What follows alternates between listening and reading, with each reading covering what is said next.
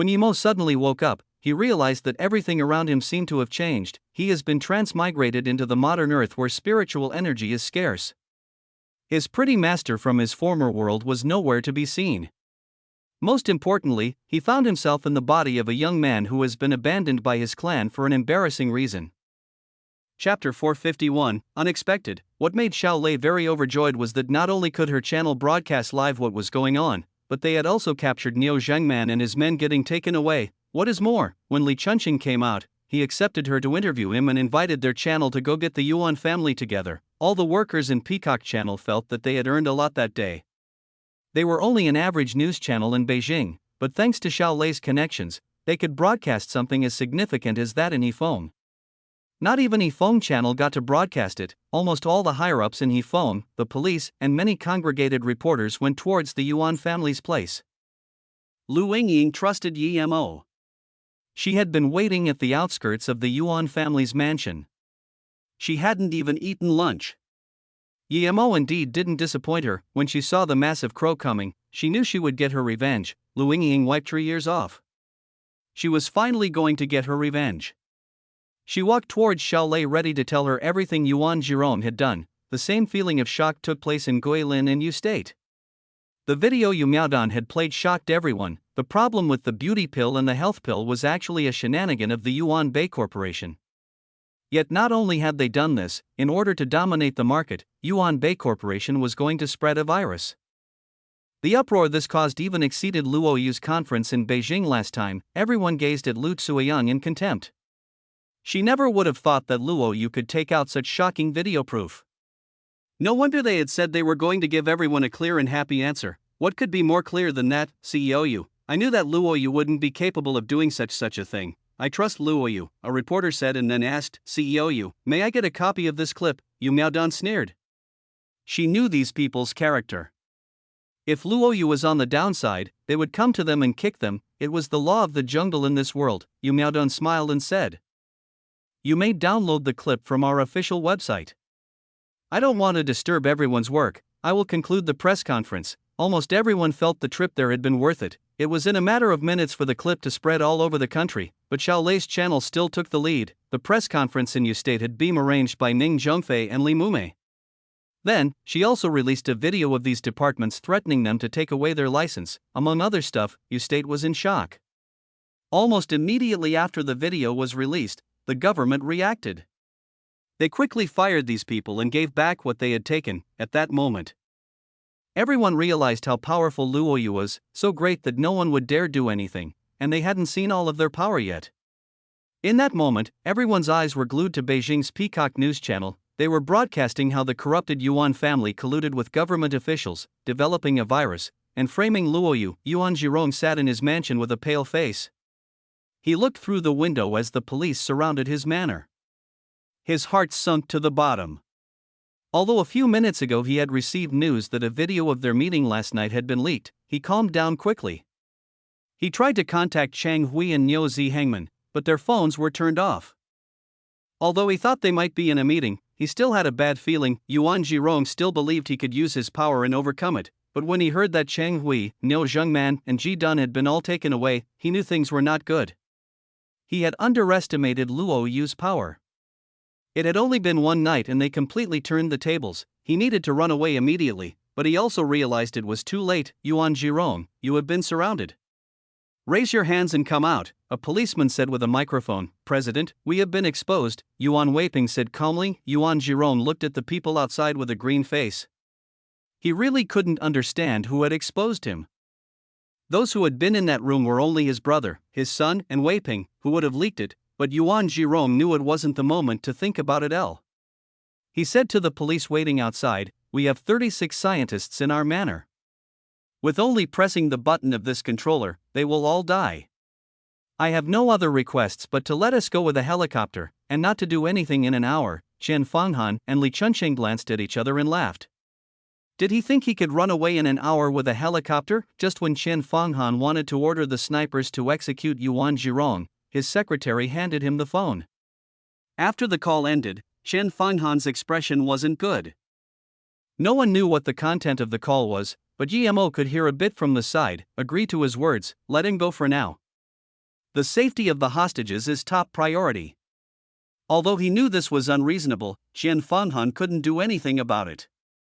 He knew it was being broadcasted live. Li Chunqing looked at Qian Fanghan confused. He didn't say anything. Yi Mo used his spirit sense. Yuan Zhirong had a sneer on his face. He said to Yuan Ping, "Prepare the helicopter. We will leave immediately." Dinger, you dash. Yuan Zhirong stopped speaking as Yuan Qibing ran out of the mansion as though he had gone mad, and shouted as he ran, "I'll tell you everything. A year ago, the movie star and Ru came to Yifeng and didn't agree to sleep with me. I killed her. The 4 missing young girls in Yifeng 3 years ago were also killed by me. A master of mine said I could use virgins to cultivate. I also came up the idea of the virus, seeing him in this crazy state." Everyone was shocked. No one understood why he had admitted all of this, but the more he admitted, the more unsolved cases became clear. Young CEP. Yuan Weiping looked at Yuan Qibing in shock. Yuan Zhirong said hatefully, "This delinquent son, ignore him. Let's go." Yuan Zhirong left without hesitation. Yuan Weiping glanced at Yuan Qibing and sighed, as though he could feel Yuan Zhirong was leaving him. Yuan Qibing recovered his consciousness and turned back yelling as he ran. "Dad, wait for me. I'll die if I stay," but Yuan Zhirong didn't seem to have heard it. After half a minute, a helicopter rose up and disappeared very fast. Yuan Qibing collapsed on the ground, whimpering. Yuan Zhirong sneered and pressed the controller. "I told you to investigate, but you never found anything." Chapter 452, Won't Be a Pig Twice. Boom! The mansion exploded, leaving behind a huge mushroom cloud. Everyone was shocked. The police had agreed to his request, yet he still blew up his mansion. No one knew why though. If it was about destroying the evidence, the base should have been enough. Yi Mo didn't expect that the power would be so great either. Even the base was probably affected. "President, something doesn't seem right." Yuan Weiping was looking at a screen. "Get rid of all communication, go into stealth mode, and maximize our speed. It doesn't matter if it seems right or wrong, as long as the base was destroyed," Yuan Zhirong said. Yuan Weiping said worriedly, "Our base wasn't blown up, the mansion was blown up instead." "What?" Yuan Zhirong immediately figured out why the video was leaked. Their family had been infiltrated. Spurt Yuan Zhirong spat out blood in his rage. "Luo Yu, I admit I underestimated you. If I don't get revenge for this, then Yuan Zhirong's face was white as paper. He knew that he had lost completely this time. Li Chunqing saw that Qian Fanghan wasn't saying anything while the helicopter left and immediately knew that this was a problem. However, no matter how strong the Yuan family was, could they be stronger than the Song family? Hence, he didn't worry that Yuan Zhirong would get away. Seeing the helicopter leave without being stopped, Yi Mo sneered. This was just as he'd expected. This was a clash between higher-ups, but that had nothing to do with him. Qian Fanghan's face had "This has nothing to do with me" written all over it. "You big shots can brawl all you want, but there's no way you can escape from my eyes. I really want to see how someone will save you in this situation." The person who would try to save Yuan Zhirong was pretty much a pig waiting to be roasted. Yi Mo didn't understand how his helicopter could be so fast. Though it couldn't even be called a helicopter, but rather a jet instead. Yi Mo didn't care about any political brawls. He wasn't going to let Yuan Zhirong go. Even if he had to take a spaceship, Yi Mo would still chase him. "President, should we find a place where we can get an alternative vehicle before leaving? Although our plane is the best in the world, it's just too big," Yuan Weiping said worriedly. Yuan Zhirong's veins were bulging. He still wasn't able to determine who could have had such power as to relocate all the bombs from the base to his mansion. He had dominated everyone all his life. Since when did he have to suffer this hard? No need, since they say they can delay the chase for 1 hour. They should be able to. If they can't do even that, then I'd rather die than give them what they want, Yuan Zhirong said cruelly. "President, although that thing is very important, anything can always happen, just like last night." Also Yuan Weiping paused. Yuan Zhirong woke up from his anger and said, "Also what?" Yuan Weiping continued as he piloted the plane. "We're not even that big of a family in Beijing. If they go back on their words and disregard what we have." Yuan Zhirong had regained his composure, so hearing this, he said after a moment, "Weiping, you're right. We have to rely on ourselves for everything. They helped us not because of how strong we are. Wait, these people saved me for now. But they won't let me go just like that. Weiping, find a place to land immediately." we can't take this plane, you are very smart indeed. But your Yuan family is useless, a virus that was pretty much finished was given to you, yet you weren't even capable of spreading it. Such incapable people. For some minor interests, you went and offended a small company. If you don't want to die immediately, stop the plane at the Duanhong Ranges, a voice suddenly sounded, seemingly very angry. Yuan Jirong and Yuan Weiping looked at a speaker in the corner. Even if they were idiots, they would still realize that they'd been completely used. Who are you? Who the hell are you? Yuan Jirong screamed at that speaker. Calling Luo Yu's product just some minor interest, who the hell was this person? Yuan Jirong had been using people all his life, but he had never been so utterly used himself. You don't need to ask who I am, you just need to steer the plane where I tell you to. Although I don't care about that thing, your life still has some use, the voice said. How did our Yuan family offend you? Are you the one who gave the thing to Binger? Why did you do that? Why did you not choose all those big families but us instead? Yuan Jirong's tone was getting crazier. The cold voice replied, because your family wasn't too powerful. That's why I chose you. But like the pig you are, you blew up your mansion instead of the base. The reason I saved you is because you can still be of some use. Yuan Jirong was dazed and said dumbly, I'm a pig indeed. Ha, I was a pig once, but I won't be a pig twice. If I really go where you tell me to, I will probably still die. You're just making me bring the thing. Even if I die, I won't let you get what you want. You want death? Do you not desire revenge? The tone was much smoother this time. Yuan Jirong's expression was one of madness. My greatest enemy is you, but I know that I can't get revenge. If I were able to kill my enemies, my first victim would be you and then Luo Yu. I know that even if this hadn't happened, when I gave the thing to you, our Yuan family would still be over. Weiping, let's die together, steer the plane towards the rocks. Weiping answered calmly, yes, President. Then, the plane charged towards the mountain. Hearing this, the tone of the speaker became agitated. Yuan Jirong, you're crazy. Stop right now. That's right, I'm crazy. I can be used once, but don't even think of trying to use me twice. Yuan Jirong's tone suddenly became calm. He ignored the speaker and said to Weiping, Weiping, you've been by my side for tens of years, and I eventually ended up taking you on a path of no return. I'm sorry, Yuan Weiping smiled, President, as I vowed before, from the day you saved me and my sister. My life was yours. Okay, Weiping, I'm a few years older than you, just call me Big Brother. Yuan Jirong's tone was very calm, and he had a deep sense of relief. He knew that no matter what, there was no way out. Big Brother. Yuan Weiping said without hesitation. As soon as he called him Big Brother, the helicopter crashed into the mountain in a huge explosion. Yemo, who was following behind closely in the air, stopped. He could tell that this was suicide. He didn't understand why Yuan Jirong still sought death after having made it out. Yemo landed near the rubble. Their bodies almost couldn't be recognized. Yemo scanned his spirit sense and was sure that the two dead men were Yuan Jirong and Yuan Weiping. Yemo didn't feel anything. The two got what they deserved. A small golden case caught Yemo's attention.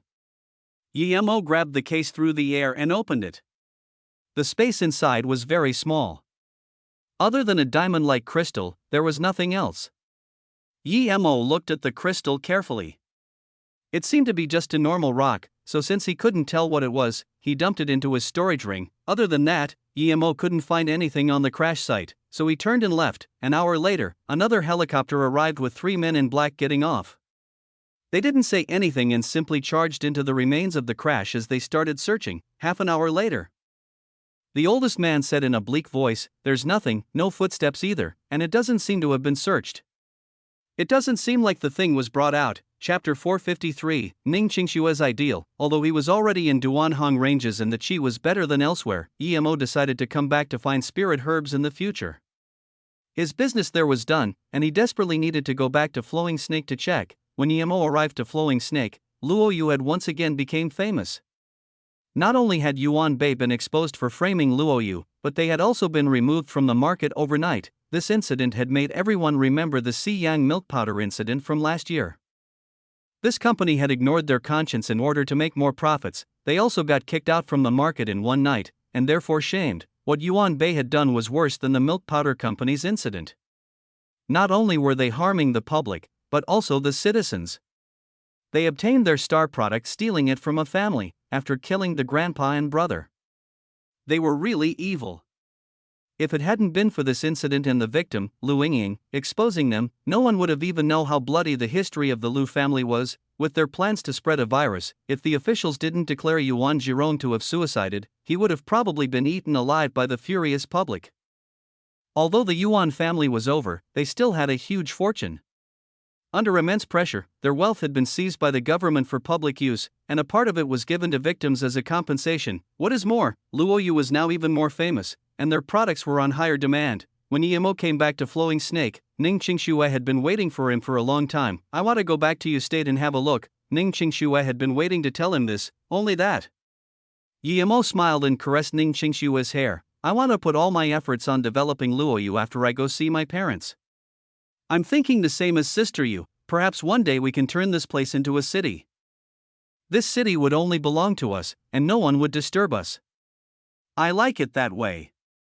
Although I know it's not very realistic, this is probably the ideal for everyone in Luoyu. Ning Qingxue had grown up in a big family, and although she didn't participate in those schemes and shenanigans, she was still familiar with those matters. She hated that sort of life, but Yu Miaodun's suggestion about Luoyu had given her hope. If the land at Flowing Snake could really be bought, then perhaps they could build a paradise there. The main thing was that she believed in Yimo. He was an immortal cultivator. Even if he couldn't become a real immortal, he could still build a city. Okay, I promise you. Yimo grabbed Ning Qingxue's hand. She knew how hard it was to make it come true, but he wanted to fulfill her wish. In order to do that, he needed power. Without power, that was just a dream. On Earth, it was too hard to raise his power. Even if he was the only cultivator, it was still very hard. Moreover, Yimo wasn't happy with Flowing Snake's land, but he didn't say that. I'll take you tomorrow. Tonight. Yimo's mouth was blocked by Ning Qingxue's lips. Ning Qingxue felt her face warm up. She liked the feeling of kissing Yimo. After a while, Ning Qingxue looked up blushing. I can travel tomorrow on my own. In the future, I might have to go back and forth frequently. Furthermore, I'm already at stage 1 peak level. I can take care of myself. You have a lot of things to do. I can't let you take me there every single time. Yimo smiled. Although he didn't think that it was troublesome for him to take Ning Qingxue to Yu State, he respected Ning Qingxue's opinion. She could protect herself now indeed. Okay, I'll teach you how to use fireballs tonight. I also have a chi increasing pill with me. I'll try to get you into stage 2 tonight, he said. However, Ning Qingxue put her arms around Yimo's neck and said, you can teach me these later. Tonight, I'll stay with you. Yimo and Silver sent Ning Qingxue off to the plane before going back to the company. Silver couldn't be taken on the plane, so she could only stay and let Yimo take care of her. Because Ning Qingxue hadn't learned the fireball the previous night, Yimo could only give her a few chi increasing pills and all of his fireball charms. He had slept with Ning Qingxue last night, but they hadn't broken the final barrier. Although Yimo knew that if he wanted, Ning Qingxue wouldn't reject him, he still wanted to find Luoying first. He had been with Luoying in Luoyu continent. She had saved him more than once. What is more, she had almost lost her life saving him before transmigrating there. He owed Luoying 2 live reincarnations. So, in his heart his master was in the same place as Ning Qingxue. One thing Yimo hadn't said was that when he could really build a city like Ning Qingxue wished, he would organize the greatest wedding for them together. Ning Qingxue knew what Yimo was thinking. She just embraced him for the rest night. Although they didn't do anything more, it was enough for Ning Qingxue. As long as she was with Yimo, she was happy. If Ning Qingxue really hadn't seen her parents for some time and if there weren't problems with Fei Yu, Ning Qingxue in reality wouldn't have wanted to leave Yimo. Yimo knew he still needed to increase his power. He couldn't take on an entire army, much less a country. If even in the hidden sects he wasn't invincible, in the inner hidden sects it was quite complicated. Even the monk Wu Dan was on a par with him, who could be sure that the only master in the outer hidden sects was Wu Dao. Furthermore, Yimo wasn't fighting alone now. He had his family, wife, and friends. Even if he could run away, they would be in great danger. Although he hadn't been to the inner hidden sects, Yimo was sure there were people stronger than him, and not just 1 or 2. But even so, he still needed to go to increase his power and find spirit herbs. He also needed to take revenge on Tai Yi for almost killing Ning Qingxue. He wasn't going to tell her about this. Before going to the inner hidden sex, Yemo still wanted to see the place where Zhang Zhihui had gone missing. In Flowing Snake, Yemo had stayed in his room making magic artifacts the entire day. Before he left, he wanted to give everyone important to him a defense artifact. When Yemo was done, he put them away in his ring. He immediately after sensed someone entering his room. Yemo was shook. Who was entering his room? He had just found out. Since when had a master like this arrived to Flowing Snake? Who are you? Yemo suddenly turned around and saw a figure by the window. Chapter 454, Mutant. The person by the window seemed very shocked that Yemo was able to notice him, and stuttered in Chinese, Did you detect my arrival? Save the bullshit, tell me who you are or you won't have a chance to talk again. Yemo said coldly. Even if this person told him who he was, Yemo still wasn't going to let him go. That room was Ning Qingshue's. If he hadn't been there that day, Ning Qingxue would have been by herself. How could Yemo let a stranger who snuck into her room go? The reason Yemo had asked was to see if there was anyone else involved. The man was a foreigner, he had white skin and a small figure. Although Yemo had spirit sense, he couldn't keep it out 24/7. But even if he didn't, Yemo could still feel anyone coming near him.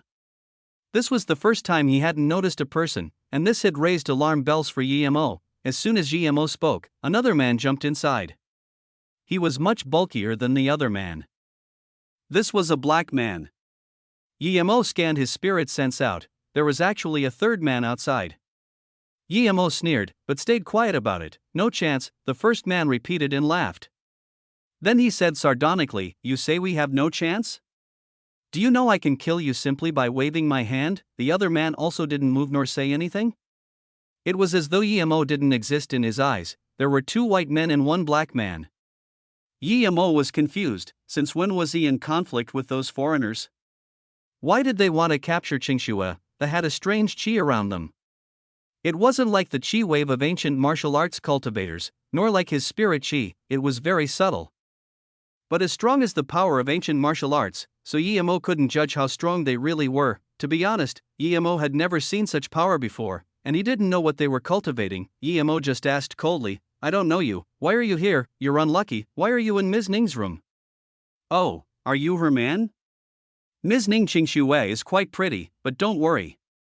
We're here to invite her to our headquarters, we have no ill will. But it's very troublesome that you know about this.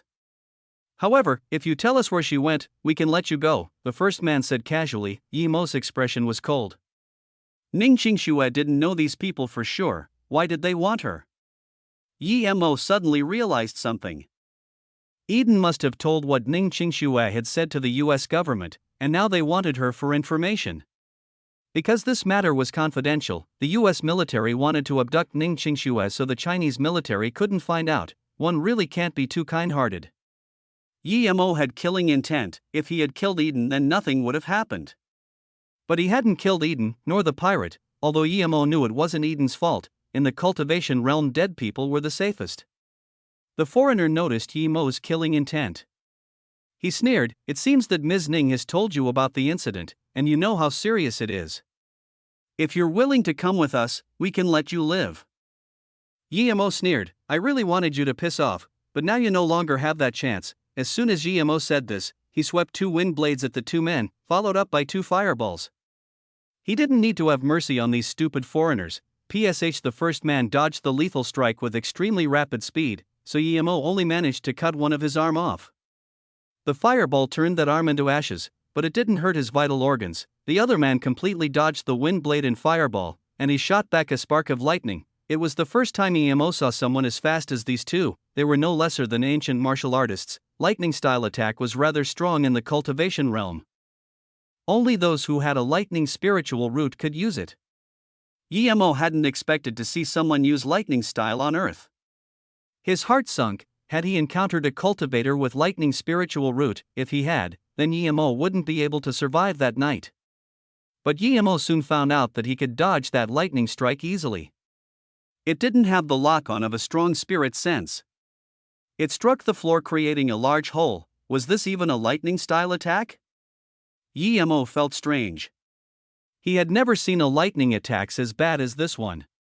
Even the weakest lightning spiritual root cultivator could use lightning arts much better than that. He's a wind and fire type mutant and he has reached level 4.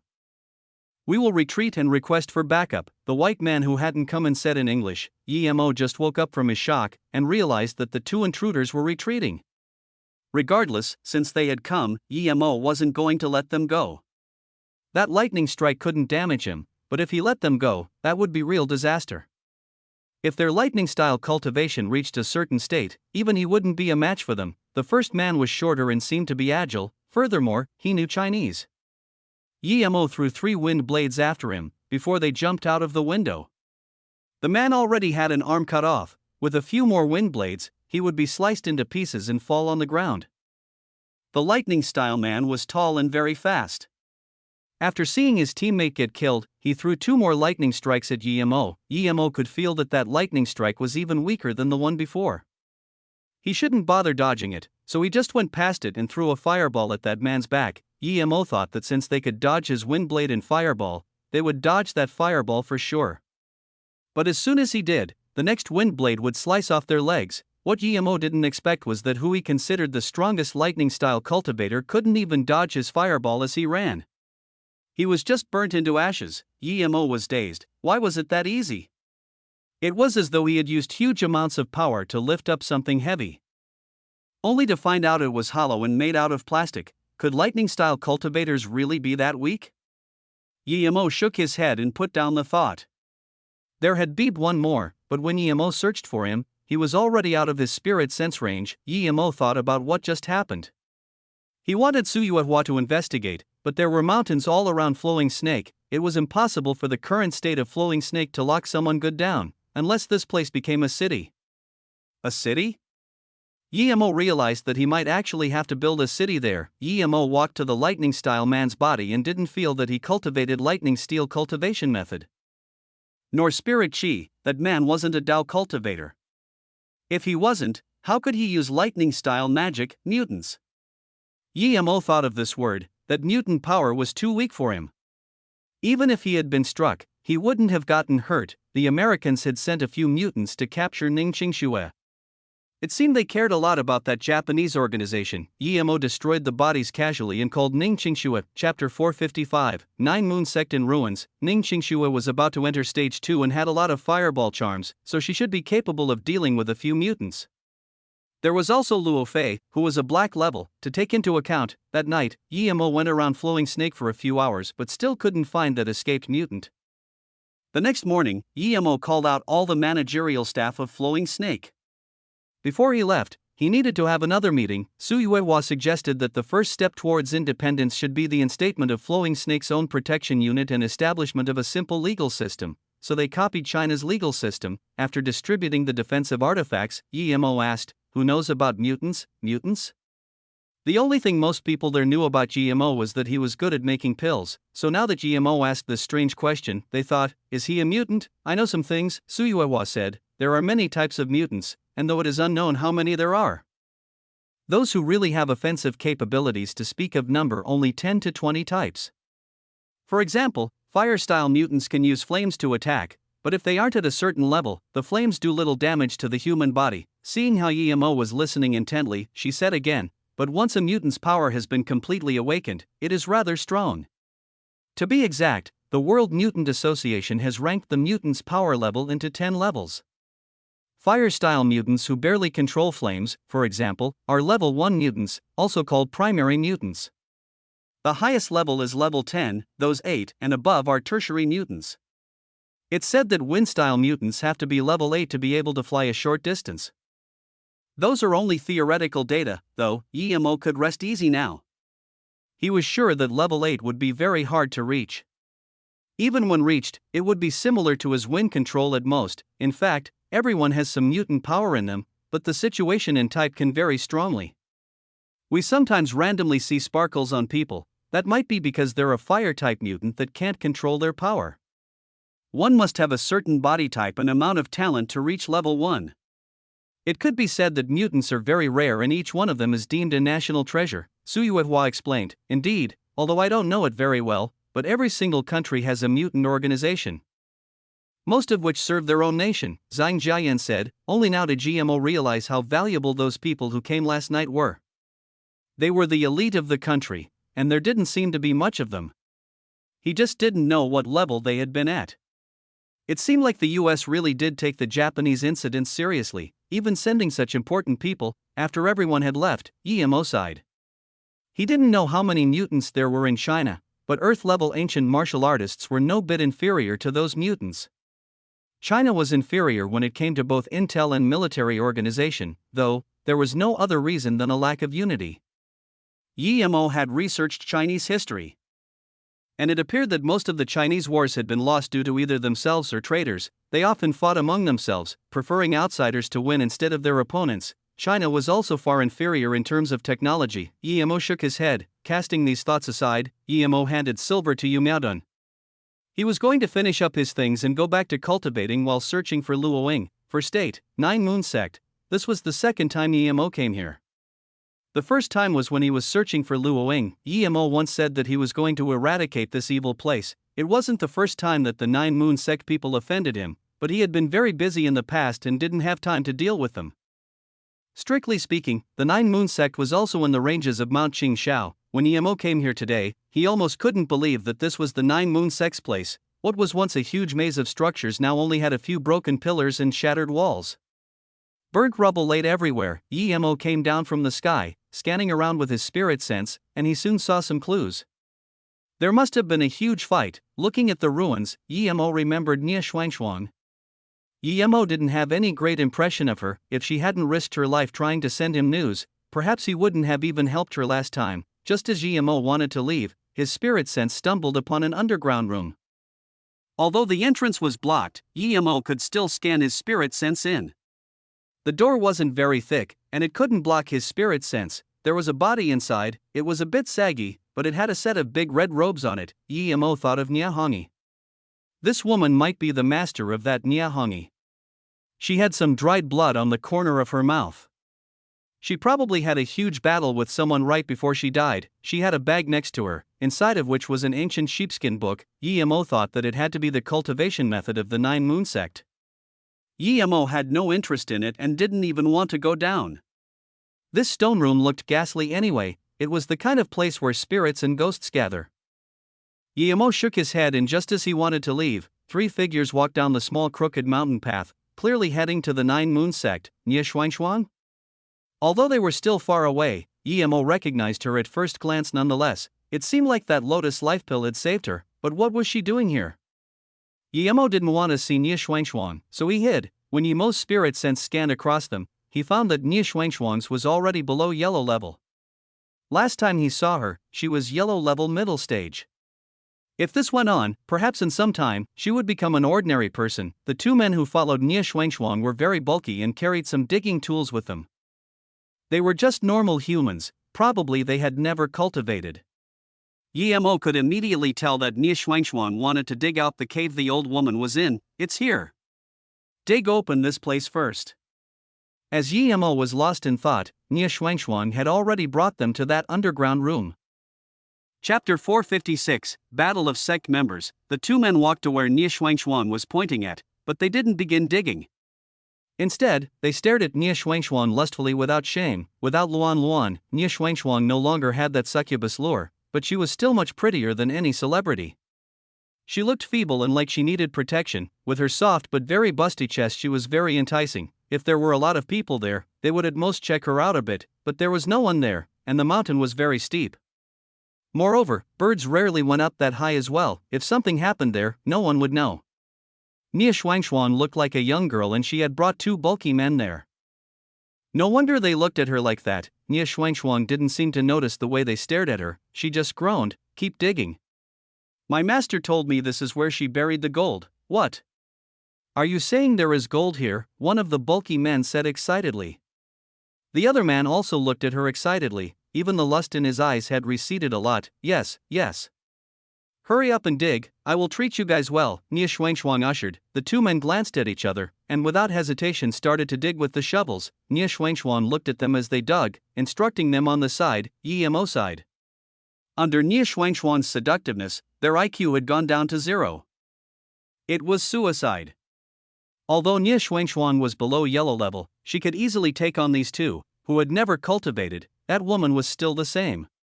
Even though Luan Luan had left, she still didn't take other people's lives seriously. But these two got what they deserved. Even if they hadn't lusted for Nie Xuanxuan, Yemo believed that she wasn't going to let them go afterwards. Yemo shook his head. It was time to leave, that if he stayed, all there was to see would be Nie Xuanxuan killing them. Yemo had no interest in that. Just when Yemo was planning to leave, he saw another man come up the mountain road. He supported himself with two crutches, but he was still eerily fast. How could a man who had broken legs be that fast? Yemo immediately recognized this person. It was Nie Pai. He had broken his legs in Beijing. He was probably the big martial brother of the Nine Moon sect. He hadn't expected that guy to be here too.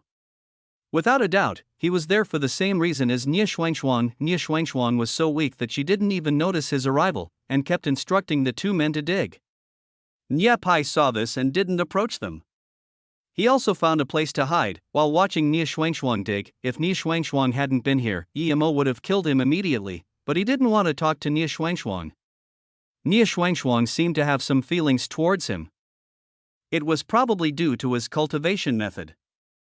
Yemo didn't want to meddle with that sort of woman. He was disgusted at those who belonged to the Nine Moon sect. I see the entrance, one man called out in excitement. Nie Xuanxuan took out a mine torch and said, "Two brothers, let's go in and have a look." The two men had already walked down the stairs, as Nie Xuanxuan followed behind. "What's wrong?" The man looked back and saw Nie Xuanxuan rubbing her ankle. "I think I twisted my ankle," Nie Xuanxuan said guiltily. "What the hell?" the man at the back muttered. Seeing that his pal had gone deep inside, he took the torch and said, "Wait here for me, I'll go down and have a look first." Before Nie Xuanxuan could reply, he went in. Nie Xuanxuan quickly called, "The thing is inside a stone room, you need to open the door to get it." The two men weren't in the mood to listen, and they just ran down rapidly. After the two had left, Nie Xuanxuan stood up with confidence and quickly got out of the cave. She waited on the side facing the sun. Yemo's spirit sense scanned that the two men kept hitting the door, which wasn't thick. With their repeated strikes, it broke gradually and got shattered, but before the two men could see their gold, the bleak chi of evil spirits rushed out. They were invaded by that chi immediately, and they fell on the ground, writhing before dying. The chi in no time seeped out of the stone room and rushed onto ground. But as soon as the sunlight shone on them, they turned to dust. If Yemo hadn't had his spirit sense, he wouldn't have been able to see this either. No evil spirit could reach Nie Xuanxuan. They dissipated rapidly, and in half an hour they were all gone. Nie Xuanxuan exhaled it easy, and she approached the entrance of the cave again. Just when she wanted to go in, a bleak voice from hell sounded, "Martial sister Xuanxuan, some people really do meet at all points in life, don't they? You're finally willing to come back to our sect? Ha ha ha, it's you, Nie Pai." Nie Xuanxuan's expression changed. She had no hopes of victory against Nie Pai. "Why are you here?" Nie Xuanxuan knew that it was impossible for her big martial brother to have mercy on her. Nie Pai laughed cruelly. "How am I here? I followed you this time before you came back here. You tell me, how did I come here? Do you know how hard it was for me? I saw you every day, but I couldn't fuck you. I waited arduously and today you finally came back to take the thing. I knew that old hag would tell you where she hid it. It was just as I expected. Ha ha ha, you've been following me?" Nie Xuanxuan's face got pale. She'd been very careful that time, but she still got caught and followed for so long without noticing. Nie Pai sneered as he walked to her. "You BTCH. I'm your big martial brother, how dare you not serve me? You colluded with Yemo to break my legs at Yen Shui River. If I don't fuck you to death today, you will become my big martial sister." "What?" When did I dash? Nie Xuanxuan stopped. She saw that Nie Pai's legs were broken. That meant that the person she had seen before she died that day was Yemo. Nie Xuanxuan breathed heavily. No matter what, Yemo didn't just watch her die, nor let her fend for herself. If someone else or Nie Pai had come back, she didn't dare imagine what would have happened. She was satisfied. Yemo had managed to break Nie Pai's leg, and when he had mentioned him, he had a deep fear in his eyes. From this, she could see that Yemo was much stronger than Nie Pai. When she thought about that, Nie Xuanxuan smiled. "BTCH, while I take your virginity and strip you naked for everyone to see, we'll see if you can still smile."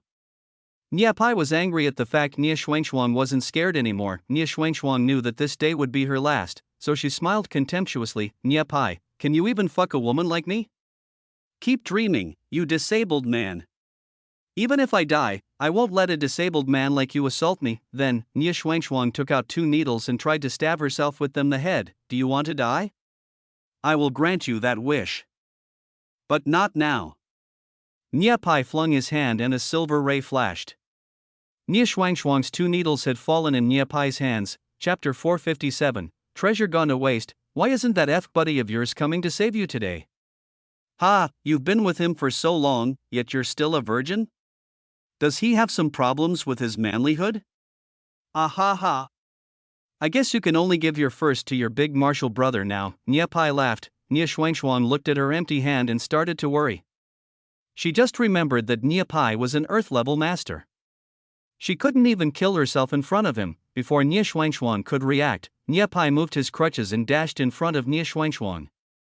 He slapped her on the neck and snarled, "Why don't you sleep for a while?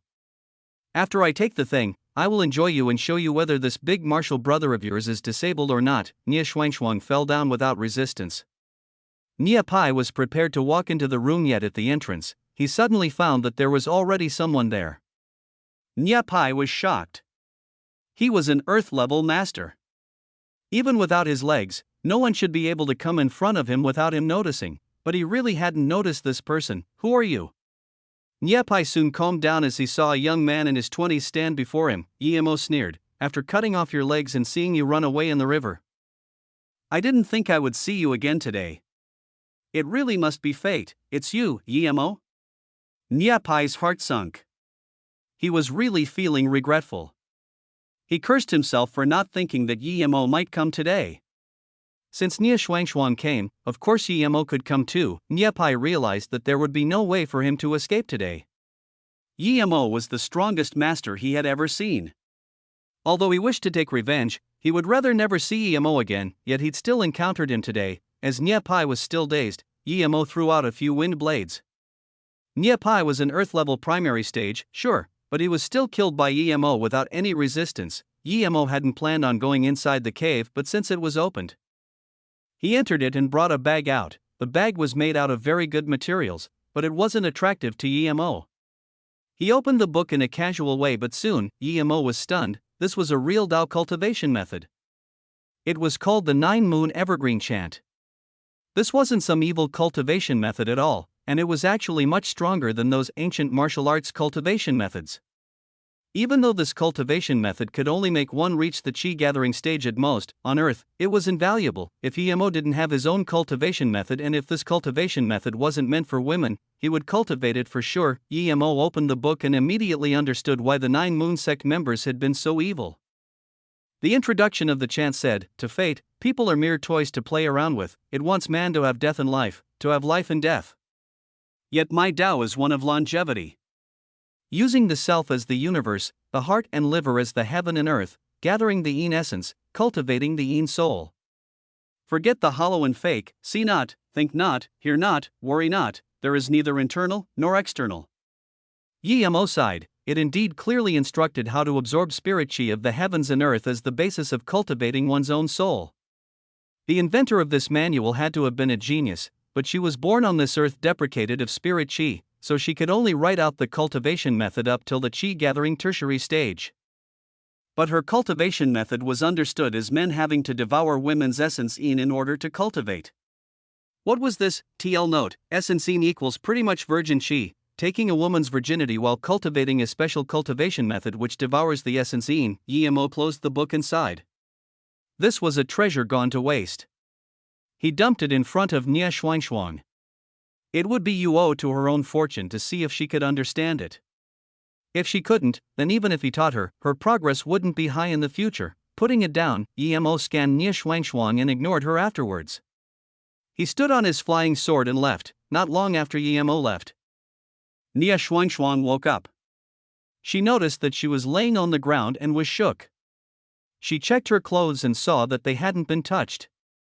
Finally, she felt relieved yet also confused. Did Nia Pai not rape her? It took a moment for her to see Nia Pai's body, which was split in half. Nia Xuangshuang stood up in horror. Why was she still fine when Nie Pai had been killed? Who had saved her? Nie Xuanxuang was dazed for a few seconds before seeing the bag on the ground. She opened it and found a jade jewel and the 9-moon evergreen chant. She immediately realized that someone had saved her and didn't take the thing. Who was it? Thag was so generous. Both items were invaluable. Who could have dumped it like grass, had Yemo come again? Nie Xuanxuang immediately thought of Yemo and with great sadness realized that other than Yemo, she didn't have a single real friend. Nie Xuanxuang dumped Nie Pai's body and left as fast as she could. She wasn't the only person who knew about the sect. Yemo found the place that the man had drawn for him, but it had no clues left anymore. Sichuan's Mount Qingshao was where one of the origins of Chinese Taoism lay. The tallest peak, Peak Laojun, was 2,363 meters above sea level. It wasn't as beautiful as Mount Qingchang, so it wasn't as famous. Nevertheless, it still became one of China's protected areas 20 years ago. This place was steep and lacking spirit qi, so Yemo really didn't know why the Broken Fist Hall had chosen this place to establish their sect. Still, Yemo had come to find Zhang Zhihui today, so he had to go see their sect. Yemo only spent a little more than 10 minutes to find the sect.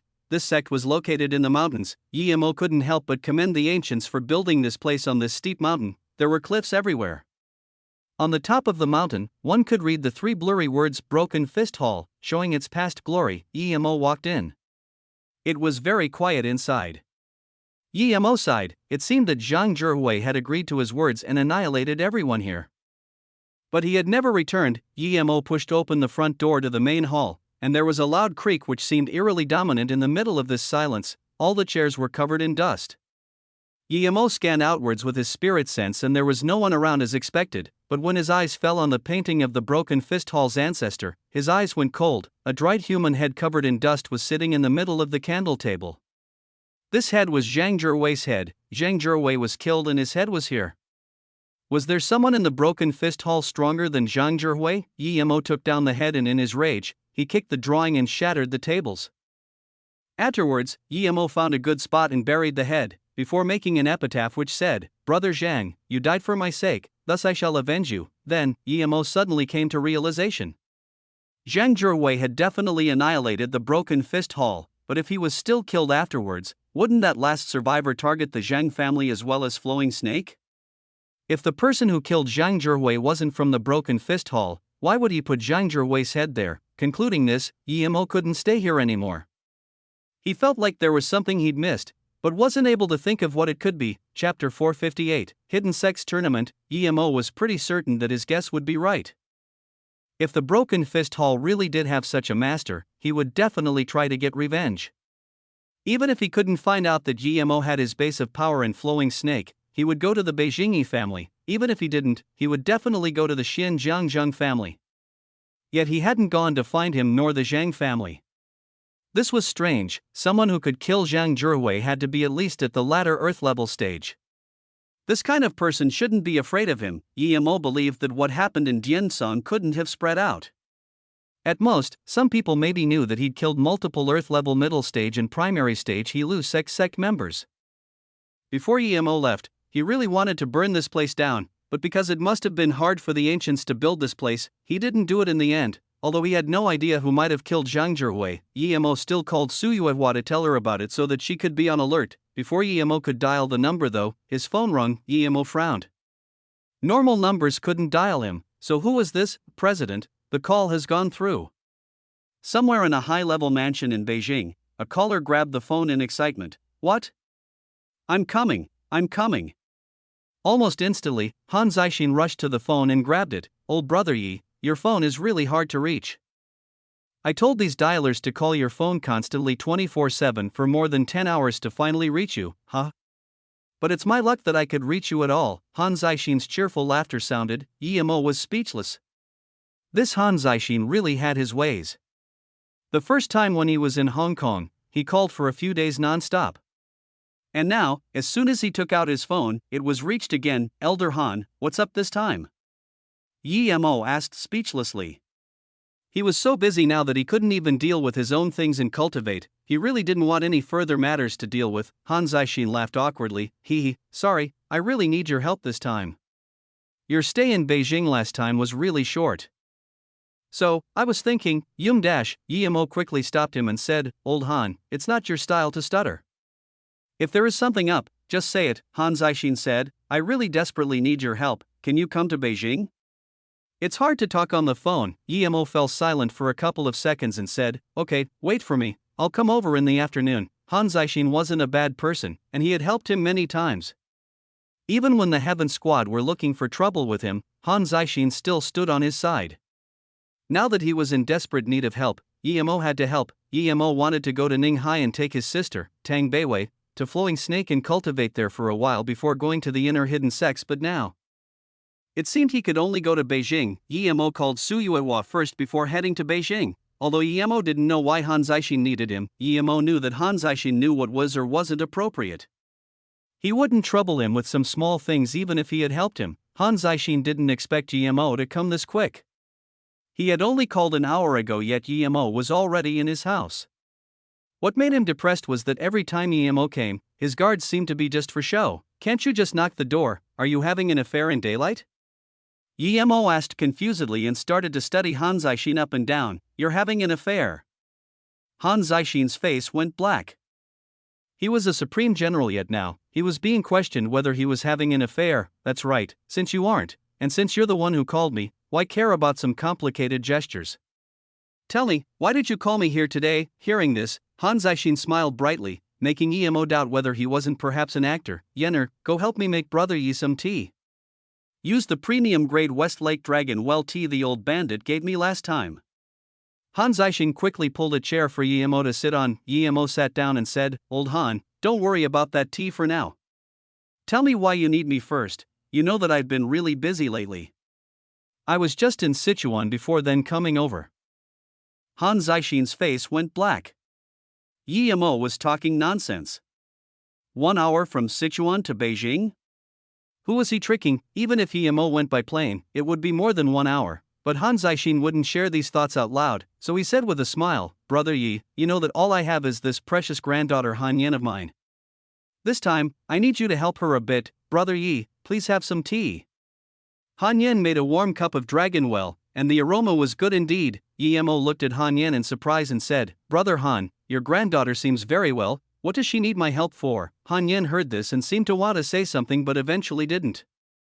In the past, she wouldn't even have cared about Yemo's words, but now she knew he was someone very powerful. Han Zixin sighed and said, I'm sure, brother, that you know about the hidden sects, but have you heard of the hidden sect tournament? Hidden sect tournament? Yemo had heard about it more than once. There was one every 3 years. Last time when he met Imo Khan, he said that it had been changed to once every 5 years and that the location had changed to some city. What did this have to do with Han Yan? Thinking about this, Yemo said subconsciously, Of course I do, but hasn't it passed already? Passed? Who said so? Han Yan looked at Yemo strangely. Yemo felt his nose awkwardly. I don't know, maybe I heard wrong. I knew you would know about it. Han Zixin clapped his hands and laughed. Han Zixin continued, Han Yan is representing her sect for this tournament, and I want you to help. You want me to instruct her? Yemo studied Han Yan. Her power was a bit too low, yellow level tertiary stage. Was the standard this low? Han Zixin stood up excitedly and said, If you could instruct her then that would be even better. Yemo waved his hand helplessly. I cultivate different techniques from her, so no point in instructing her. Tell me, how else can I help? Although his relationship with Han Zixin wasn't bad, he didn't have that much chi increasing pills. So unless Han Zixin mentioned it himself, he wouldn't use them. Hearing this, Han Zixin wore a disappointed look, but that face immediately faded. He said fervently, Yenner's sect is called the Guanghan sect. It's a very small sect. Although it's an outer hidden sect, it ranks at the very bottom. A sect like hers can only come to the tournament once every 3 times, which is 9 years. Now that it's 5 years in between every tournament, Guanghan sect can only come every 2 times. Each time, they only have 1 spot. Yemo frowned. If it's that prejudiced then why go? Han Yan smiled bitterly, because the prize is very good each time. If you can enter the top 30, you get a black rising pill and a 500 million reward. The top 10 win those and an earth level cultivation method on top. The top 3 can enter a spirit pond to cultivate in for 3 months. It's said that 1 month in there is more efficient than 1 year on the outside. Other than this, everyone gets a pill to reach the Earth level. This isn't even the main thing. The main thing is a secret reward that the top 30 all have a chance of getting. Yemo thought, could that be a spirit well? If it was, then no matter how powerful the hidden sects were, he would be taking it for himself. As for the other rewards, they didn't interest Yemo. In fact, what I want the most is the top quality Black Rising pill. I don't even hope for the top 10. Han Yen said, in that case, why don't you just go compete? What can I help you with? Yemo asked strangely. Han Yen said with some embarrassment, because during the tournament period, there have been frequent cases of killing before the tournament, so each sect sends a master to protect the contestant. We don't have a master in our sect, and my master is still recovering from her failure to reach the Earth level, so you want me to protect you? Yemo asked. Chapter 459, Spaceflower. Han Zaixin rubbed his hand awkwardly. Brother Yener is my only granddaughter. If something happens to her, I won't be able to handle it. It was my idea, she didn't want to trouble you. But since we've had a good relationship so far Yemo stopped Han Zaixin. If Han Yen hadn't mentioned the spirit pond cultivation thing, he would have rather given 1 or 2 pills to Han Yen. These pills would be much more reliable than the Black Rising pill. But Yemo suspected that the spirit pond was a spirit well, and he wanted to go see it. Yemo immediately nodded. How long till the tournament and where is it at? Do the participants have to fulfill any requirements? Han Yen at once replied, it's in 3 days at Broken Hill Peak in the Ghost City. Participants must be under 30, and have their own identity jade card. Then, Han Yen took out hers, which was a small card made with white jade. Okay, I agree.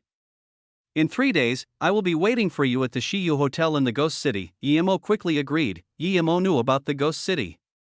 Its real name was Guicheng City, but people were accustomed to calling it the Ghost City. He had been there before when he was searching for Luoying, so he knew about it. It was famous nationally and abroad. It attracted large amounts of tourists. But a few years ago, when some people claimed that it was haunted, newcomers started to decline. Although there weren't as many people as before, most people who went there nowadays had some power. Some were monks or Taoists, others were from the hidden sections. The Shiyu Hotel was the biggest hotel of the city. He had stayed there last time. Yemo also knew the boss since the hotel used to be haunted. He was a nice person, so Yemo gave him a magic 8 trigram plate to him for defense, because the power of the magic artifact was much stronger than those runes and charms the monks and Taoists had given him. The boss respected Yemo greatly. Brother Yi, will you manage to book a room at Shiyu Hotel? Han Yen asked with surprise joyfully, what's wrong? Shiyu Hotel is a place where people usually stay at, why wouldn't I get a spot? Yemo asked strangely. Han Yen's joy disappeared. She replied in disappointment, because of the hidden sex tournament, you can't even book a room there. They are fully booked because of the sections. Not even government workers can get a room, so you won't be able to get one now. Yemo smiled. Other people might not, but that doesn't mean I can't. Just make sure to meet me there. Yemo trusted that the hotel's boss would be able to get him a room. Han Yen looked dubiously at Yemo, wondering if he was telling the truth. But Yemo's face was calm, and she couldn't see any doubt. Han Zaixin put on a serious expression and said, I'll leave Yener to you, old brother Yi. But I called you here today for an even more important matter. Seeing Yemo look at him with confusion, Han Zaixin sighed. You know about last time's data report? Right? It was about the Spaceflower blueprint. You actually only gave a small part of it to Li Hu. This blueprint is very significant. Up until now, our researchers still can't understand what sort of genius could design it. Han Yen also looked at her grandpa strangely. Grandpa, it's amazing, but it can't be that great. Is it better than a spaceship? Han Zaixin had a very serious expression. If the Spaceflower gets developed, a spaceship would be a broken wooden ship next to it. The Spaceflower blueprint really allows the possibility of a marine and air-based weaponry. It's power-efficient, fast, evasive and easy to control. If the Spaceflower is really built, it can destroy a country easily. Of course, I'm talking about a scenario in our current situation. When the radar systems become more advanced, not even the Spaceflower will be able to go undetected. But the Spaceflower can also constantly improve. Yemo asked confusedly, is it really that strong? Han Zaixin's expression became even more serious. The Spaceflower blueprint is a blueprint that will begin a new era, but we only control a part of it. We still haven't built its energy source, mobility systems, nor cloaking technology. The person who designed it is not just a genius, he's a genius of the universe. I've never seen someone with this much knowledge. Hearing this, Yemo also thought about it thoroughly. Could someone that amazing really exist on Earth? Or was that person also a transmigrator who came from a technological civilization like him? Han Zixin continued, the blueprint probably comes from the northern sand. This organization is very mysterious. They've been gathering the talents of different countries. According to our intelligence, more than 10 countries know about the blueprint, and this is because the US accidentally spilled it. These countries all want the blueprint. If this blueprint is taken away, it won't benefit our country in any way. If it's taken by the US or a European country, it wouldn't matter that much. They need to maintain their face, but if it's a country like Japan, it would be a disaster for the world. Yemo nodded, I know. I promised to help you find it last time, but I've been really busy. I haven't had the time. Han Zixin immediately looked happy and said, you aren't to be blamed. If one could get it that easily, it wouldn't be something desired by the whole world. Since the US brought up the plan to steal it, they should be taking more the initiative, but for some reason, they've been dealing with something in the Pacific. I don't know what's going on. Of course, Yemo knew why the US had been messing around with something in the Pacific. They were looking for the Black Sun Empire. The US wouldn't let such a threat slide. The HQ of Northern Sand is very well hidden. There are many, but no one has been able to find one up until now. Even if they did, they wouldn't dare scare them, or the blueprint would never touch the surface again. I presume the US knows about 1 or 2 bases, but they would never make public such info, Han Zixin said worriedly. Yemo wondered about if he could get the blueprint, whether he could sell it for a lot of money and use that money to buy land. Thinking about this, Yemo realized that perhaps he needed to find that blueprint, and one more thing, if that blueprint was really that good, could he take it for himself? He wouldn't have a proper army for his land, but if he had that war machine, he could protect his city before he actually reached a certain power level. Chapter 460, Gifted Pill. Yemo first intended to negotiate with Han Zixin for his help with solving Yemo's territorial problem if he managed to get the blueprint for him. Now however, Yemo changed his mind, because if the blueprint was really that good, why should he trade with Han Zixin? He could just keep it for himself. Leaving Han Zixin's place, Yemo went straight to Ninghai, since he wanted to bring his sister, Tang Beiwei, to Flowing Snake. Brother. Tang Beiwei just came back home when she saw Yemo standing in the garden. She was really happy to see her brother. Yemo saw that Tang Beiwei had reached the stage 2 middle level and so was also happy. He saw the plastic bags in her hands and asked, "You went out shopping?" Tang Beiwei blushed and nodded. She then changed the topic, "Brother, go inside and look around. I've changed that flower pot a bit." Yemo followed her in.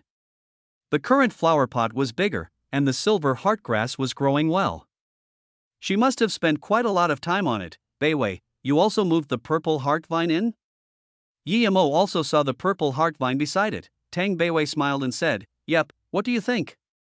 "I was going to move the blue flower blue leaf grass over too, but you said it needed a formation, so I didn't touch it." Yemo couldn't help but pat her head and mutter, "Really growing beautifully. Brother, are you saying that I'm growing beautiful or the grass?" Tang Beiwei smiled cheekily. Yemo had known her for some time but never knew that she had this side to her. He touched his nose and said, "Both." Pausing for a moment, Yemo said, "Beiwei, you probably know that Luoyu is my property, right? I came here to take you along to Flowing Snake. I'm worried about you living here by yourself." Yemo was happy that Tang Beiwei had brightened up. She had been depressed ever since Tang Jing died. Brightening up was nothing but good for the sake of her cultivation. Although Tang Beiwei once mentioned how she liked the peace and quiet, a girl just over 20 staying with a bunch of old nuns every day worried Yemo a bit, because that was simply too depressing. Luoing was better off. Because she was cultivating the tranquility cultivation method, but Tang Beiwei was just cultivating what Yemo taught her. As soon as Yemo finished speaking, Tang Beiwei exclaimed in joy, "Brother, is Luoyu really yours? I knew that you had something to do with that company, but I didn't expect it to be real. My brother is super rich now, you little treasure hunter. Let's go to Flowing Snake together. I'll let you count money every single day." Yemo petted Tang Beiwei's hair. What Yemo didn't expect was that Tang Beiwei would fall silent for a while and then say, "Brother, you know I like peaceful life. Serenity was good, and my mother was there too, but sometimes, I would think about you. So I left. This place is very good and you even lived here before, so I like it. Stupid girl, don't be like those boring nuns. You'll be marrying someone in the future. Besides, it's too lonely for you to live here. As Yemo witnessed Tang Beiwei's change, he was very happy. Tang Beiwei pouted her lips and murmured, I'm not marrying anyone. Also, I'm not always alone. Jingwen moved over to live with me. Sister Yunbing and Ting Ting often come over too, Su Jingwen? Yemo immediately said, isn't her house in Ninghai? Why would she move here then? Where is she? Jingwen really likes this place, and since I was lonely living here by myself anyway, she moved over. There was a reporter interviewing her today. So she dashed before Tang Beiwei could finish her sentence. Su Jingwen came walking in with a bag. Huh? Yemo, you're back? Su Jingwen stood dazed as she saw Yemo talking to Tang Beiwei. Yemo smiled and said, Jingwen, long time no see. Yes, it's been long indeed.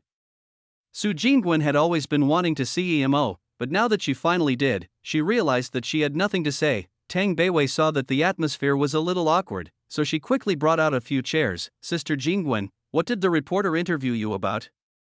Tang Beiwei broke the awkwardness. Su Jingwen glanced at Yemo and said, the reporter is my friend, Xiaolei. Yemo also knows her. She wanted to interview my dad. But he wasn't around, so she interviewed me. It's about my uncle, Su Hong, who used to be a mayor at Shitong but was framed and was said to have committed suicide. The truth came to light, and Xiaolei wants to do a special report just on him. Yemo didn't expect this relationship. From the eyes with which Su Jingwen looked at him, Yemo knew that Xiaolei must have told her everything he had done. After a while, Su Jingwen opened up and became more casual. Yemo, the Luoyuan flowing snake is yours? Su Jingwen suddenly asked. She immediately realized, though, that if Luoyu wasn't Yemo's, how could Feiyu have been chosen? This was obvious as brother, you're really amazing. I saw the news too. That Yuan Bei Corporation is really shameless, such hypocrites. By the way, brother, do you have any more of those face-preserving pills? Give one to Sister Jingwen. The beauty pill she bought is really expensive. Tang Beiwei only realized after speaking that her words hadn't been very suitable. If the beauty pill was already that expensive, wouldn't the face-preserving pill be even more expensive? She had one before and knew how good it was, but what she didn't know was that the face-preserving pill was on a whole different level. If she understood it properly, she probably wouldn't say such words. Yemo felt a little awkward. He did have quite a bit, but he was waiting for them to increase in value. Last time, he told Imo Kong to only sell a few. After a few years pass and everyone knows its value, it won't be selling for just a few $100 million. Now that his sister asked, he was put in a tough spot. With their relationship, it wasn't over the top to give something as expensive as this. Su Jingwen saw Yemo's awkward face and felt a little sad. She knew that it wasn't cheap, but no matter how expensive it was, with Yemo's current worth, he wouldn't mind. What she cared about wasn't the pill but Yemo's attitude. Yemo's spirit sense immediately picked up Su Jingwen's expression. Remembering how she'd helped him before and how they were friends, he quickly took one out and gave it to Su Jingwen. This thing is similar to the beauty pill, you can have one. Ha, if Beiwei hadn't mentioned it, I wouldn't have even thought of it. Su Jingwen took the pill feeling very happy. She cared not about the pill but the fact that Yemo was willing to give her one. It meant that he gave her special treatment. There was a faint fresh aroma coming from the pill. Su Jingwen immediately knew that this wasn't something the beauty pill could compare with. Perhaps it was worth hundreds of thousands. If she knew that even if she sold her company, she might not be able to buy it, she wouldn't be able to stay so calm. Yemo quickly said, hurry up and eat it. If you don't, it will lose its potency. Hearing this, she immediately put the pill in her mouth. What surprised her was that it melted in her mouth immediately. After a moment, she felt there seemed to be something changing in her body and there seemed to be things seeping out of her skin. Just when she was feeling unsure, Tang Beiwei said, after you eat the pill, there will be impurities pushed out of your body. Go take a shower. After Su Jingwen left, Tang Beiwei said in a small voice, brother, was I a bit too rash? That pill must be very expensive. Chapter 461, Hotel Conflict. They weren't just expensive, they were absurdly priced. but in order to not cause her any mental burden, Yemo only patted her hands and said, "Nah. I have a lot of these, but just don't do it again, oh." Tang Beiwei glanced at Yemo. She knew he wasn't telling the truth. Yemo and Tang Beiwei chatted for a long time before Su Jingwen walked in. She couldn't believe the effects of the pill. She had had the beauty pill before, but compared to the face-preserving pill, it was nothing. The pill made her skin smooth like jade, and all of minor imperfections on her face were gone. That pill couldn't be cheap. It explained why Beiwei's skin was so admiring. She took that pill too, Sister Jingwen. You were already very pretty, but now you're like a goddess, Tang Beiwei said exaggeratedly and walked up to her. Su Jingwen glanced at Yemo, but she didn't thank him. She knew that the pill must be absurdly expensive. It wasn't for sale in the market yet, which meant that it couldn't be mass-produced. Yemo, are you busy these days? My mother wants to see you once, but she hasn't gotten the chance yet. Su Jingwen looked expectantly at Yemo. Yemo hesitated and said, I will be staying here for 2 days, I can go to your house once. Also, I am busy for the next 2 weeks, but afterwards I have a free month. Okay, then the beginning of next month I'll wait for you at my house. Su Jingwen quickly said, I'm free tomorrow and the day after, why next month? Yemo asked curiously. Tang Beiwei pulled Yemo's hand and said, if she says that, it must mean that her mom isn't at home. Brother, you're a wealthy landlord now, we should go to the biggest restaurant in town tonight. Pity that Sister Yunbing went to Beijing, otherwise she could join us too. Yemo didn't mind, he said, okay, let's go. Yemo spent the next 2 days with Tang Beiwei, and he didn't bring up going to Flowing Snake again. If she wanted to live there, Yemo would let her be. In these 2 days, Yemo not only taught her fireball magic, but also wind control. During this time, Yemo, Tang Beiwei, and Su Jingwen played around the entire region of Ninghai. These were the happiest 2 days of Tang Beiwei's life. Yemo rarely had so much time to come and play with her. After 2 days, even though Su Jingwen and Tang Beiwei had unwilling eyes, Yemo left Ninghai. Beiwei, you're really lucky. Your brother is a very capable person. He's truthful and hasn't indulged himself in hubris, he's a real man. Su Jingwen was looking at Yemo's back disappear in the distance and said what she thought from the heart. Only after that did she realize her words were a little awkward. She blushed and wanted to find a way to explain it, but Tang Beiwei was also looking into the distance. And subconsciously answered, the fact that he is my brother makes me the happiest, but also the unhappiest. Su Jingwen looked at Tang Beiwei and immediately understood. Tang Beiwei had never seen Yemo after she had matured. Furthermore, Yemo cared a lot for her, so no wonder she was very dependent of him. Thinking about this, Su Jingwen sighed. Even if Yemo wasn't Beiwei's brother, she had no chance. Su Jingwen and Tang Beiwei stood in the middle of the road without moving, and looking into the distance. Shiyu Hotel was the only 5-star hotel in Guicheng City, because the building hadn't been haunted in the past half a year. This was very rare in the ghost city. Other hotels would have it once or twice a year. In serious cases, people would die. In lighter cases, people would have to stay in the hospital for half a month. Many hotel owners had started to leave the ghost city, but Shiyu Hotel's business was growing. Other people didn't know why, but its boss, Wang Xie, knew all too well. It was due to the defense artifact Yemo had given him. Wang Xie knew there were a lot of hidden masters in this world. Although the government had only vaguely hinted what was happening, he knew this tournament wasn't like the usual. Many people of the upper class were coming. More importantly, even these people didn't get a chance to stay at the Shiyu Hotel. He could immediately tell this tournament was extraordinary. What is more, these upper-class people would come there respectfully every day to visit the people staying in it. Sometimes, they would wait for a whole day, but they didn't get impetuous at all. Hence, he ordered all the waiters in the hotel not to offend anyone, even if it was someone who seemed insignificant. Otherwise, they had to be responsible for the consequences, but now Wang Xie was in trouble. He didn't want to offend anyone, but the people in the hotel were fighting and he couldn't do anything about it.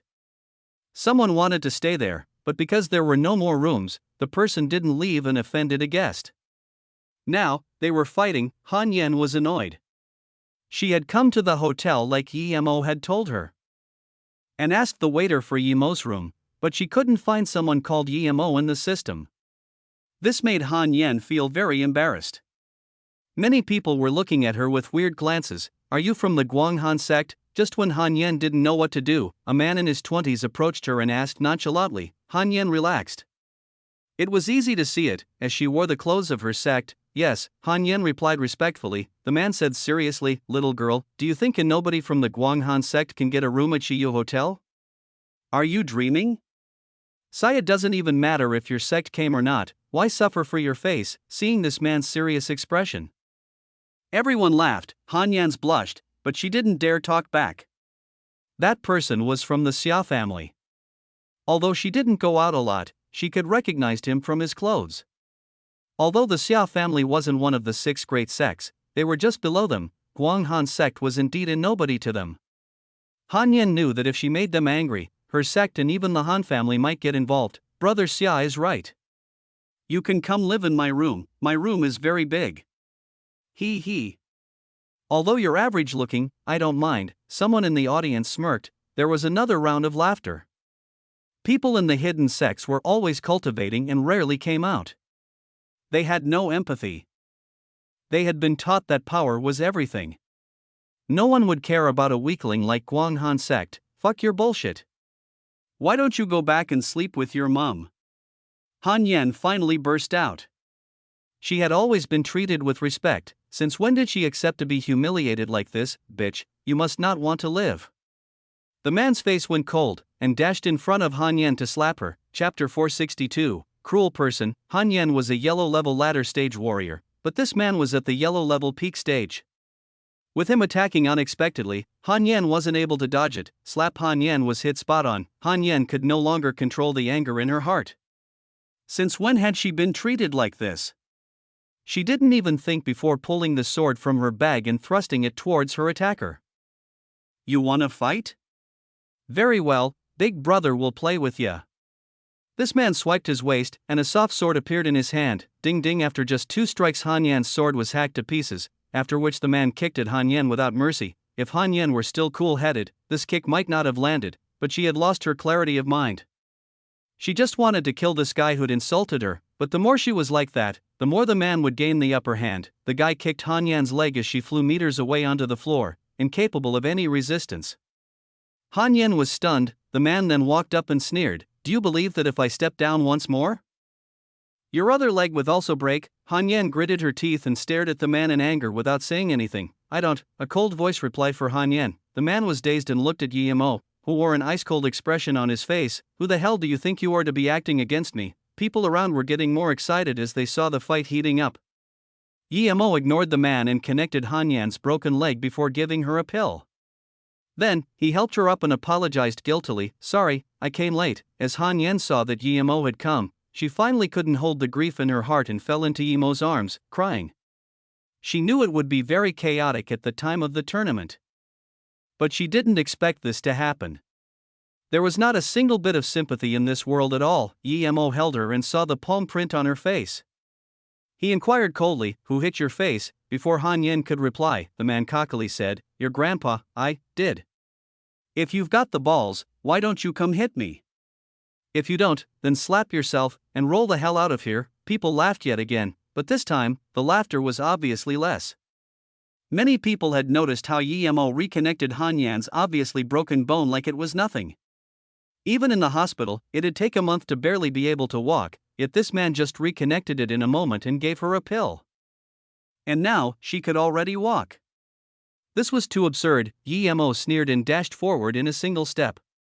He appeared in front of the guy's face in a blink and slapped him twice, quickly going on to kicking his chest. Before anyone could react, Yimo's leg connected to the man's stomach.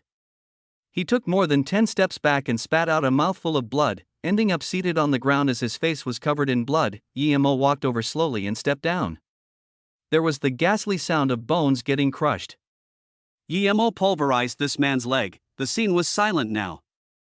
When the man bullied Han Yan, they thought it was funny, but now seeing Yimo crush this man's leg, no one felt amused. They felt cold. Who was this guy as to be so cruel? No one stood out to help this man, just like when Han Yan had been getting abused.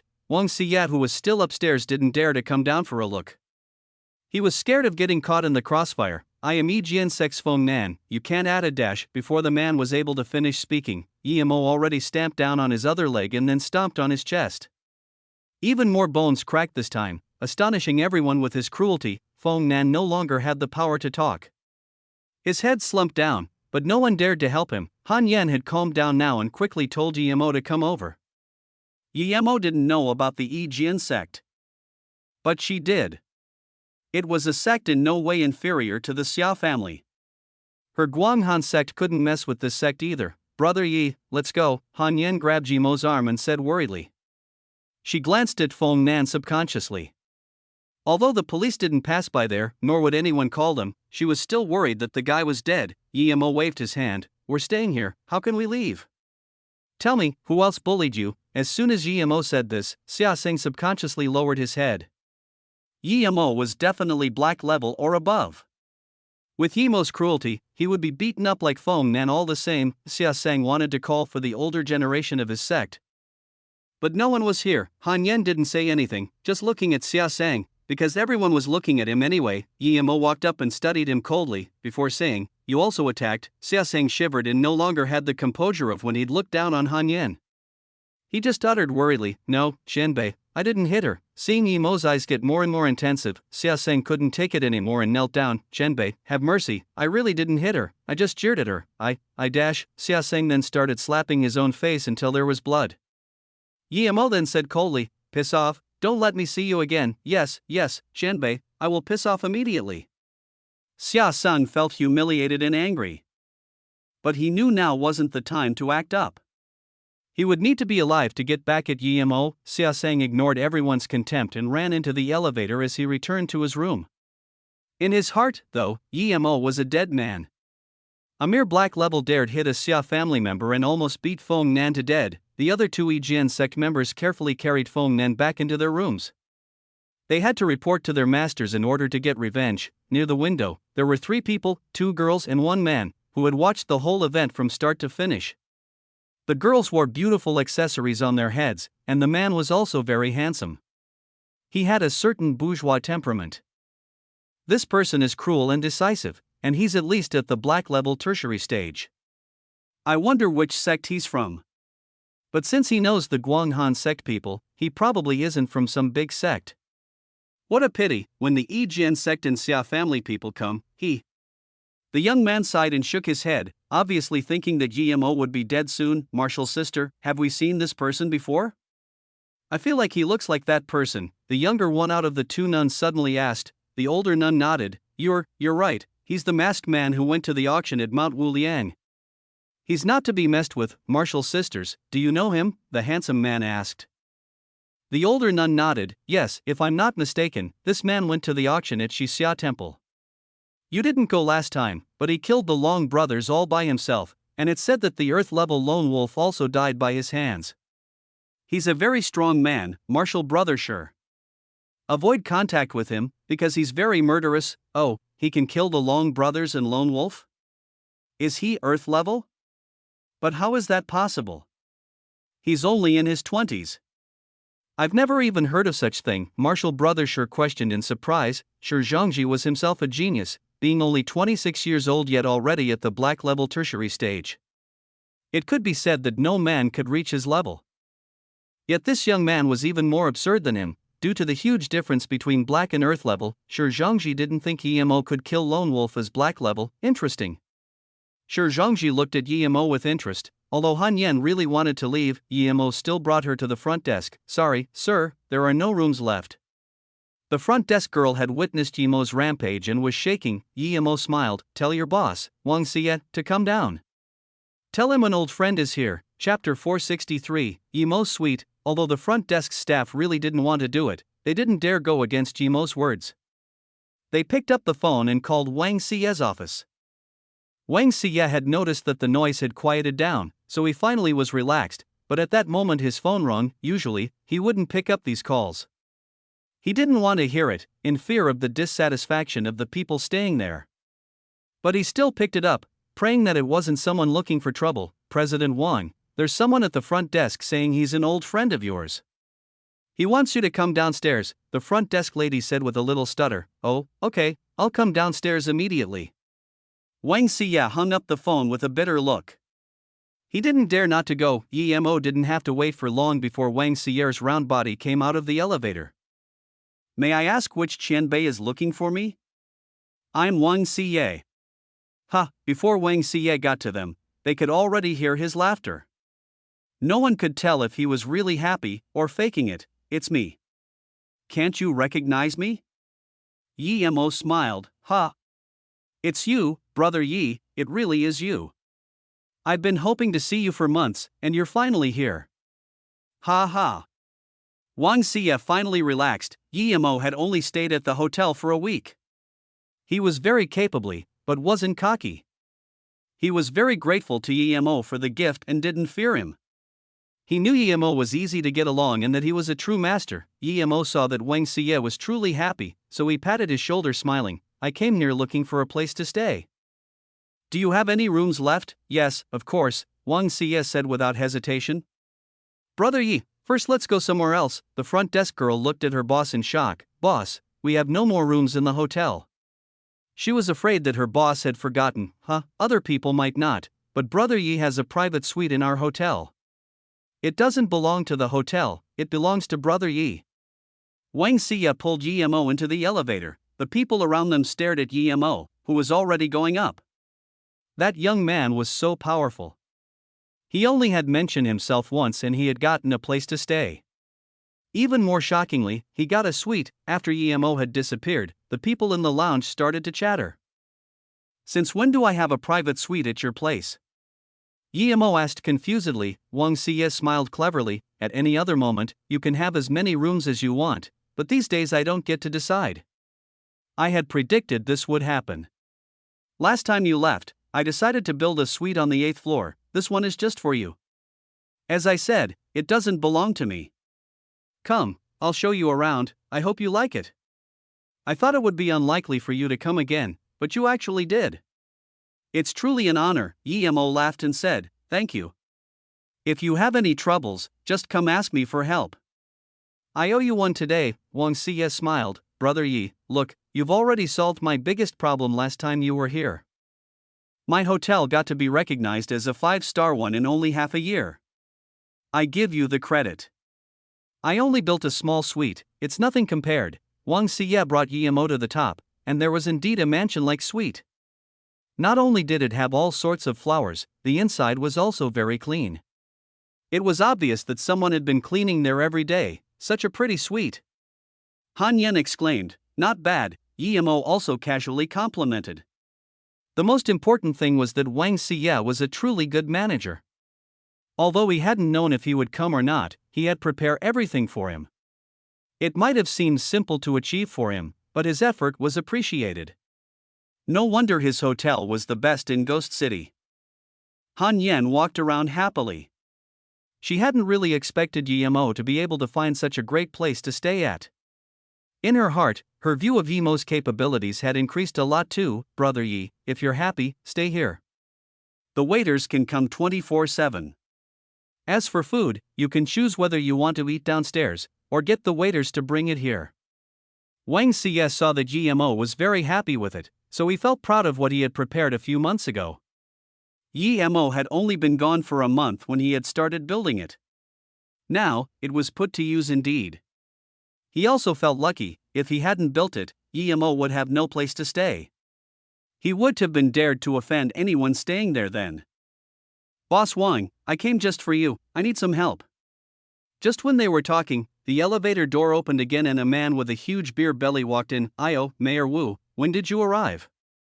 If you need something, just give me a call. No need for you to come here personally.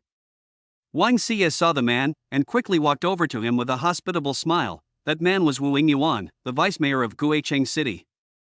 He already knew why he had come. The man scanned Emo and Han Yen and said, President Wang, your hotel really has brought honor to our city, but I really need your help today. I have a friend and he's also coming to the tournament, but he's arrived late and now has no place to sleep. And you know, if he stays somewhere else, he would lose face, so could you please get him a room in your hotel? There was only one 5-star hotel in the Ghost City, and most of the hidden sex people were staying there. If you stayed somewhere else, you would be losing face indeed, Wang Xie said with hardship. I'm really sorry, Mayor Wu, but as you know, I don't get to decide this. the man wasn't disappointed at Wang Xiye's words at all. He kept smiling. I know this, of course. I wasn't asking you to empty your room, but I know you have an empty suite. How about letting my friend stay there? What do you think? Yimo's expression didn't change. He was waiting to see how Wang Xiye would react. But Han Yan's expression changed. Yimo had already offended 2 sects. She didn't want to think what would happen if he offended one more. With these thoughts, Han Yan had a worried look and wanted to persuade Yimo to change to another hotel. Although Yimo was strong, he couldn't face that many people. Wang Xiye didn't look troubled at all. He just laughed and said, "It's no surprise that Mayor Wu asks me this. If this suite belonged to me, Mayor Wu could let anyone live in there, but it's Brother Ye's property. I just helped him build it." Brother Ye? Wu Yingyuan looked strangely at Yimo and Han Yan. Chapter 464, Increasing Power. Yimo smiled. He didn't want to make it hard for Wang Xiye. So he said, "He's right, the suite is my property." "Sorry, then that makes things easy. Even if you move out for a few days, the place will still be yours." "Of course my friend won't let you lose out, he's a hidden master too," Wu Yingyuan said. He thought that would be the best way to do it. After all, he was a vice mayor. These 2 young people would agree to him immediately. From what Wu Yingyuan could see, Yimo looked pretty average. Although Han Yan had a good temperament, she wasn't some extreme beauty. She was probably just some relative of Wang Xiye's, but what he didn't expect was that this young man would just scan him coldly and say, "Sorry Mayor Wu, please leave for now. I still have some things to discuss with Boss Wang." Wu Yingyuan was being kicked out, which made him furious instantaneously. He had to be very tolerant these past few days, but now even a small young kid dared send him away. "Boss Wang, I believe there are some things that young people don't fully understand," Wu Yingyuan said. He knew that Wang Xiye was on good terms with everyone in the Ghost City and knew what sort of person he was. Wang Xiye had a pained look on his face. He knew what Wu Yingyuan wanted. Yimo's face sunk, and he said plainly, "Did you not hear my words? I don't want to rent out my house." "So are you a representative of the government or a robber?" "Good. The young are brave." I'll relay his words exactly as he said them, but I believe Boss Wang can imagine the consequences. Then, this potbelly just up and left. Wang Xiye had wanted to let Wu Yingyuan back off without offending him, but Yimo's way of doing things had forced him into a corner. Although Wang Xiye knew that Yimo was a master with no fear of that master that Wu Yingyuan was talking about, after this, that Wu Yingyuan would be giving Wang Xiye a hard time for sure. Yimo could guess Wang Xiye's worry and patted his shoulder. "Boss Wang, don't worry, you won't be affected by this. What I'm curious about, though, is why I can't see any elders at the tournament." Wang Xiye heard this, and although he didn't believe it quite well, he still answered, "According to the waiters, they went to a meeting to trade things, but I don't know the specifics, so that was it." Yimo finally understood. It was hard for these people of the hidden sects to gather so completely, so they were going to have a meeting exchanging things. If there was another auction, he might go take a look too. Thinking about this, Yimo gave a black bracelet to Wang Xiye and said, "Thank you, I will consider you my friend. This defensive artifact is something I made in my spare time. It's yours now." Wang Xiye took it with a face of joy and surprise. He knew that something Yimo would give had to be valuable. After he wore it, he immediately felt tough and sturdy and thanked Yimo. On top of that, Yimo said that he was his friend now, so he didn't even care about the matter of Wu Yingyuan. Worst comes to worst, he would just move to another city. Seeing Wang Xiye leave, Han Yan said worriedly, "Brother Yi, the person you hit was from Yijian sect, and the man who knelt down was from the Xia family. They are powers our sect can't handle. I'm afraid that this night." Yimo smiled and didn't answer her directly, saying instead, "Yes, your power is too low indeed. You're at the yellow level tertiary stage, and you haven't even fully consolidated it yet. If you go into the tournament like this, I think it'll be very hard." Han Yan blushed. She knew Yimo was speaking the truth. But this tournament was very important for her, and there was rarely anyone in the Guanghan sect who could reach yellow level tertiary stage before 30. She was already a genius by their standards. Yimo could tell what she was thinking from her face and said, "You gave me a 1,000-year lotus seed, and I told you then that I would give you a pill when I had the chance. Now, I'll give you 2 pills to choose from. One is a lotus life pill made from the seed, another is the chi increasing pill." Seeing Han Yan's confusion, Yimo said, "The lotus life pill can cure any injury and even bring back the dead depending on the state of the brain. There's really such a precious pill?" Han Yan said dubiously but didn't deny the existence of it. If there really is such a precious pill, I would want it for sure. Can it cure even cancer? Han Yan asked. Yi Mo nodded. Theoretically, yes, but do you not want to know the use of the qi increasing pill? Han Yan immediately replied, no matter how potent it can't be as strong as the lotus life seed. Of course I want the lotus life seed. Yi Mo smiled and put 2 vase bottles on the table. The left is a lotus life pill, the right is a qi increasing pill. The qi increasing pill can make ancient martial artists go up 1 to 3 levels depending on the person's talent. What? Wouldn't that be more powerful than the black rising pill? Han Yan was stunned for a long time before asking. If there really were such a pill, wouldn't there be tons of ancient martial artists? Yi Mo didn't say anything and waited for her to choose. Han Yan took the qi increasing pill without hesitation. Of course I want the qi increasing pill, but does it really have that effect? Yi Mo smiled. You will know after you eat it. Then, Yi Mo asked, do you know the power level of the people entering this tournament? Han Yan shook her head. I don't, but I know that there will be at least more than 10 black level geniuses. The rest should be at the yellow level tertiary or peak stage. Yi Mo nodded. With Han Yan's talent, this qi increasing pill should allow her to reach black level and get into the top 30. If he didn't give her the qi increasing pill, she would have a 90% chance of failing. Then, Han Yan looked at the qi increasing pill in her hands with obvious excitement. If this pill was real, she pretty much didn't need to go to the tournament. Her main purpose was to get a black rising pill. She really didn't care about that couple 100 million. Yi Mo saw that Han Yan just stood there with the pill in her hand, so he said, eat the pill first and then start cultivating. I'll get you a weapon. Han Yan listened to Yi Mo and ate the pill. The qi increasing pill melted in her mouth immediately and resolved into an intense, pure essence qi that charged at her meridians. She sat down and circulated her cultivation method to digest the pill. 3 hours later, Han Yan stood up in excitement. In a mere 3 hours, she had now reached the peak of the black level primary stage.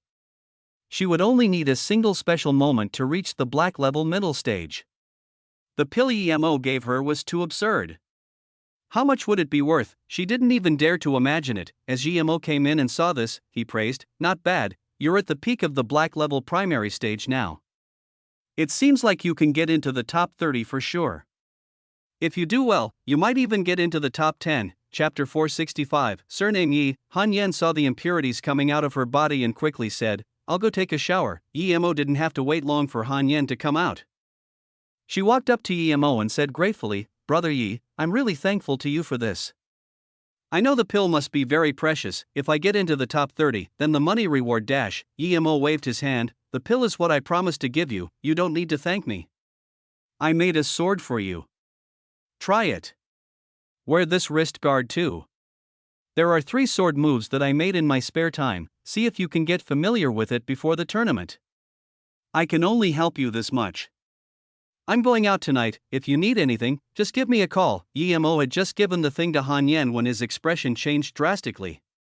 His spirit sense could scan everywhere in this hotel, and at that moment he saw Wang Xie getting choked and slapped on the 3rd floor. You keep practicing here, I'm going out for a bit. Then, Yi Mo hurried downstairs. Before Han Yan could react, Yi Mo was gone. She looked at the long sword in her hands carefully. She hacked the table gently, and it sliced off a corner of the table as if it was tofu. Han Yan was dazed. What sword was that? The sword had a much higher caliber than the weapons in the extreme weapons vault. Meanwhile, in a big room of the 5th floor, the leader of the Xia family, Xia Chengtian, sat at the top seat with a green face, hearing Xia Seng's exaggerated report. He and a few elders had just come back from a meeting, and they were going out again that night, but that had happened. Xia Chengtian slapped on the tea table. How can he have such big balls? A mere Guanghan sect member and a black level insect dare to mess with our Xia family. The sturdy Nan wooden tea table was smashed into pieces because of the hit. Xia Seng knelt on the ground, but there was coldness in his eyes. He knew that Yi Gai was dead meat. The family leader was furious. Xia Seng, you've lost face for our Xia family. When we get back, you will face the wall for a year, Xia Chengtian reproached. At that moment, an elder sitting next to Xia Chanian intervened. Xia Seng, you said that young man was in his 20s and has black level tertiary stage power. Xia Seng quickly replied, yes, Elder Pang. Sure, Zhongji from Jiuming Academy said that Yi Gai is probably in black level tertiary stage. A black level tertiary stage master in his 20s? His surname is Yi. Hearing this, Xiao Changtian murmured. Suddenly, his face changed drastically, and he glanced at the other elders. His expression turned bad. Yimo, Xiao Changtian and Xiao Pang said this name at the same time. After that, they were sure that young man was Yimo. Other than Yimo, who would have such power that even the hidden sect members didn't know? The main thing was that, who else would dare beat a Yijian sect disciple that badly? A shiver rose up from the back of Xiao Changtian and Xiao Pang. Although news of Yimo beating Jian Sung until they had to seal their sect hadn't gotten out, there were some rumors about it. Even if it was fake, it was known that Yimo had decimated the Hilu sect and that they had no choice but to seal their sects and hide. 2 of the 6 big hidden sects were forced to shut down by Yimo, and now an idiot from the Xia family had to mess with him. It said that Yimo loved to annihilate sections. No matter how strong the Xia family was, they weren't as strong as one of the big 6. Furthermore, they knew something that others didn't.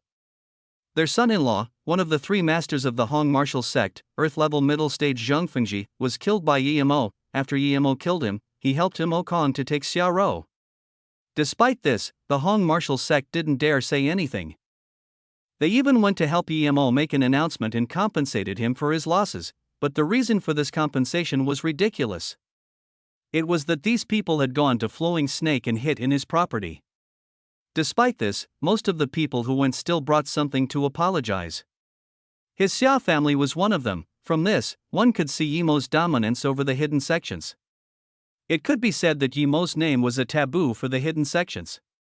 Xia Changtian didn't know what the other 4 sects' attitude to Yimo was, but his Xia family didn't dare to mess with Yimo. They wanted to get on Yimo's good side, but it was all ruined because of the idiot Xia Sang.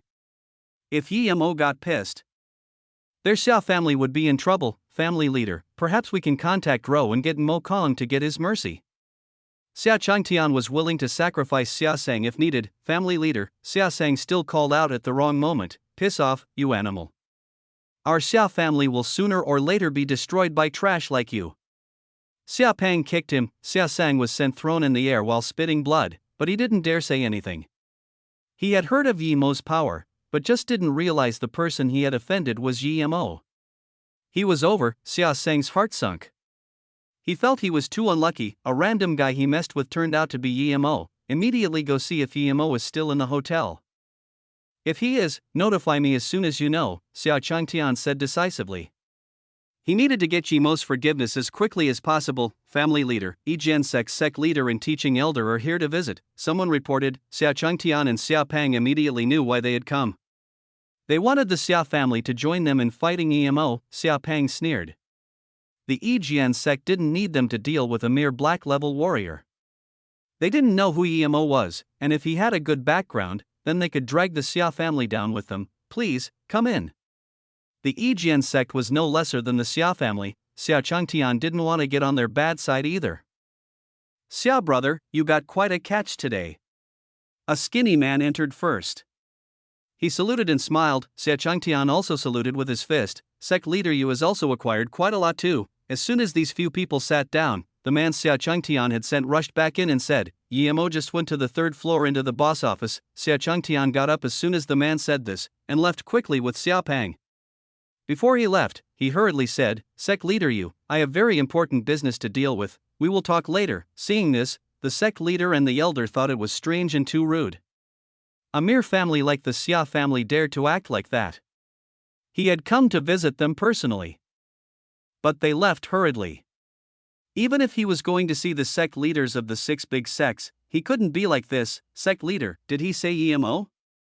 The elder had immediately heard this. The person who had beaten Feng Nan was also an ancient martial arts cultivator with the surname Yi. They immediately connected the dots and realized that the person who had beaten up Feng Nan was Yimo. When Yimo reached the 3rd floor, Wang Xie was already dumped in a corner. The person beating him was a man in his 30s, yellow-level tertiary stage. Yimo saw Wing Yuan next to that man. He knew that this person was the master he had heard about. But Mayor Wu looked very respectful then. He didn't seem to notice that Wang Xie was getting beaten. You're very ballsy, Boss Wang. You dare give a room to that trash. I think you don't want to live, this young man kept swearing. He thought that Wang Xie should have given the room to him on first notice, but Wang Xie didn't and he disrespected him. Young Master Pei, the person living at the top is him. Wu Yingyuan was the first to see Emo at the door. The young man stared coldly at Emo and swore, "Idiot, do you want a D-dash?" Young Master Pei just said half a sentence and stopped. His face had turned into horror. "Shisek leader Xia," he mumbled and bowed to the old man who had just walked in. Chapter 466. This is what the world is like. But the two men didn't seem to see him and just walked to Emo. Before bowing, Xia family leader, Xia Chengtian, together with Xia Pang greet Yi Qinbei. Emo just nodded. He had seen this Xia Chengtian at the auction in the temple. He had bought the blue flower blue leaf grass from him, but at the time, he was no match for Xia Chengtian. Times change, however, and now, he was someone that Xia Chengtian needed to look up to. Emo didn't talk to Xia Chengtian and looked at the frozen young Master Pei and sneered, "I really want to see how you're going to make me die." I dash at this moment, young Master Pei was frozen. Why was the Xia family leader, Xia Chengtian, this respectful to this young man? If he had known this, he wouldn't have dared do anything at all. Although he didn't know who this young man was, he understood that he'd kicked a hard brick this time. Wu Yingyuan was full of cold sweat.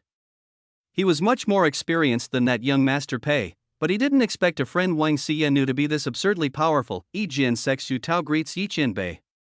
My sect's disciple was disrespectful, hence I came here to ask for forgiveness. Before young Master Pei could say anything, another old man ran in. Another sect leader came to see this young man with such respect? Young Master Pei could no longer hold the terror in his heart. He was about to break down. God, who had he messed with? He felt his legs shaking and at the same time, he hated Wu Yingyuan so much that he wanted to eat him. You are Ping Jian sect's member? Xia Chengtian heard Yemo's words and suddenly turned around to young Master Pei asking a question. He knew that if the Xia family didn't act fast enough, the chance to prove themselves would be taken by Yu Tao. This young Master Pei shivered and stuttered, "Yes, Xia Qinbei, I Wu Yingyuan, said that Boss Wang had a place for me to stay at but wasn't letting me, so I came to find Boss Wang dash." Before he finished his explanation, he felt a huge kick on his chest as he was sent flying out of the room. He spat blood in midair and slumped onto the ground. Emo used his spirit sense and knew that the guy's dantian was broken. Your Pingjian sects Liang Qixing and Hua Kuming don't even dare disrespect Yi Qianbei. You're quite bold, aren't you? Xia Pang said. Emo looked coldly at Xia Pang but didn't say anything. He felt like Hua Kuming was a familiar name, though, and soon, he remembered the person. When he accompanied Luo Xian to get the Ni Luo Sutra, the one he saw then was that Hua Kuming. He was surprised to find out that he was from the hidden sections. At this moment, Yu Tao understood the situation too. He walked up to Wu Yingyuan and slapped him in the face, just when Yu Tao was going to hit him some more. The elder before him said, "Sect leader, this person is the vice mayor of Guicheng." Wu Yingyuan felt abused, but he knew that there was nothing he could do. He regretted his actions greatly. So you're a mayor? But how can someone like you become a mayor? Marshal Brother Yen, you deal with this. I don't think he deserves to be a mayor. Yu Tao stopped attacking him. There were still rules he needed to follow. Count the Xia family and Xia Pang. You and Brother Yen deal with this together. Xia Chengtian didn't want to fall behind. Wu Yingyuan was dazed. He didn't expect that he would lose his position in the end. He comprehended the power of these hidden sect behemoths well. It was no joke if they said that he wasn't going to be a mayor anymore. Yi Qinbei, I was blind, please have mercy on me. Wu Yingyuan knew that he needed to beg Emo for mercy. Emo looked coldly at Wu Yingyuan and said, "Piss off now. If you stay here a moment longer, then you won't get the chance to leave at all." Wu Yingyuan knew this wasn't a mere threat. Although he didn't know who Emo was, he had to be someone significant. Losing his job was better than losing his life. Thinking like this, he didn't dare speak anymore and just ran out. He wanted some support first and see if there was any chance of a comeback afterwards. When Wang Xiye got up, he was confused. He knew Emo was a hidden master but didn't expect him to be this influential. Even the powerhouse titans living here had to suck up to him. Emo watched as Wang Xiye got up and knew that he didn't sustain any internal injuries. He looked at his empty wrist and asked speechlessly, "Old Wang, where is the bracelet I gave you?" Wang Xiye said shamefully, "I tested it and that bracelet indeed did have quite the defensive power, so I gave it to my son." I didn't expect this Wu Yingyuan to take action like this. He's a mayor, yet he brought some hoodlum to beat me. Emo couldn't blame him. He could only say, "If I have the time, I'll make you another one. I don't have any more on me, Yi Qinbei." Yu Tao saw that Yemo finally turned around and said awkwardly. Yemo nodded. He knew that they were sucking up to him for now, but in their world, whoever was stronger was the boss. The Xia family came because of Xia Sang, and this Yu Tao came for Fengnan. He beat their people, yet they still came sucking up to him just because he was stronger than them. There was nothing to be grateful about. If he didn't have his current power, what would be waiting for him was a coffin. Yu Tao came to ask for forgiveness. My sect disciple offended Shenbei. It's my fault. Yu Tao saw that Yemo was willing to talk to him calmly and felt a little relieved, but before he finished, Yemo stopped him. Yemo looked at Yu Tao and Xia Chengtian and said plainly, I understand your intentions for coming, and this thing ends now. Wang Xie is my friend, so I hope your men don't cause trouble during your stay. Yes, rest assured Yichenbei.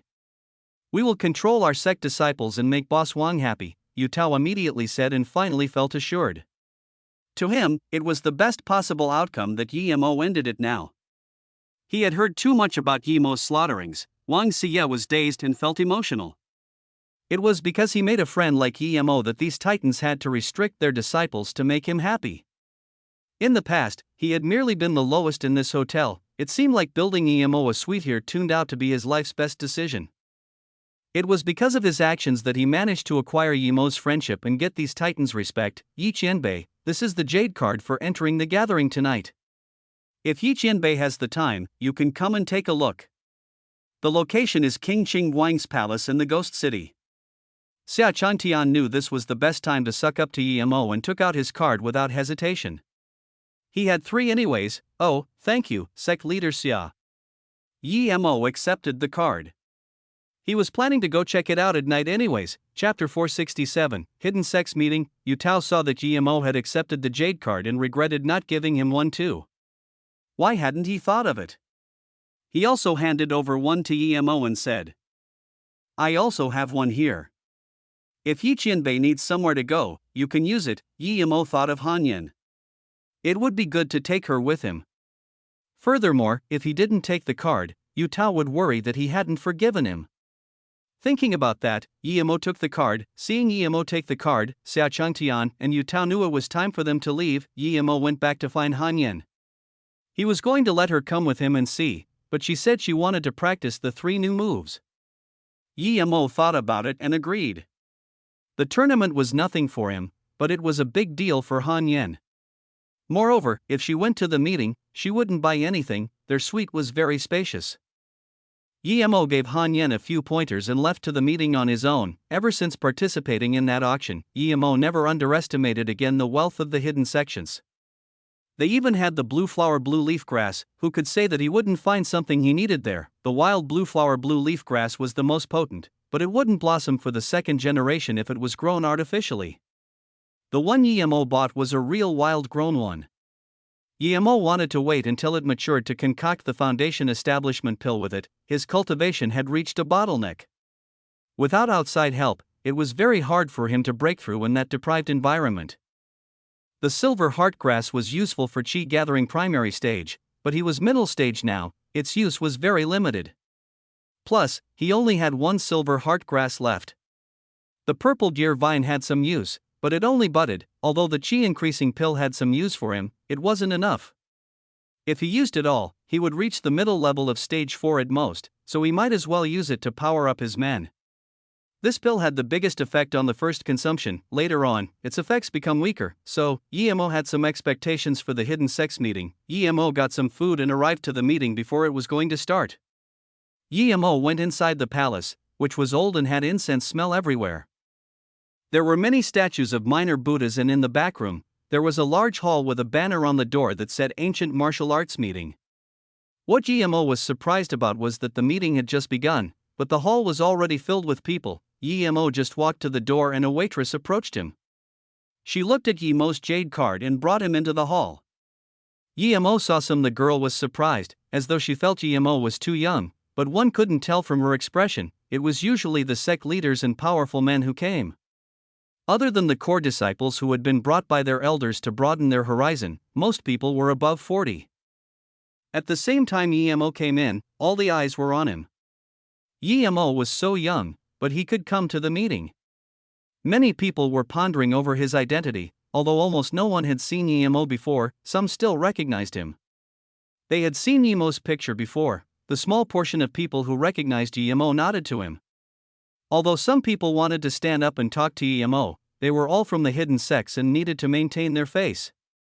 If they were too respectful to Emo, other sects may look down on them. After all, Emo was too young. More importantly, the big sects hadn't said anything yet. These people were different from Xia Chengtian and Yutao. They had seen him privately and still chose to offend Emo. Emo didn't mind these people, it was normal for them to be prideful.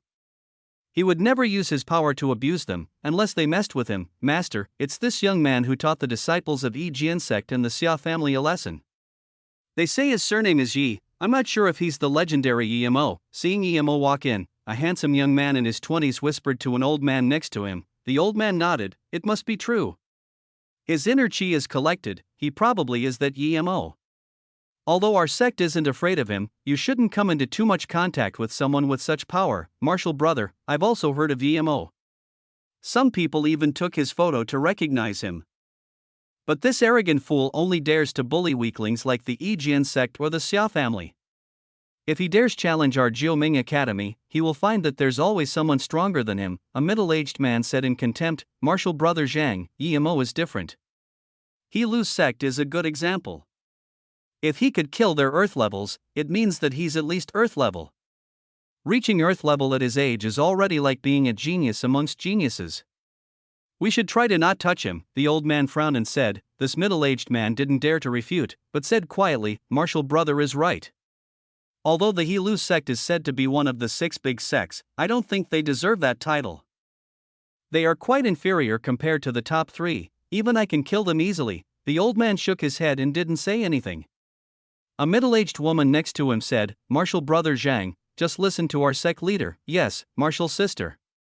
This time, Martial brother Zhang didn't rebuke. Emo scanned and didn't find people from Serenity. It seemed that they hadn't come that time. Emo's name didn't seem to be well received among the hidden sections. After he sat down, the seats next to him remained empty. It seemed like no one dared to sit next to him. Emo smiled, he didn't mind it. Other than some relationships based on interests, he didn't have any friends in the hidden sects. And didn't need them. Most of the hidden sects people looked down on outsiders. They felt they were better. Other than the 36 rivers, who had ranked quite low among the 6 big sects, the other 3 big sects obviously weren't friendly to Emo. And due to this, other people didn't dare show their goodwill to Emo, but not everyone cared about what the big sects thought. A short middle-aged man walked up to Emo, sat down beside him and asked, Friend, are you Emo? Did you really annihilate the He Lu sect? Emo smiled, Indeed, I'm Emo, but I didn't annihilate the He Lu sect. I just swatted a few flies that were buzzing in Beijing. Great. Brother Yi, you have a lot of courage. Let me introduce myself, I'm Gu Yanghe. I'm not here for the tournament, I'm here just for the meeting, the man said. Emo looked at Gu Yanghe, he was Earth level middle stage. He nodded and didn't say anything. In this moment, an old man stood up. He glanced at Gu Yanghe casually and said, Friends, we're usually spread across the land and it's hard for us to have a chance to gather. Ancient martial arts are declining nowadays because the resources are scarce. It's hard to use these limited resources and get what everyone needs. On the occasion of this tournament once every 5 years, we can gather together. I wish that everyone can get what they need from this meeting. As one of the founders, I'm responsible for the fairness of this meeting. If you don't respect the rules, don't blame me, Xiang Mingwan. Then, the old man looked at Emo specially, as though Emo was the main rioter. Emo sneered, he couldn't care less about that old man's words. As long as he didn't mess with him, it was fine. Even if the old man was Earth-level peak or even halfway to Great Heaven, Emo didn't mind. Chapter 468, 6 Outer Hidden Sects, we support Xiangqianbei from the Gourd Cave. If there's anything you need, just tell us. Someone immediately came out to support this old man. Yes, with Xiangqianbei, Fengqianbei and Wenqianbei here, who would dare defy the rules? Of course, we came here because of the 3 Qianbei. The auction at the temple last time was good, but it was too chaotic. Brother Liang is right, I went to that last auction. I heard that the people who bought the Tai Yi sword and earth level cultivation method were all killed. Oh, and the person who bought the Lu Blue carrot died too. Seeing the discussion below, the old man called Xiang nodded in satisfaction and spoke. This meeting will be held by me, Brother Feng from the Jingming Academy, and by Brother Wang from the Nan Mountain. We hope everyone finds this trip worthwhile. Well then, I won't waste any more time, the meeting begins now. Those who need to trade.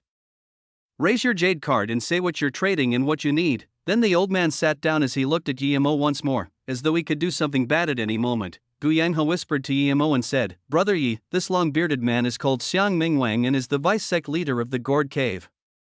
He's half-step great heaven, very strong. The Gourd Cave is ranked first among the big six and is far from what the Heelu sect can compare with. It's said that he could annihilate the entire Heelu sect by himself. This old man might look amicable, but he's the most aggressive one, the type to kill in the slightest of conflicts, as though feeling Xiang Mingwang's eyes glance at him. Gu Yanghe ducked his head. He's that strong? Then wouldn't the sect leader of the Gourd Cave be even stronger? Yi Mo murmured subconsciously.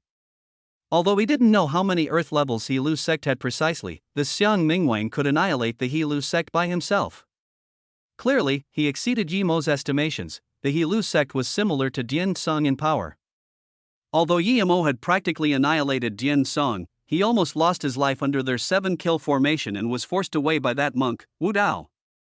If this Xiang Mingwang really was that capable, then wouldn't he be on par with him or even monk Wu Dao? Gu Yanghe nodded and said, of course, but it's said that the sect leader has been in solitary cultivation for more than 10 years trying to reach great heaven. We don't know, though, if he's still alive or not, so right now, Xiang Mingwang stands at the top of the Gourd Cave. Then how about Jingming Academy? Yi Mo asked subconsciously. He was thinking that if the sect leader of Jingming Academy was as strong as Xiang Mingwang, then he would be in trouble if they were to gang up on him. Gu Yanghe said in an even quieter voice, other than Dian Song and Heelu who sealed their sects, the other 4 big sects all came. The strongest is Gourd Cave and the second strongest Jingming Academy. The reason why Jingming Academy is ranked second isn't because they aren't as strong as the Gourd Cave. In terms of power, Jingming Academy should be stronger than Gourd Cave, but since they rarely fight, their fame isn't as great as the Gourd Cave's. Yi Mo nodded. This Jiuming Academy was no simple place indeed. Gu Yanghe continued, the third strongest is the Wang family of the Nan Mountain. This time, their family leader, Wang Lenchan, came too. It's said that he fought with Xiang Mingwang once. They supposedly fought for a whole day before he lost by half a move. They have their business in the outside world, but the true ancient martial arts disciples are not allowed to be involved in business, so the Wang family isn't all too famous in the outside world either. The fourth strongest would be Dian Song, with their sect leader, Bian Shihai, being said to be at the Earth-level tertiary stage. At this moment, a very bulky and wild man brought out a wooden box and said, since no one is starting, I, Zhang Jinxia, will kick off this meeting. This is a 300-year-old yellow essence, which pillmakers can use to make the essence chi pill. I wish to trade it for a magical weapon or rare ores. Yi Mo was already touched by this. This place had good things indeed. Just by looking at this yellow essence, one could see intricate circles on it, meaning that it had to be a few hundred years old at least. Yellow essence younger than 100 years old was beneficial to health but useless to ancient martial artists. The essence chi pill, however, can recover inner chi speedily and also purify inner chi. The con of it is that it can improve power. As soon as Zhang Jinxia said this, someone immediately said, Sect leader Zhang, don't mention the essence chi pill. I've never heard anyone who can make the essence chi pill. I have a top-grade black jade here. If sect leader Zhang is willing, we can trade. Yi Mo shook his head. If it were extreme quality black jade, then it might have been barely worthy of this 300-year yellow essence, but top-level black jade was far inferior. Gu Yanghe said, this Zhang Jinxia is the sect leader of the 36 rivers. They are ranked 5th among these hidden sections. This sect leader Zhang is also at the Earth-level tertiary stage, but he's a very heroic person. Yi Mo didn't know how this guy really was as a person, but he wasn't a villain at least. When he first came in, even though Zhang Jinxia knew he was Yi Mo, he didn't hate him because he'd killed Heelu sect's members. He had nodded at him from afar. Zhang Jinxia knew that top-quality black jade was not equal to his yellow essence, and he shook his head for the trade. Everyone knew that the man was right about the essence chi pill, so no one wanted to trade for Zhang Jinxia's yellow essence anymore. Seeing this, Zhang Jingxia closed his wooden box in disappointment. Just as Zhang Jingxia was about to put away his box, Yimo suddenly said, "I'll take this yellow essence for this dagger." "Brother Zhang, would this please you?" Then, Yimo threw out a dagger he had made. It was as if someone was carrying it in the air as it floated in front of Zhang Jingxia. The gathering turned silent for a few seconds. The way Yimo threw the sword alone was something only a few at the scene could accomplish, manipulating an object with inner chi. "Nothing to show off about, I can do that better." That martial brother Zhang from Jiuming Academy commented when he saw people all around admire Yimo's power. Fengwu smiled, "Martial brother Zhang, this wasn't inner chi telekinesis. This was just a casual throw, but the power was controlled very accurately. Even a normal person can do that if they control their power well." Hearing this, everyone came to a sudden enlightenment. "It seems I overestimated the guy," Zheng Chao sneered. Yimo scanned the people and also sneered. What he had done was something they could never learn. This was telekinesis by spirit sense. It wasn't just a casual throw. Yimo had used this method to see if people would be capable of realizing it, and now, it seemed that he had been worrying too much. Zhang Jingxia picked up the dagger. As soon as he did, it made a crisp sound that scared him. He immediately started to scrutinize the dagger. "Brother Zhang should try inserting your inner chi into it," Yimo smiled and said. Zhang Jingxia did as advised subconsciously, and an even crisper sound appeared. The dagger began to glow with a white shine. "Great dagger!" Zhang Jingxia yelled in joy. "This is a magical artifact?" Everyone present started to discuss. The so-called magic artifacts sold to the outside world just carried that name, but they weren't considered true magic artifacts.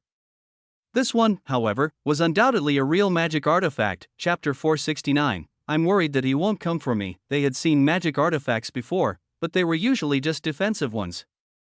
Offensive magic artifacts were really rare. The dagger Yimo had taken out seemed to be an offensive magic artifact. Everyone at the scene was shocked. Yimo saw this and laughed to himself.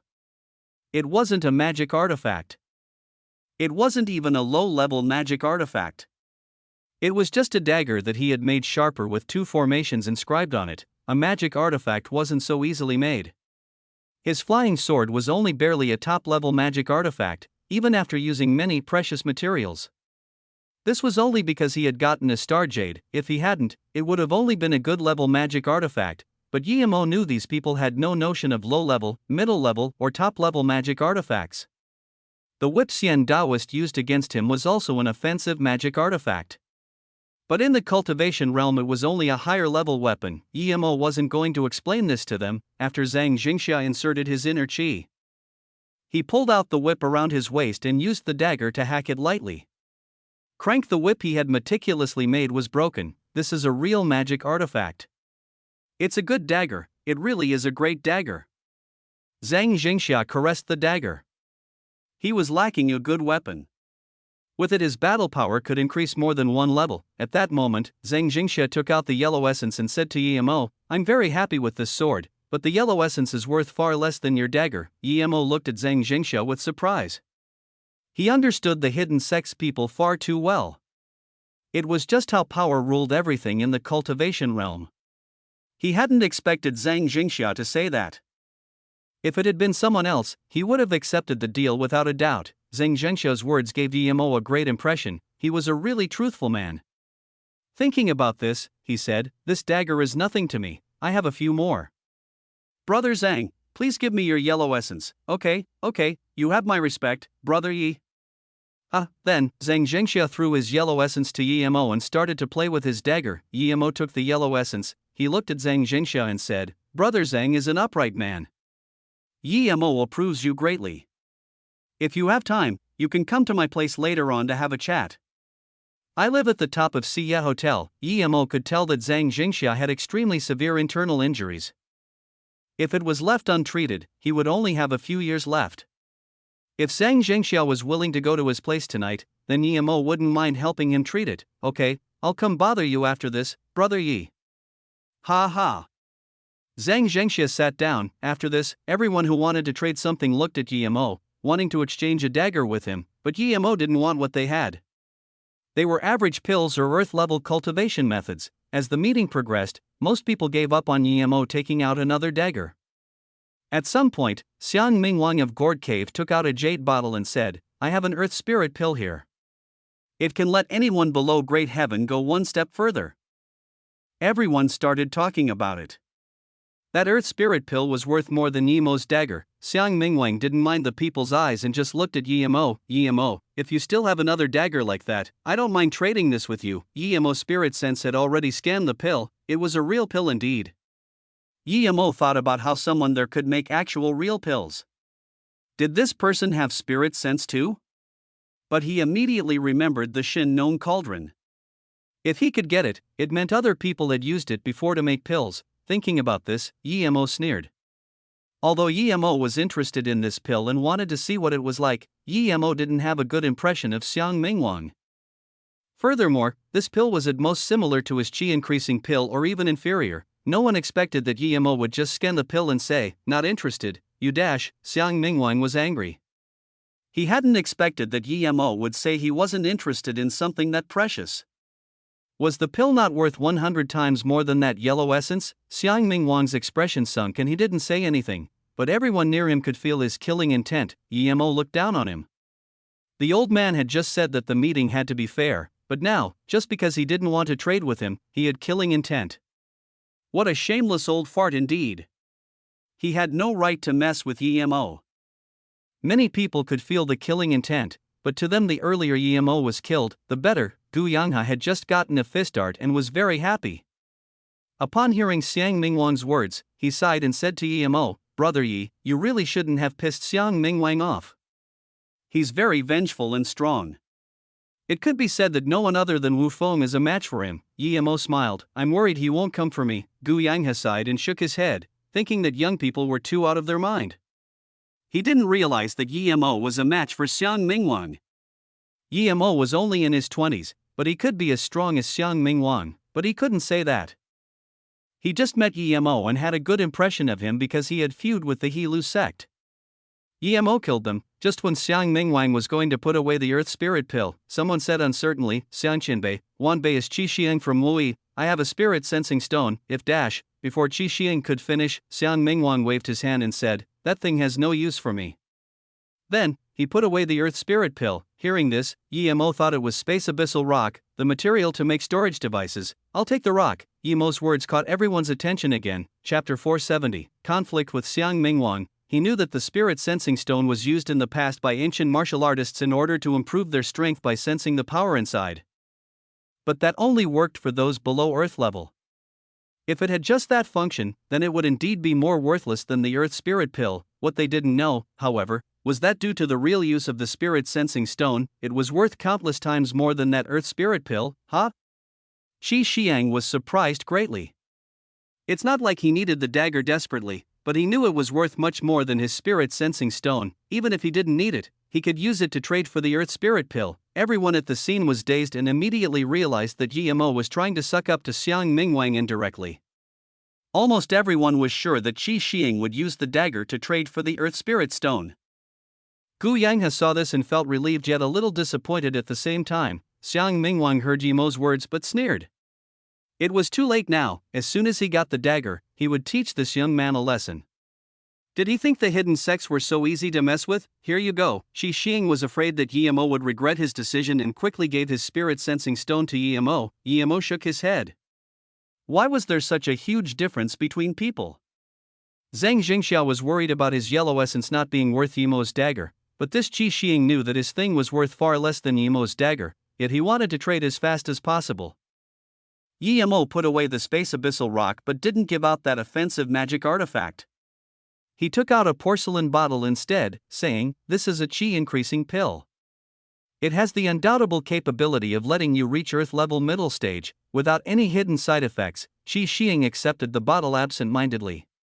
He had been planning on using the dagger to get the Earth Spirit Pill from Xiang Mingwang, but Yemo was giving him a pill now. This. Qi Xiang looked at Yemo worriedly. He had never heard of this Qi increasing pill. What if he was cheated? Xiang Mingwang slapped the table as he suddenly stood up. Yemo, this auction is about fairness. You took someone's thing but gave out a useless pill in exchange. Do you think I won't do anything to you? Qi Xiang looked at Yemo and Xiang Mingwang blankly. If he knew things would turn out like this, he wouldn't even take out the stone.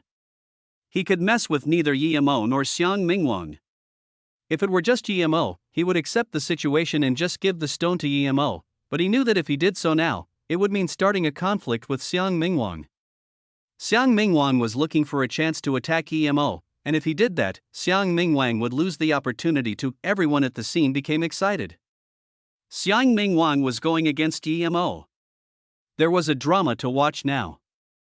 Although many people wanted to support Xiang Mingwang, Xiang Mingwang had called out Yemo personally, so if they supported Xiang Mingwang openly, it would mean going against Yemo. If they pissed off Yemo and he went on a carnage at their sect, it would be the end for them. Xia Changtian and Yutao both lowered their heads. They didn't dare show that they knew Yemo and just wanted Xiang Mingwang to kill Yemo, but they didn't dare show that either. Xiang Mingwang, with what I did, you see that I gave this person something useless? You haven't even looked at my pill, yet you know it's useless? Looks like you're either an immortal or a fool. Yemo uttered in contempt. As soon as Yemo said this, everyone was shocked. Who was Xiang Mingwang? Gourd Cave's vice sect leader. Second most famous only to Monk Wu Dao. Even if someone did want to disagree with him, they would still have to respectfully call him sect leader Xiang, but this Yemo just straight away said his name and called him an idiot. Gu Yangha applauded Yemo's courage in his mind but couldn't stand up to help Yemo. Very good, I've seen cocky people, but I've never seen someone as cocky as you.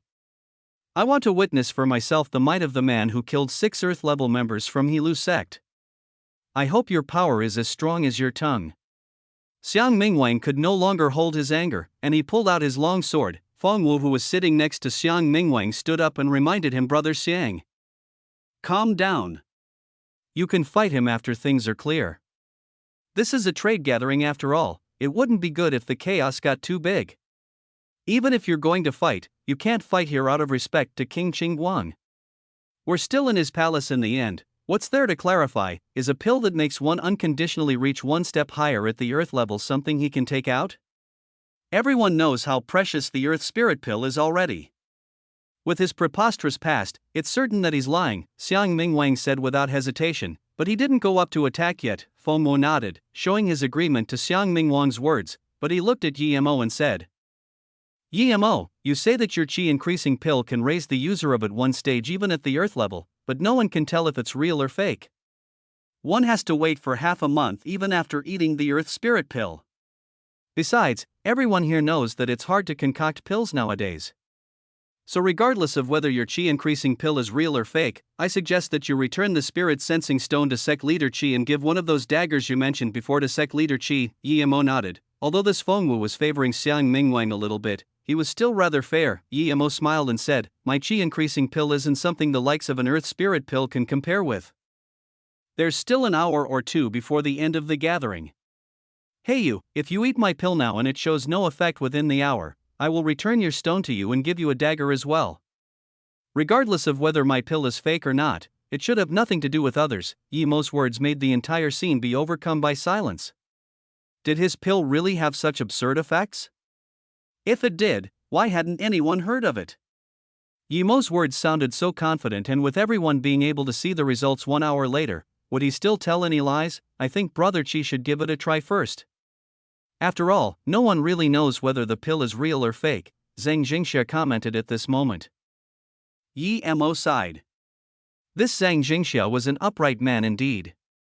He was still willing to help Yemo talk at this moment, clearly not minding Xiang Mingwang's revenge. Shi Xing was just the leader of a small sect, so seeing that this thing was getting bigger and bigger, he was getting worried. As he heard Yemo promise that the results would show in 1 hour, he ate it without further thought. He wanted this thing to end as early as possible. Chapter 471, Shameless to the extreme. The moment Shi Xing put the pill in his mouth, he felt it melt. A hot and spicy qi rose up from his dantian, but it didn't feel uncomfortable. Was he telling the truth about the pill? Shi Shihong's expression changed. He sat down to digest the pill without hesitation. Immediately after, he felt the liquid turn into inner qi, filling up his meridians. Feng Wu stared at Shi Xing. Seeing that his face was full of joy when he sat down to digest the pill, he realized that he might have been telling the truth about the pill. Yemo was a young man in his 20s, yet he carried with him such a precious pill. This made Feng Wu take him seriously. It was said that those who could concoct pills were great heaven level. Was Yi Mo great heaven level? Or was he related to a great heaven? There hadn't been a great heaven in any of the outer hidden sects recently, and even if there had been, it could have only been Wu Dao or the sect leader of the Gourd Cave. Yi Mo was that young, how could he be great heaven? If he hadn't gotten the pill by chance, it meant that there was a great heaven master behind him. If that pill could really improve earth-level power, then even if he found it by pure luck, it was still precious. How could he trade it for a spirit-sensing stone? He had probably done it to annoy Xiang Mingwang. Thinking about this, Feng Wu's mindset changed. Tang Jiao had just reached great heaven and he also lost against GMO. In order not to have to tell everyone, he chose to go into solitary cultivation enforcing his state, so barely anyone knew that Tang Jiao had reached great heaven. Feng Wu coughed and stood up saying, "Since sect leader Qi is digesting the pill, we'll continue the meeting." The atmosphere of the meeting eased up and people started trading. Hearing this, Xiang Mingwang frowned, but he didn't say anything and just sat down with a bleak face. Yi Mo scanned Xiang Mingwang. Everyone thought he had traded the space abyssal rock to challenge Xiang Mingwang, but he knew that he wasn't. He wasn't afraid of Xiang Mingwang at all. If he wanted to fight, Yi Mo would give him a fight. The trades that followed were substantial to the people there. But they were too average for Yi Mo. Jiuming Academy had a great wealth and took out an earth-level high-stage ancient martial arts cultivation method. Feng Wu was looking at Yi Mo from the moment he took it out, but it was useless to Yi Mo. An hour passed quickly and the meeting was near its end, but then Qi Xing yelled and stood up. He stretched his arms and called out, "Great pill! I reached earth-level middle stage this easily." Qi Xing seemed to suddenly realize where he was and carefully saluted Xiang Mingwang and Feng Wu with his fist. He said, "Shanbei, Wanbei just broke through. Sorry for my impoliteness, you've reached earth-level middle stage?" Feng Wu looked at Qi Xing. He didn't have the spirit sense to decipher the inner chi of martial artists, so he could only ask, "Yes, Feng Qianbei." Wanbei reached earth-level middle stage indeed. The joy on Qi Shiheng's face was still there. Wang Lenchan said calmly, "So, is that pill real?" Qi Shiheng's tone grew more careful. The pill was the key to the fight between Yi Mo and Xiang Mingwang, but now everyone knew he had reached earth-level middle stage and even if they didn't, he didn't dare to lie. "Yes, brother Yi's pill works as he said." Then Qi Xing saluted Yi Mo with his fist. "Thank you, brother Yi. I'm truly grateful." Xiang Mingwang's expression changed. He knew that he had lost completely. But if he didn't come out then and say anything, his authority would be damaged. You have the remains of an ancient martial arts ruin. It's the wealth our predecessors left us. Yi Mo, if I were you, I would contribute to our waning Chinese ancient martial arts. Even if you can't give out everything for free, you should take out some for trade, in order to contribute to the development of Chinese ancient martial arts. Xiang Mingwang sneered. He knew that was impossible, but he couldn't let everyone judge him because of the chi-increasing pill. Yi Mo was angry, one could tell from his eyes. He had seen shameless people before, but never someone as shameless as Xiang Mingwang. He dared say such words. There were so many sects there, but it was Yi Mo who had to contribute with his things. Yi Mo knew what Xiang Mingwang wanted to do. On the one hand, he wanted to save his own face, and on the other hand, he was trying to turn everyone's attention to Yi Mo and make him the target. He had said that Yi Mo had gotten the pill from an ancient martial arts ruin, and that these sort of ruins were the shared wealth of all ancient martial artists. Hence, Yi Mo should share it with everyone. Yes, that wealth should belong to everyone practicing ancient martial arts. I firmly support Xiang Qianbei's words. It belongs to everyone. Everyone seemed to be enlightened as to why Yi Mo had such absurdly potent pills and offense magic artifacts. People were concerned about offending Yi Mo before, but now, with Xiang Mingwang taking the lead and them also being able to benefit from it, everyone supported Xiang Mingwang. Yi Mo sneered. He sat without moving and looked around. Everyone who Yi Mo looked at subconsciously ducked their heads. Xiang Mingwang, to be honest, Yi Mo, have seen many shameless people, but this is the first time I see an old thing as shameless as you. If you want my things, it's simple, come and take them if you have the balls. Yi Mo couldn't be bothered talking anymore, so he just challenged him. Yi Mo, I'm Wang Lenchan from the Wang family. Although sect leader Xiang's words are a bit straightforward, I agree with him. You were lucky to find an ancient ruin, but it still belongs to all of ancient martial artists. We won't ask you to give it for free, you can choose to trade or ask for something. Wang Lenchan, who hadn't spoken before, stood up. Zheng Jingxia looked at the situation inside. He didn't say anything because he knew it was useless. Although Yemo didn't mind slaughtering everyone, it would mean he would become enemies with the entire hidden sects if he did. Although he wasn't afraid of that, he had friends and family now. If it wasn't for Xiang Mingwang, the people who were jealous of his things would only be able to attack in the dark, but with Xiang Mingwang as their lead, they all attacked openly. After thinking carefully, Yemo calmed down and said, Xiang Mingwang, since you're one of the people holding this meeting, you must have lived quite long and know a lot. Before I take out my things, I want to ask you a few questions. I've been upright all my life, there's nothing I can't answer. Xiang Mingwang sneered but felt satisfied. He had turned the tables. Perfect. Since there's nothing you can't answer, I want to ask you a few questions. You're the vice-sect leader of Gourd Cave. I want to know how long your sect has been around to have such fame, Yemo asked plainly. Xiang Mingwang laughed pridefully. We've only been around for 100 years. But our wealth is great, and with the acknowledgement of the hidden sect Stao friends, we were chosen as the #1 sect. Yemo sneered. You've only been around for 100 years and you dare say you have an abundant wealth? According to what I know, Serenity, Dian Song and Broken Fist Hall have been around for more than 100 years. According to your words, wouldn't they be wealthier and with more reasons to be #1 among the hidden sects? Even if they aren't eligible, are there no sects around that are older than 100? With these many sects here, how come the first place should be your sect? Chapter 472, Making a Contribution. Yemo knew that with Xiang Mingwang's temperament, he would be angry if someone were to doubt that his sect was #1, and indeed, Xiang Mingwang yelled furiously, How dare you! Our Gourd Cave originates from the end of the Han Dynasty's Zhuxiai, having more than 2,000 years of history. How can normal sects compare? The elder next to Xiang Mingwang quickly stood up and said, Our sect leader just wants to mention that our sect has been passed down for more than 2,000 years. He does not mean to look down on any sect. Xiang Mingwang seemed to have realized that his words were offensive, and he glared at Yemo. Yemo smiled and continued, But old man Xiang, you just said your Gourd Cave was built 100 years ago, yet now it's 2,000 years. Aren't you lying to me and everyone else present? You dash. Xiang Mingwang pointed at Yemo. I, Xiang Mingwang, never lie. Our Gourd Cave's origin can be found 1,800 years ago indeed, but I said we only built the cave 100 years ago. What's wrong with that? Yemo shook his head. I don't know if it's right or wrong, but I can't understand. Xiang Mingwang knew that Yemo was intentionally saying that and laughed in anger. Alright, I'll make you understand. 120 years ago, the first ancestor of our Gourd Cave found the ancient ruins of great ancestors was Ci, and so he established a sect over at the Gourd Cave. These are all facts the people know of. Would I be lying about that? The other elder with Xiang Mingwang suddenly wondered about something.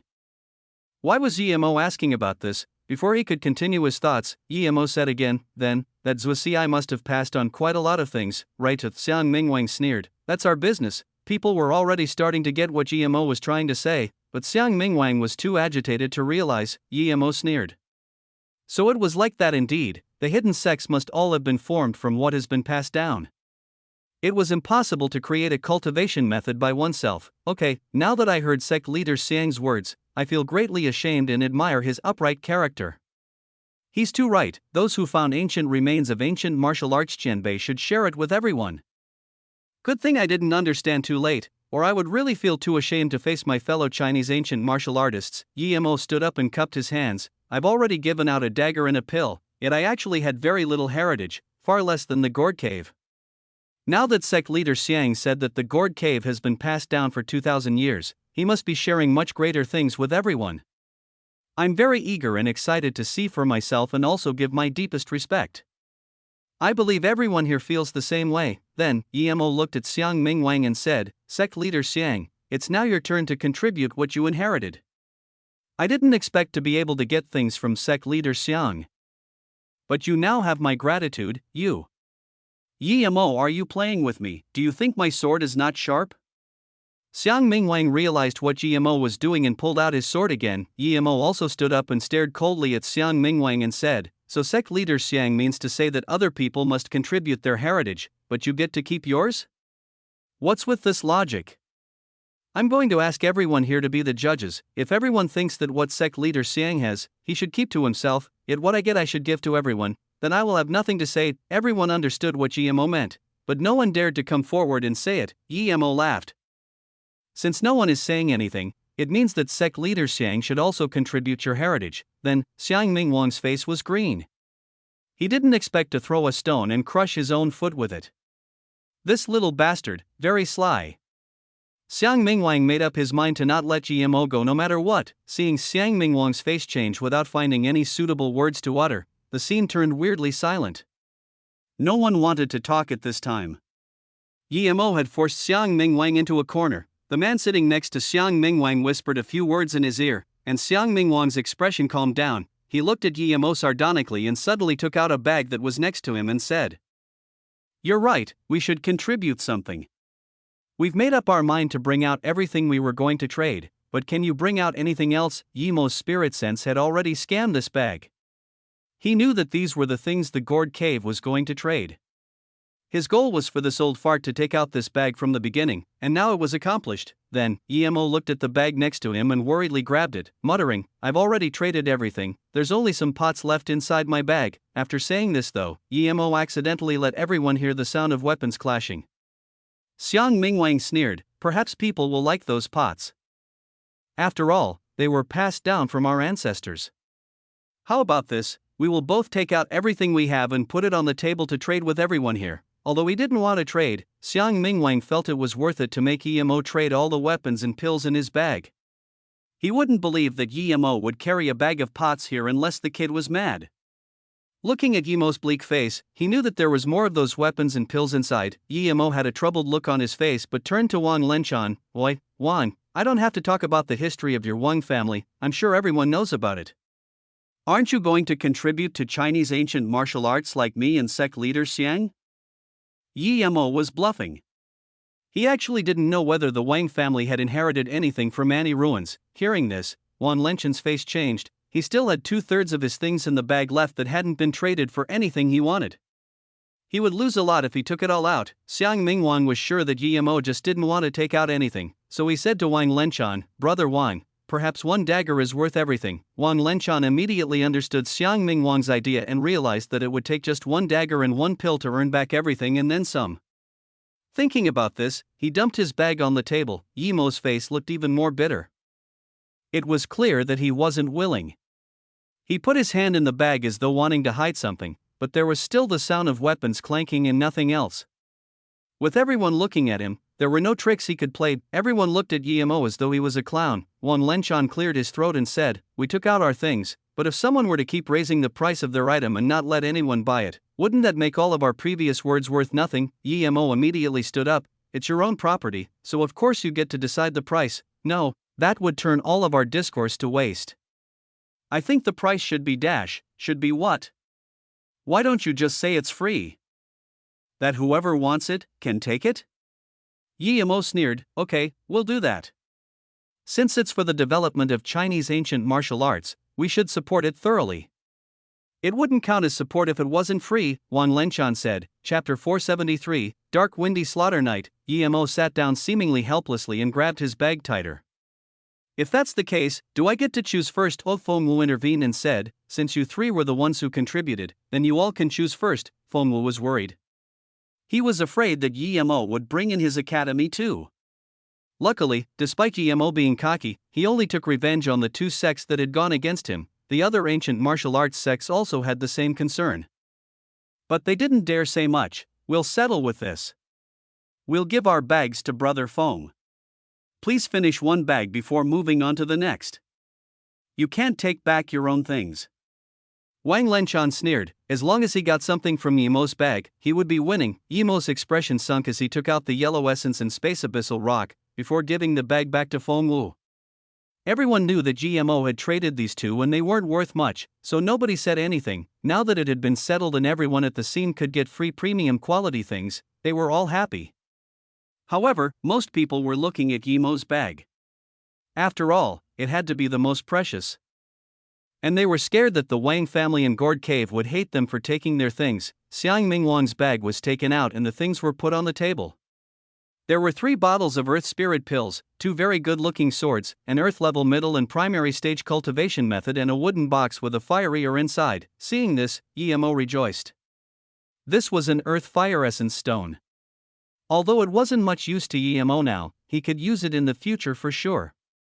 And there were herbs but no spirit herbs. Yemo walked up, grabbed the earth fire essence stone and said, "If I stip this stone, it might make a big splash." Xiang Mingwang had a bleak face on and didn't seem to hear Yemo's words. Then, Wang Lenchan took out an earth spirit pill. No one else dared to take Gourd Cave's things. After this, it was Yemo's turn again.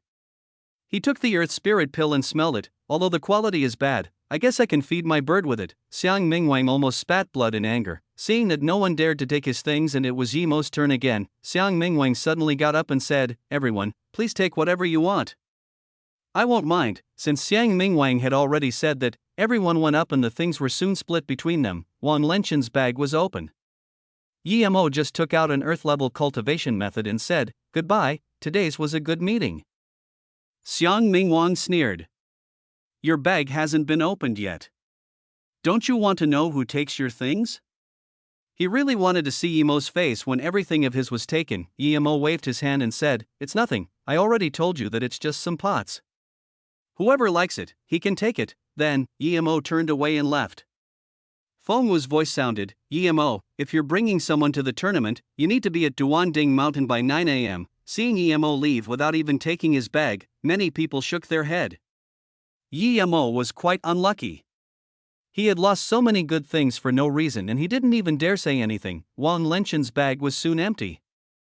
Feng Wu took out Yemo's bag and said, "Sect leader Wang and Xiang, please look at it first." Feng Wu took out everything in the bag. There was clattering and after it was dead silent. Yemo had been telling the truth all along. There were no pills or magic artifacts in his bag. There was a kitchen knife, a big pot and some spoons. Xiang Mingwang was dumbfounded and so was Wang Lenchan. Everyone stared at the huge collection of kitchen utensils. They all wondered if Yemo was mad. It was an ancient martial arts meeting, but he actually carried a bag of kitchen utensils. A small nun wanted to laugh but quickly covered her mouth. Laughing in that moment would have meant mocking sect leaders Xiang and Wang. Such a cunning little brat. Xiang Mingwan's expression was very black. He took out of the bag everything, but it was all for useless, or it was only meant for a bag of kitchen utensils. Wang Lenchan's face was calm and seemed to be thinking about something. Feng Wu sighed. Yemo had overdone it. He knew that Wang Lenchan would have killing intent for Yemo. Perhaps that night was Yemo's last. Anyone who knew Wang more or less could tell that he would kill him, but he couldn't be stopped. Not even Feng Wu could, much less Yemo. The meeting ended in this eerie situation. Yemo left the King Qingguang palace. He knew that that evening wasn't going to be calm. It really is a dark, windy slaughter night. Yemo murmured and walked to the top of the mountain. The broken top mountain was at the border of Guicheng City, 900 m above the sea level. It was called Broken Top because it had no peak. It was like a pyramid sliced in the middle, so people liked gathering at the top for activities. But then, for some reason, it was sometimes haunted. There had been more than one case of possessions and death. It was even said that those who went to the top would die of a strange disease, so less and less people went to the top. The government sent specialists there and they said that there was a strange magnetic field that caused hallucinations. But no one believed it. As time went on, many people found that it wasn't just the mountain, but the entire city was haunted. However, it wasn't as severe as the Broken Top Mountain. Ghosts were very ethereal things. Many citizens feared it, but for the cultivators of the hidden sects it didn't matter. Hence, the tournament was chosen to be held at the Broken Top Mountain. The reason Yemo had come there that late at night was because he knew someone was going to attack him. He wanted to find a place without anyone to disturb. Also, he wanted to see what kind of ghosts were lurking there. Walking near the mountain, Yemo felt a bleak wind blow past him. Something was wrong there indeed. He didn't take out his flying sword. He wanted to draw to him the person who wanted to kill him, so he needed to know what surrounded him. The ghosts Yemo had been in contact with were the ones cultivators controlled. The Nine Moon sect was an example. Without a certain environment, ghosts wouldn't be able to live long. The mountain didn't have the conditions for ghosts to exist there. How could there be ghosts? Thinking about this, a bleak wind struck his neck. It was rapid, but it had an eerie chi. Before he could think, Yemo dodged. He was surprised that his spirit sense hadn't been able to find where the wind attacked from. Just when Yemo wanted to find out the source of the attack, his spirit sense scanned Wang Lenchan, who was coming rapidly. He didn't say anything, he just hacked towards Emo with his sword. He was even faster than the bleak wind from before. Emo knew that bleak wind wasn't from Wang Lenchan. Chapter 474, Bottom of Broken Top Mountain. Bottom of Broken Top Mountain. A 10 meters distance meant nothing to Wang Lenchan, and his blade arrived at Yemo's neck in a single breath's moment. Yemo seemed to be scooped up by the wind blade like a leaf as he dodged it. Wang Lenchan didn't continue his attack. He looked at Yemo coldly. No wonder you're so cocky, you have some power indeed. But if this was all you've got, this place will be your grave. The pale moonlight was shining on Wang Lenchan's sword, giving it an eerily white sheen. Yemo's face was calm and expressionless. He was thinking about another problem. Wang Lenchan obviously didn't reach great heaven, so how come he's stronger than Tan Zhao who did? He also remembered Monk Wu Dao, who supposedly hadn't reached great heaven yet, had been on par with Yemo at Wu Liang Mountain. Had Tan Zhao not reached great heaven? This was impossible too. Tan Zhao had definitely been at the peak of the earth level before, so how could he not know whether he'd reached great heaven? Even if Tan Zhao had only just reached great heaven, and his strength hadn't stabilized yet, his power shouldn't be worse than a half-step great heaven cultivator. Was there some other reason to it? Yemo, do you know why I still haven't killed you? Wang Lenchan's words broke Yemo's train of thought. Yemo smiled. Do you want my ancient martial arts cultivation method? Or is it that you want to introduce your wife to me? Sorry, I don't wear worn shoes, you're asking to die.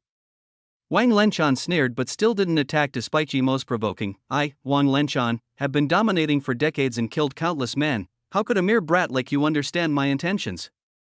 Although you're a little smart, there's no need to play your tricks in front of me. You are a bit right, though. If you give me what you got from the ancient martial arts heritage site you must have found, I will let Beijing's Yi family live. I will take your business in Flowing Snake, however. Other than that, I heard you have a beautiful wife. I won't kill her, but I will keep her by my side. Of course, you can reject, but even if you do, I have ways to make you talk, and if you make me use them, everyone related to you will be dead. Wang Lenchan threatened coldly. Yemo suddenly emitted an intense killing intent. He had just been planning on killing Wang Lenchan and the people he brought originally, but now, he had to annihilate their entire family. His principle was, whatever you want to do to me, I'll do to you. What, you want to resist? Wang Lenchan sneered. Do you think you can talk big with me just because you killed some trash from the Yilu sect? Young man, I can only confirm that the insolent are indeed fearless. Yemo suddenly took out a short sword and said calmly, I underestimated you before, but now I guess that you probably knew the things in my bag are fake. Only you saw through it. I really didn't expect this. I won't be able to sleep if I don't kill someone like you. Yemo thought of Dongfangshi.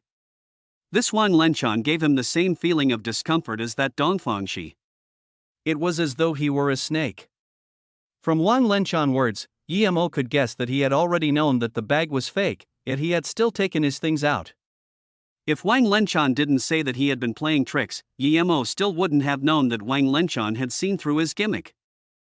At this moment, Yemo understood Wang Lenchan's intentions. He wanted people to think that he killed Yemo out of anger, and since his things had all been split up, it was natural that he take over Flowing Snake after Yemo died. Yemo didn't expect this man's calculations to be this deep. Compared to Wang Lenchan, that Xiang Mingwang was an idiot. Wang Lenchan said expressionlessly, Yemo, you're wrong, you're too young. I can tell from your expression that the bag was fake, but I'm sure that I wasn't the only one to notice it. What I succeeded in, though, was that I didn't let people see that I know about it. Anyway, enough of that. Yemo, I'll give you 3 seconds. If you don't speak up, I can only force it out of you. Yemo thought about what he did wrong. He had given out the dagger and pill casually, but when they asked for his bag, he acted too stingy. That's what gave him away. Thinking through it, Yemo laughed. Good, Wang Lenchan, you taught me a lesson today, but even then, I won't let you go. I have promised to kill all who threatens me. The same will hold true for your Nan Mountain Wang family. I don't care where your family hides, I believe I can find them. Yemo, you just passed on the last chance for Beijing's Yi family to live.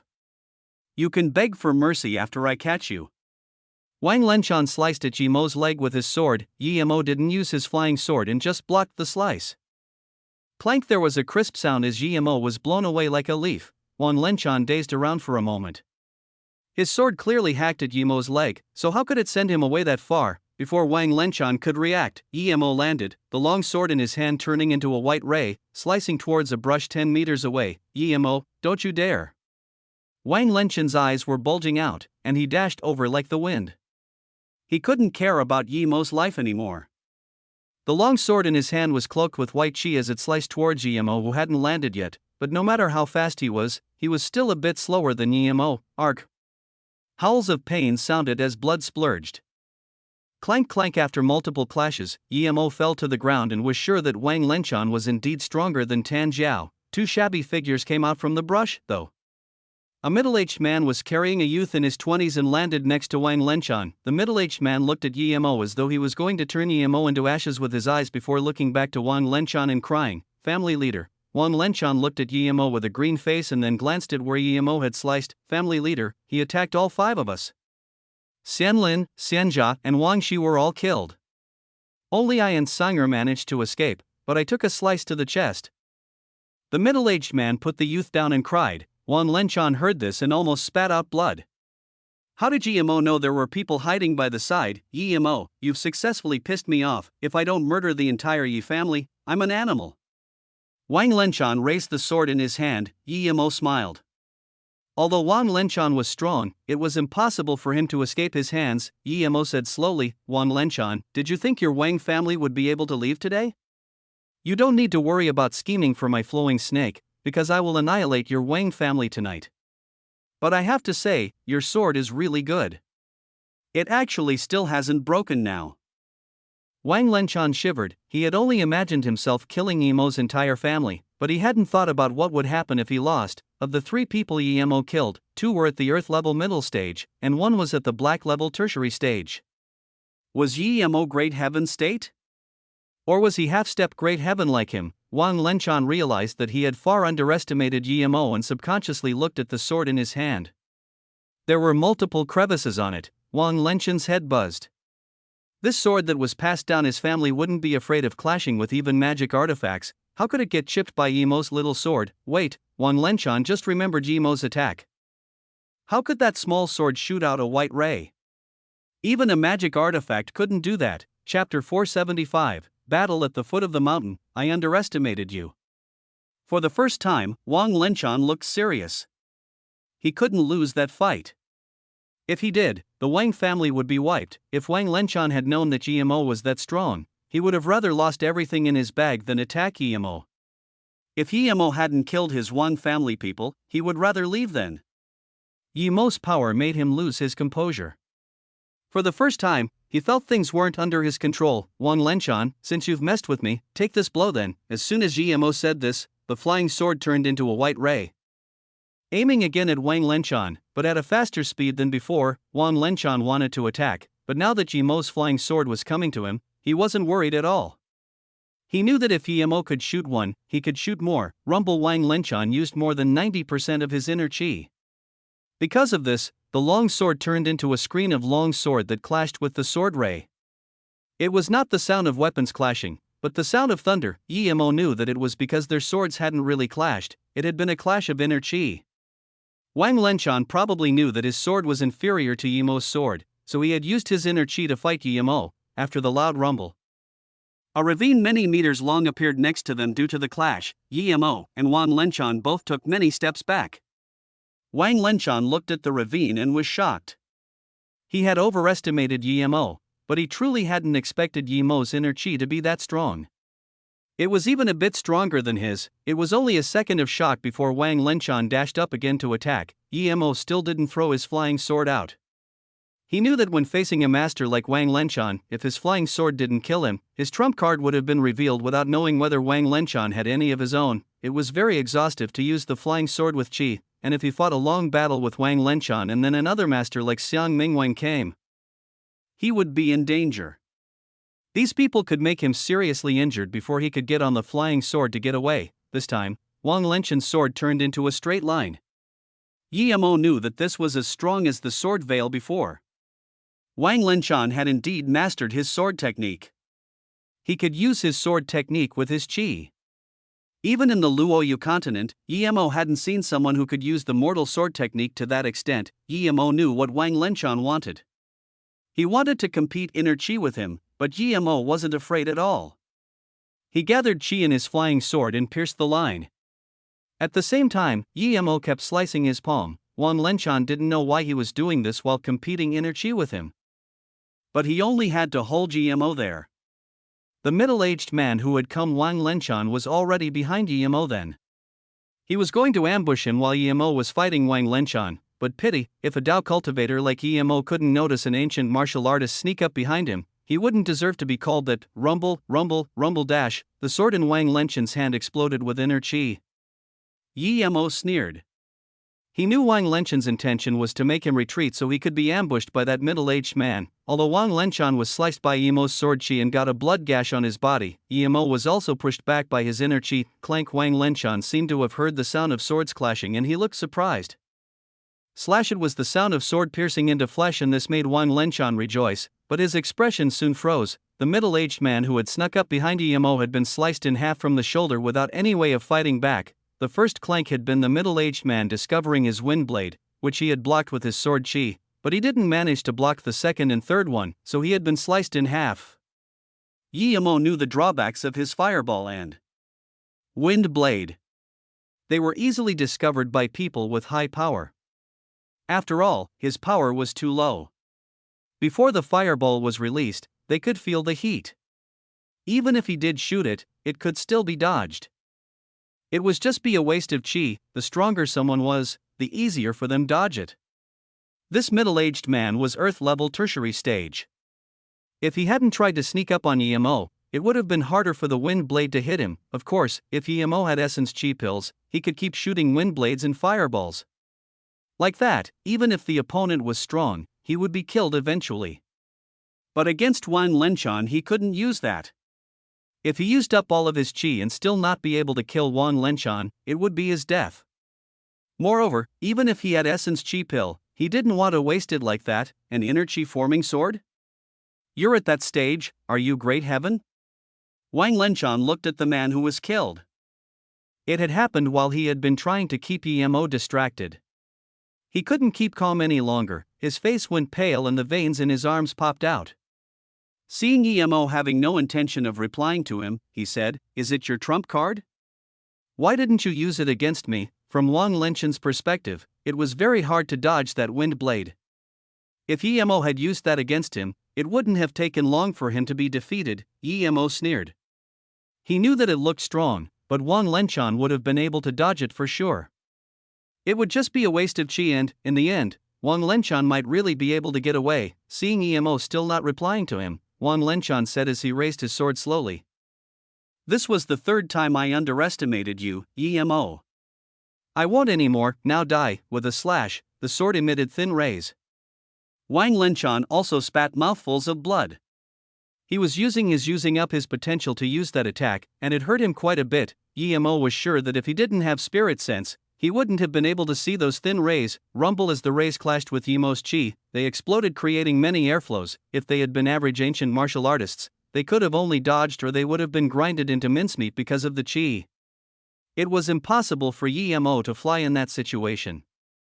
At that moment, Yemo finally realized that he also underestimated this Wang Lenchan. He was at the same level as Wu Dao. He was the stronger than Xiang Ming Wang and Feng Wu. He hid really deep. If he hadn't underestimated Wang Lenchan, he could have flown up and not been in that chi-exploding environment. But that way, Wang Lenchan would know his trump card, and if Wang Lenchan knew he could fly, he would run for sure. If Wang Lenchan wanted to run, he could keep up with him, but it would take time to kill him. If he ran to Xiang Ming Wang and Feng Wu, Yemo would have no chance of killing him. Yemo also used 90% of his chi, while the sword in his hand emitted an aura the size of a door and bursted out. In the huge collision, Yemo was sent flying away more than 10 meters. Before landing, he wiped the blood from his mouth. He sustained multiple injuries. He knew that with his battle tactic he wasn't going anywhere. He had overestimated Wang Lenchan, but he still underestimated him. If Yemo knew Wang Lenchan was that strong, he wouldn't have fought like that and taken damage for no reason. Yemo knew it had been because he had kept his spirit sense on the bleak wind, and that distracted him. Despite this, Wang Lenchan was far more injured than him, and Yemo was sure he couldn't use that move a second time. Yemo, I admit you're strong and I'm no match for you, but it's not easy for you to kill me. I swear I will get revenge on this. Wang Lenchan was far more shocked than what he showed. Seeing that GMO was only lightly injured after the clash, really? Yemo sneered and suddenly raised his long sword, as it turned into a white ray aimed at Wang Lenchan's throat. Small trick, let's see how much power you have without your sword. Seeing Yemo throw out his sword, Wang Lenchan's expression was happy. He was concerned about Yemo's sword, but Yemo had thrown away that advantage.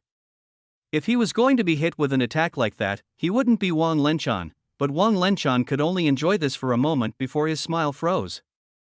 Chapter 476, Nan Mountain right beneath one's feet. As Yemo's sword was about to be blocked by his, it suddenly swerved at an impossible angle and pierced into his Adam's apple. Wang Lenchan's sword fell to the ground as he looked at Yemo in disbelief. So this is your trump card? I underestimated you a fourth time. Wang Lenchan's eyes lost their color. He was really unsatisfied. He brought the Wang family to the tournament and now, he lost everyone. Suddenly he seemed to have thought of something, and he opened his eyes for one last time. He pulled out a triangular object and desperately said, Wang family sealed a mountain for 50 years. As soon as he said this, he threw the object out and pierced it into the young man the middle-aged man had saved. Then, Wang Lenchan died. Even Yemo didn't expect this Wang Lenchan to be so decisive as to not leave anyone alive before he died. With him killing this youth, everyone of the Wang family who came had died. This youth would have never expected the family leader to kill him. He was the greatest genius of the Wang family and was black-level tertiary stage at the mere age of 25. But no words left his mouth now, his eyes went cold just like Wang Lenchan's, and he died. From the beginning to the end of the fight, Yemo hadn't found that bleak chi. It was as though after that first clash, it had disappeared. Yemo decided to stop investigating this mountain. He sincerely felt like he had underestimated the masters of the world. If, a few hours earlier, he had fought with Xiang Mingwang, Fengwu and Wang Lenchan together, victory would have truly been uncertain. They were all part of the six great sects, but Wang Lenchan's power was this high. Dian Song and He Lu were too weak. Although Yemo knew that it was only Wang Lenchan that was this strong in his sect, this still raised alarm bells for Yemo. Wang family was ranked third, so what about the first and second? And what about the sect leader of the gourd cave that was in solitary cultivation, and the sect leader of Jiuming Academy? One could imagine that Tai of the inner hidden sects would be much stronger than these few outer hidden sects combined. It would be unlikely that Yemo would be able to make it out alive if he went to Tai for revenge now. For the first time, Yemo considered his strength properly. China had a long history and all sorts of masters who all pursued higher states and didn't care about mortal affairs. No wonder the government felt threatened by the hidden sects. They had frightening power indeed. The hidden sects wouldn't let their greatest master join the heaven squad. Tan Jiao had reached great heaven but was still weaker than Wang Lenchan. There had to be some reason for that. Yemo burned the bodies with fireballs and dumped the weapons on the ground into a ditch before burying them. If he hadn't damaged Wang Lenchan's sword so severely, he would have taken it, but now, he had no interest for it. After all this, Yemo hopped onto his flying sword and headed to the Siye Hotel. It was 3 a.m., but Yemo found that Han Yan still hadn't gone to sleep. She just sat in the room worriedly looking outside. Han Yan, you have a tournament today. Why aren't you sleeping? Yemo walked into the room and asked, Brother Yi, you're fine? That's great. Han Yan immediately stood up in joy. She had decided to go find Yemo as soon as it was daylight. If Yemo didn't come, she wouldn't go to that tournament. She knew that to the hidden sects, killing didn't mean much. Yemo asked curiously, what could have happened to me? Han Yan answered with red eyes. In the morning, someone called Gai Cheng came, making me give him and his disciple the sweet. He was about to attack and said you won't be coming back and that perhaps by tomorrow morning, I would be finding your body. Just as he was about to force me out, sect leader Zhang Jingxia came. He yelled him away and stayed here for 2 hours before going. He told me that you'd offended sect leaders Xiang and Wang and told me that if you didn't return before morning, I should leave this city immediately. It seemed that quite a lot of people knew that Wang Lenchan was going to kill him tonight, but before he could even die, these people had already come. If something did happen to him, what would be of the people who followed him? Who is that Gai Chang, and where is he staying? Yemo asked. Han Yen said. Sect leader Zhang said he was a doctor who got into ancient martial arts by chance and knew the Wang family. The reason he could come along this time was due to the Wang family. He's staying Yuanchang Hotel. Yemo nodded and said, okay, wait here for me, I'll be back soon. Han Yen saw Yemo leave and knew that he was going for Gai Chang.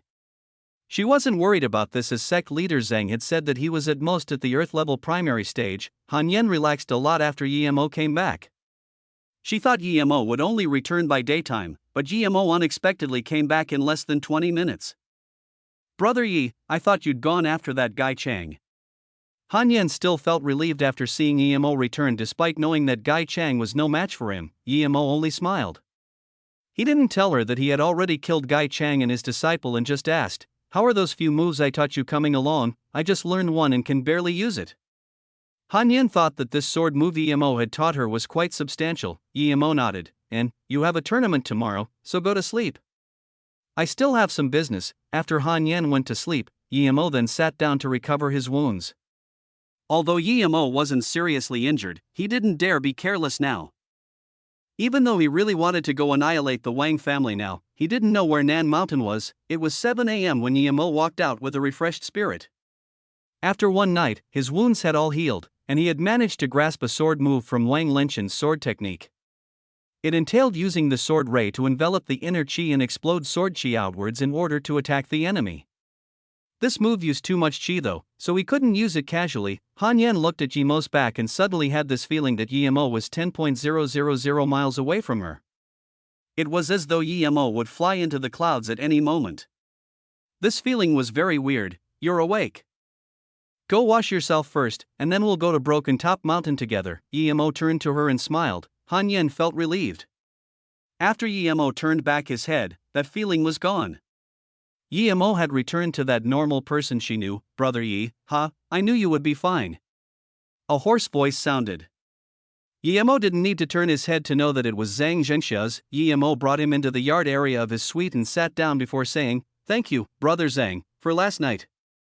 If you hadn't come, Han Yen would have gotten hurt. Zhang Zhengxia waved his hand casually and said, piece of cake, that Gai Cheng is nothing, but he does know the Wang family. I thought Wang Lenchan would come after you.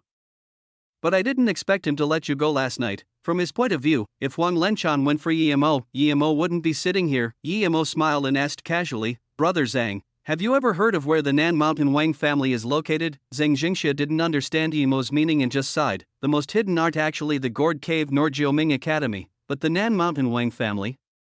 It's said that the heritage they received is called the Nan Mountain, which is right beneath one's feet. It means that no one knows where it is, and no one knows how strong it is. Then, Zhang Jingxia seemed to have realized something, and he stood up abruptly. Looking at Yemo in disbelief, Chapter 477, how come sect leader Wang isn't here? Has Wang Lenchan already come after you? Did you kill him?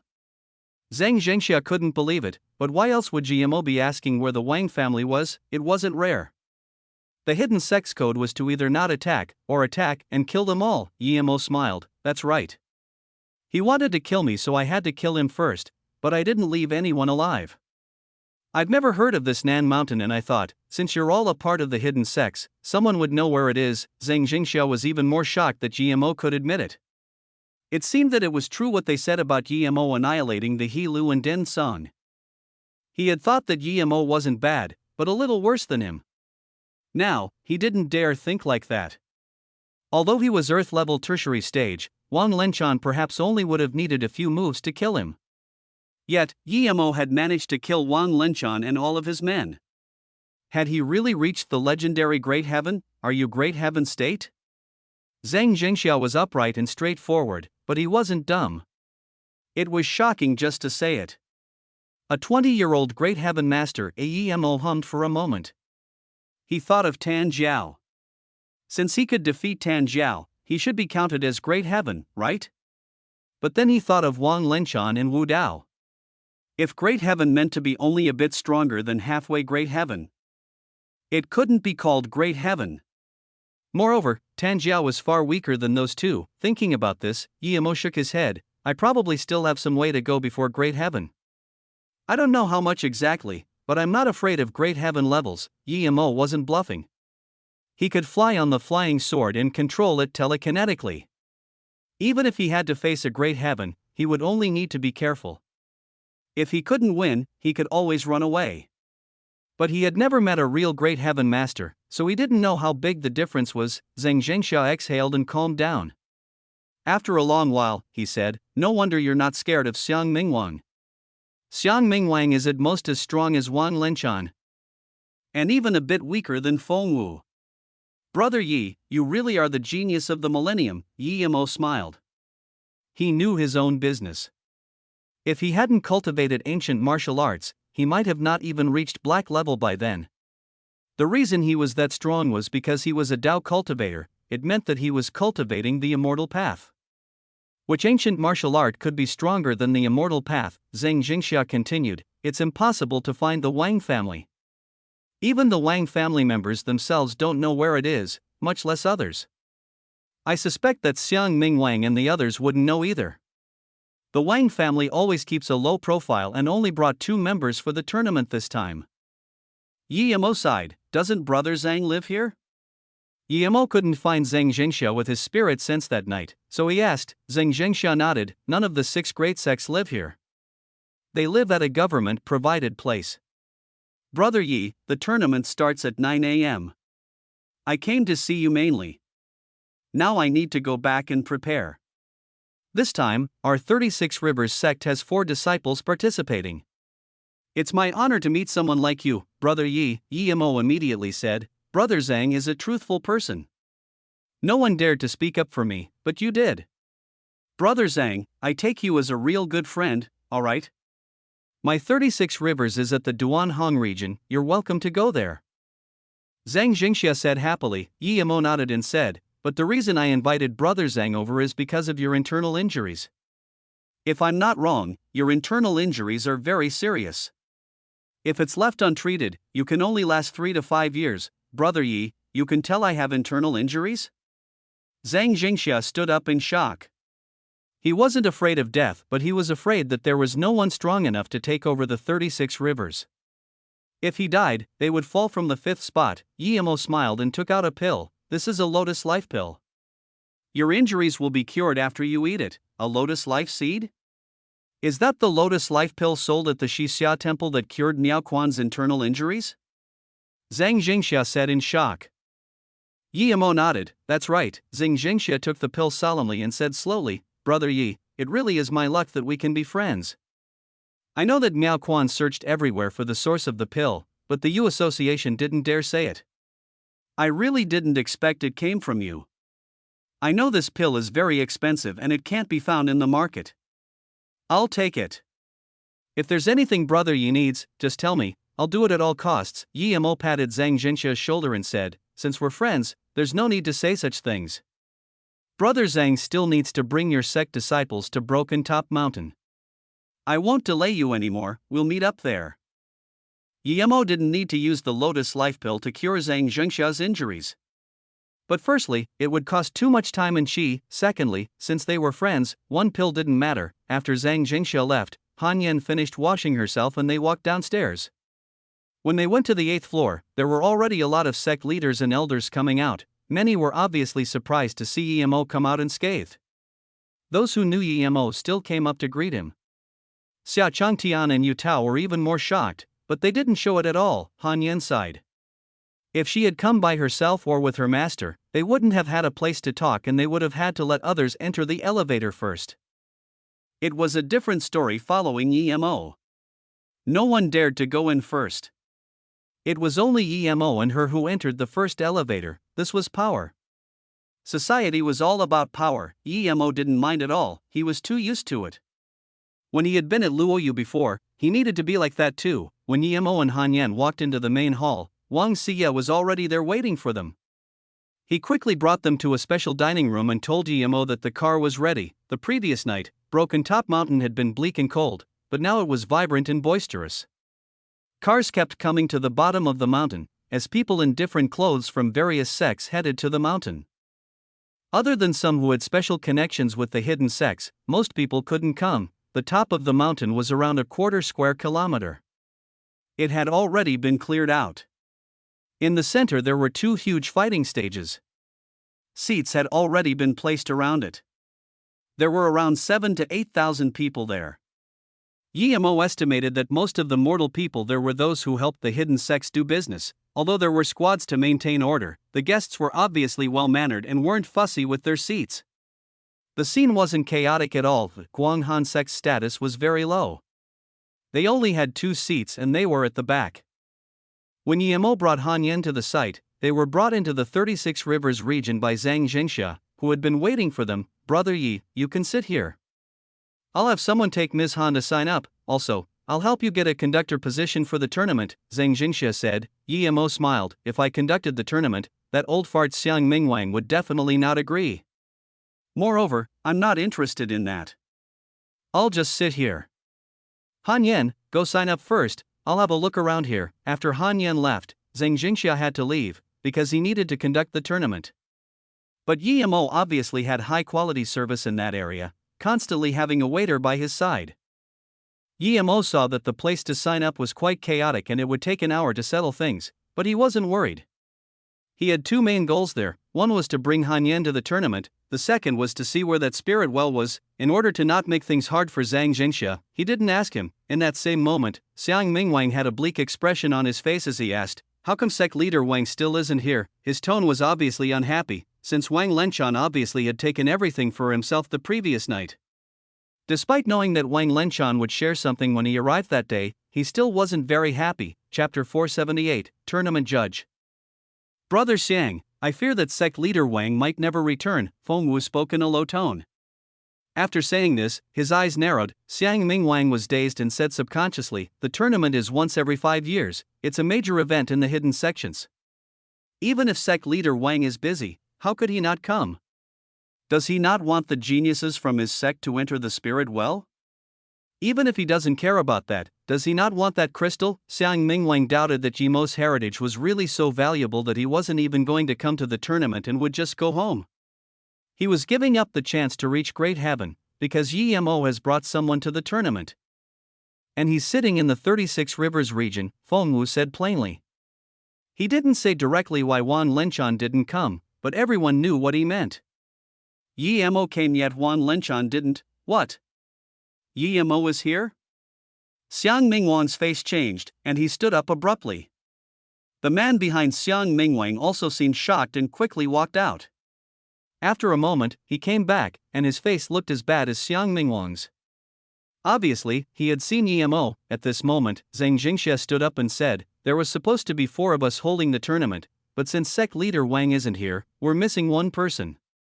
I think that since Yemo has his newly risen sect and since flowing snake's pills are so well renowned, we might as well let Yemo come in as a substitute judge for the tournament. What do you two think? Feng Wu looked at Zhang Jingxia in surprise and thought about it. No, Yemo is just a junior, how can he be a judge for this tournament? Xiang Mingwang commented without thought, that's right, sect leader Zhang, Yemo is only in his 20s. He's at most at the Earth-level primary stage.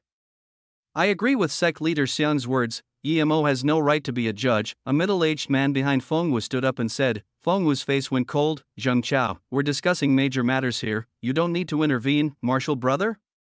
Zheng Chao looked at Feng Wu strangely. He didn't expect his martial brother to talk to him in such a tone. When he was about to speak up again though, he was stopped by a middle-aged woman. Brother Feng, what is your opinion? Although Xiang Mingwang could ignore Zhang Jingxia's words, he still needed to ask about Feng Wu's opinion. Xiang Mingwang didn't believe that Yemo could kill Wang Lenchan at all. Feng Wu hadn't been planning on saying anything, but now that Xiang Mingwang asked, it wasn't like he could act dumb now, so he replied, our tournament has always been all about whose power is higher and whose fame is greater. However, since this is a peaceful era where we're even supported by the government, there shouldn't be any unexpected trouble, so I believe we can put the matter of power aside for this. Sect leader Zhang also suggests Yemo, and the fact that he was able to reach his current stage at such a young age means that he is indeed a genius. I agree with Brother Xiang's words from a principled point of view, but sect leader Zhang's words are also sound. Hence, it's hard to make a decision just like that. For the first time, Xiang Mingwang didn't get impetuous, and he first contemplated instead. It was very strange that Zhang Jingxia, who was ranked 5th, dared to make such a proposal, but even Feng Wu wasn't helping him out? What was this? At this moment, that middle-aged woman walked up to Feng Wu and whispered, "Martial brother Feng, I believe we should agree to sect leader Zhang." Feng Wu had merely guessed some things without being certain. Now that someone from his sect supported his thoughts, he looked confusedly at that woman and asked, "Martial sister Caiji, why do you say that?" The woman answered in a very careful tone, "Sect leader Wang went to find GMO last night for sure, and as you said, he's not the kind of person that would let GMO go, yet GMO came to the tournament now, and we can't see a single person from the Wang family. We didn't even see them at their residence this morning. There can only be one explanation: the people Wang Lenchan took along with him last night all died, and the person who caused that is probably GMO. We didn't offend him yesterday night. And there are only 4 crystals anyway, so even if we don't agree, we won't get 1 extra. Thus, we might as well show some goodwill." Feng Wu nodded. He had of course considered this, but this way, he would be offending Xiang Mingwang. As though reading his mind, Caiji smiled and said, "Martial brother Feng, if that GMO can kill Wang Lenchan, he's no simple person. Whether he killed Wang Lenchan or the person behind him did, we shouldn't get on their bad side. I believe Xiang Mingwang wouldn't get on our bad side for just 1 spot." Hearing this, Feng Wu finally made up his mind. He smiled and broke the silence. "I think since times are desperate, we might as well listen to sect leader Zhang and let GMO substitute for sect leader Wang. After all, there are only 4 crystals. If we have 1 less person, it will be hard to split them equally." Seeing this, Xiang Mingwang also had to agree. After all, it was 2 votes against 1. When Yemo was pulled out by Zhang Jingxia to be the judge, he looked at him helplessly. "Brother Zhang, I really don't want to be this judge, it's a waste of time." Zhang Jingxia smiled mysteriously. "Brother Yemo, would I harm you?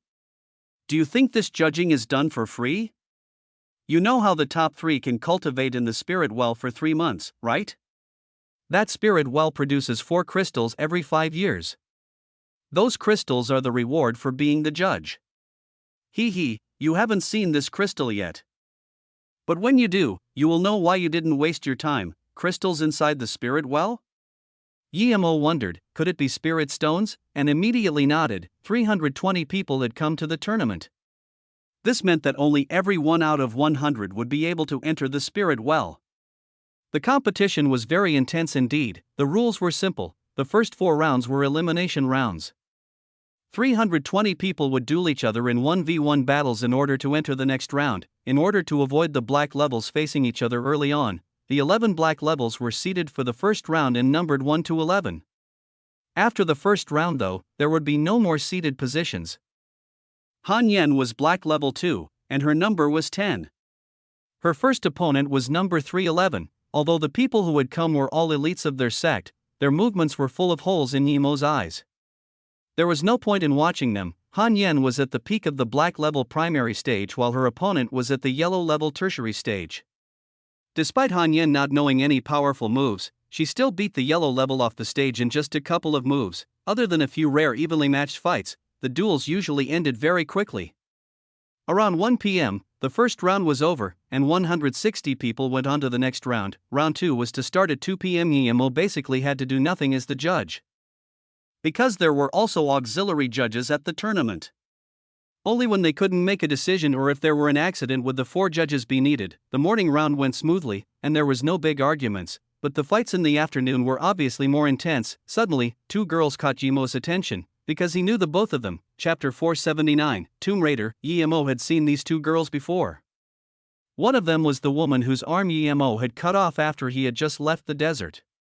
That woman had come with her master to the auction last time. Her hand had been reconnected with the rest of the body. Her master was a beautiful nun, and her name was Zisu. He didn't expect her to come to the tournament. She was already at the yellow level tertiary stage. Yemo's opinion was that she good at using flying daggers. Yemo had seen the other girl not long ago. She was the cold woman he had seen when he went to the military base in Xiangyun. She didn't seem to have good intentions towards him. Yemo didn't know how she was called, but both of those girls had some kind of enmity with him. In the second round, Han Yan also defeated a yellow level peak stage warrior easily and then came back to the 36 Rivers region to watch the tournament. Zisu's opponent was at the yellow level middle stage, which was the lowest power level in the tournament. The girl didn't use her flying daggers.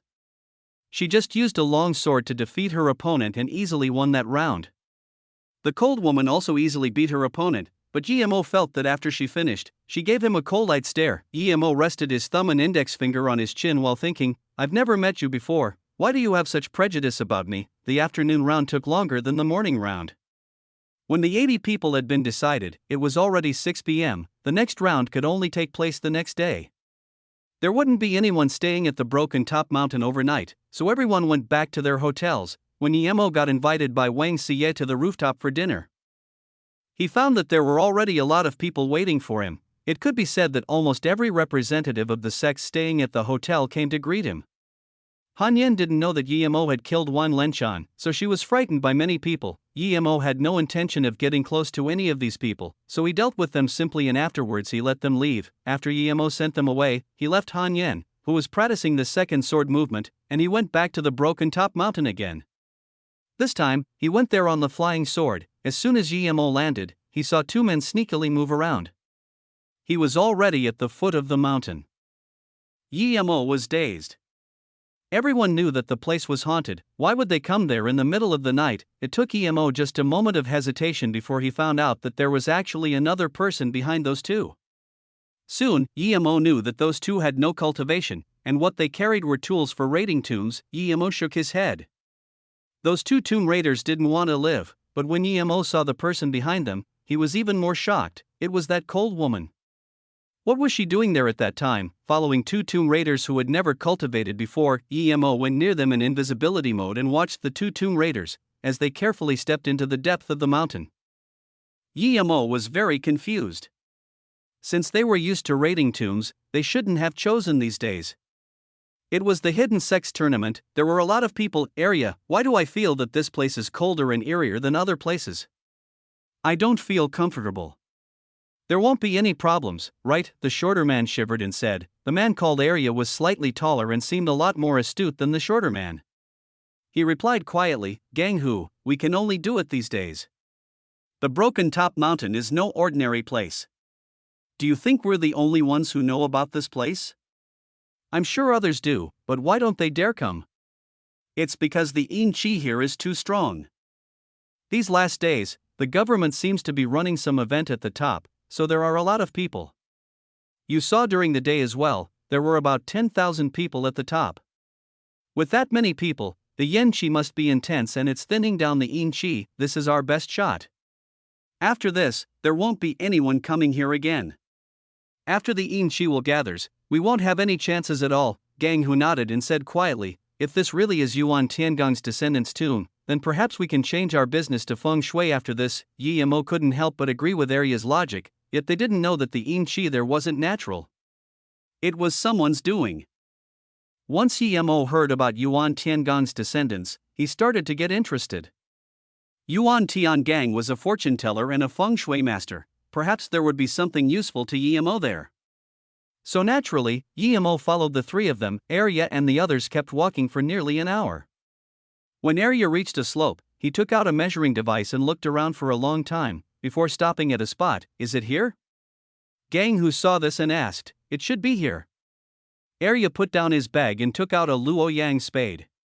He assembled it in a few seconds. Area, I feel scared. This time something doesn't feel right. Gang Hu tucked in his neck and said worriedly, Area cursed. Useless. It's not the first time we're doing this. If this really is his tomb, then this will be our last job. You must remember not to fear in moments like these, only then can your Yang Qi stay intense. And I'm sure we won't be able to finish making the raid hole today, we will need at least 3 days, the two spoke as they dug.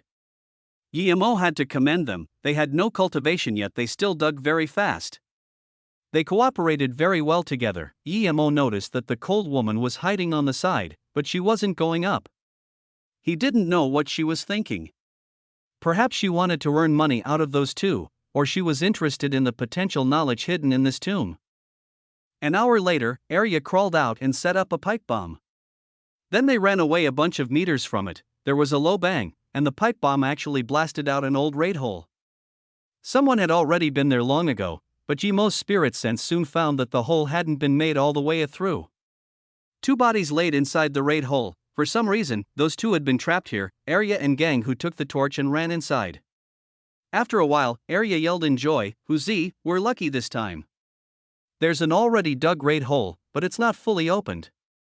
We just need to dig a little more. Tu Qianbei died in here. Huzi, get me 2 black donkey hoofs in case there are undead is inside." Chapter 480, Black-Robed Old Lady. When the two men entered the tomb, the cold woman also followed them in. Yemo thought it strange that his spirit sense couldn't pierce through the tomb door. Yemo looked at the door and saw that it was sealed tightly shut. With his current spirit sense, he could penetrate 20 to 30 meters into dense earth. If the ground was made of sand, he could pierce through nearly 100 meters. This door was probably made from granite and was much thicker than the one at the Nine Moons sect. Yemo also followed them in, Arya and Gang, who were very agile. They quickly threw a chicken into the hole, and after a while, Arya nodded, "It's fine, we can go in." Arya picked up a windblower at the entrance of the hole and then brought the torch in together with Ganghu. When the two reached the two bodies, they bowed and said, "Tu Qianbei, we're forced to make a living, so we need to borrow Qianbei's raid hole. After us Wanbei come out, we will bury the two of you." Ganghu also bowed before asking, "We're not going to use the hooves." Arya shook his head and said, "No need." Yemo noticed how that woman wasn't scared at all and just stared at the two men in the front, unwilling to fall behind even one step. The two just lightly dug a bit before the thin layer of earth was removed, showing a green door. Arya then dug a small hole on the door and put in another pipe bomb before sealing it, although Yemo knew that the tomb raiders had their ways of blowing the door which wouldn't cause the earth to collapse. Yemo still retreated far away. If this place did collapse, it would cause him a lot of effort to get out. He didn't want to be buried under the earth. Luckily, Arya's skills were good, so a bang later a big hole was blasted into the door. Arya then carried the air blower and threw the chicken inside. After a while, Arya saw that the chicken was fine and turned off the blower as he carefully went in with Ganghu. That cold woman had arrived at the door at this moment, but she didn't go in and just watched Arya carefully. Yemo sent his spirit sense in and discovered that this was more like a stone room rather than a tomb. In the middle was a coffin, and a black crescent-shaped thing was carved into the wall. Arya scanned the room and appeared to be disappointed. He didn't seem to have found what he'd expected. "Huzi, light up a candle at the southeast corner and then come help me," Arya said, before he pulled out a black donkey hoof and walked closer to the coffin. He put his finger on the lid and knocked on it, trying to confirm what material it was made of. At this moment, Ganghu just finished lighting up the candle before also coming over. "Arya, I feel like there's less chi inside of here than on the outside." "Stop saying useless things and come help," Arya said casually. Although Yemo didn't go in himself, his spirit sense managed to scan an old man in his 50s rotten body. The old man had worn very expensive clothes. Even after this many years, there were still some gold strands lying around. A yin-yang fish artifact was laid by the old man's feet. Other than this, the old man had 2 jade ornaments on him. What caught Yemo's attention, though, was a jade slip. Ganghu used a prick and crowbar to leverage the lid as Arya took care of lighting with his torch when Yemo suddenly clearly saw the old person's hand move. Ganghu didn't notice at all, however. The only things he had eye for were the 2 jade ornaments and a few porcelain plates. Clearly Ganghu's self-control was worse than Arya's, and he immediately yelled, "Arya, there's blue flower porcelain and jade ornaments. It's a meat zombie dash. Meat zombie, your mom." Arya's face looked bad, and he stuffed the black donkey hoof in the old person's mouth without hesitating. Yemo's spirit sense picked up that the hand immediately stopped moving after the black donkey hoof was put there. Yemo felt like this was quite intriguing. Arya seemed to breathe easy a little. "Huzi, pack our stuff and leave quickly. This isn't a good place." Yemo saw an ethereal figure rise from the coffin with his spirit sense. A ghost? Yemo didn't expect ghosts to be able to live here, but he knew that since the stone room was now opened, it would have no place to exist and would soon dissipate. What really astonished Yemo was that this ghost seemed to have awareness, because it flew next to the candle gang who had lit up. Then, there was a light wind, and the candlelight began to waver. Just as Yemo's spirit sense was going to investigate what the ghost was planning on doing, his expression suddenly changed. A fierce, bleak wind swept in from the hole the two had dug, with a feeling that was very familiar to Yemo. He immediately figured out that this had to be the bleak wind that attacked him last night, a ghost countless times stronger than the ethereal figure now manifested, and it seemed to contain way more hatred and dissatisfaction. Compared to this tomb, Yemo cared more about the thing that attacked him last night. He didn't waste a second before flying out of this hole and throwing a few fireballs at that ghost which had manifested. With a shriek, the ghost became a lot more hollow. It didn't seem to expect someone to be able to see and easily kill it. It immediately fell into the earth and started fleeing through the ground, a ghost that knew an earth movement technique. No wonder Emo couldn't find traces of it the other night. But since he found it now, he wouldn't let it go. He threw another couple of fireballs. After giving out a weak cry, the ghost was gone. Before Emo had time to check what it was, another fierce wind headed towards his head. Someone was trying to catch him by surprise, but Emo didn't even have to use his flying sword and just set a punch out. Rumble, a person covered entirely in black robes, was knocked flying by Emo's punch and smashed into a rock not far away. Before spitting out a mouthful of black blood, Emo raised his hand and the flying sword appeared in it, but he didn't continue his attack and just observed with his spirit sense. His attacker was an old woman, full of dead chi with nails that were an inch long. The weapon that she had attacked Emo with was a black stick with a foul stench coming from it. Other people would think this old woman was a demon, but Emo knew she was just a human. "Who are you? I wasn't messing with you at the Broken Top Mountain at all, so why did you kill my pet?" The old woman's voice was very lively yet distant.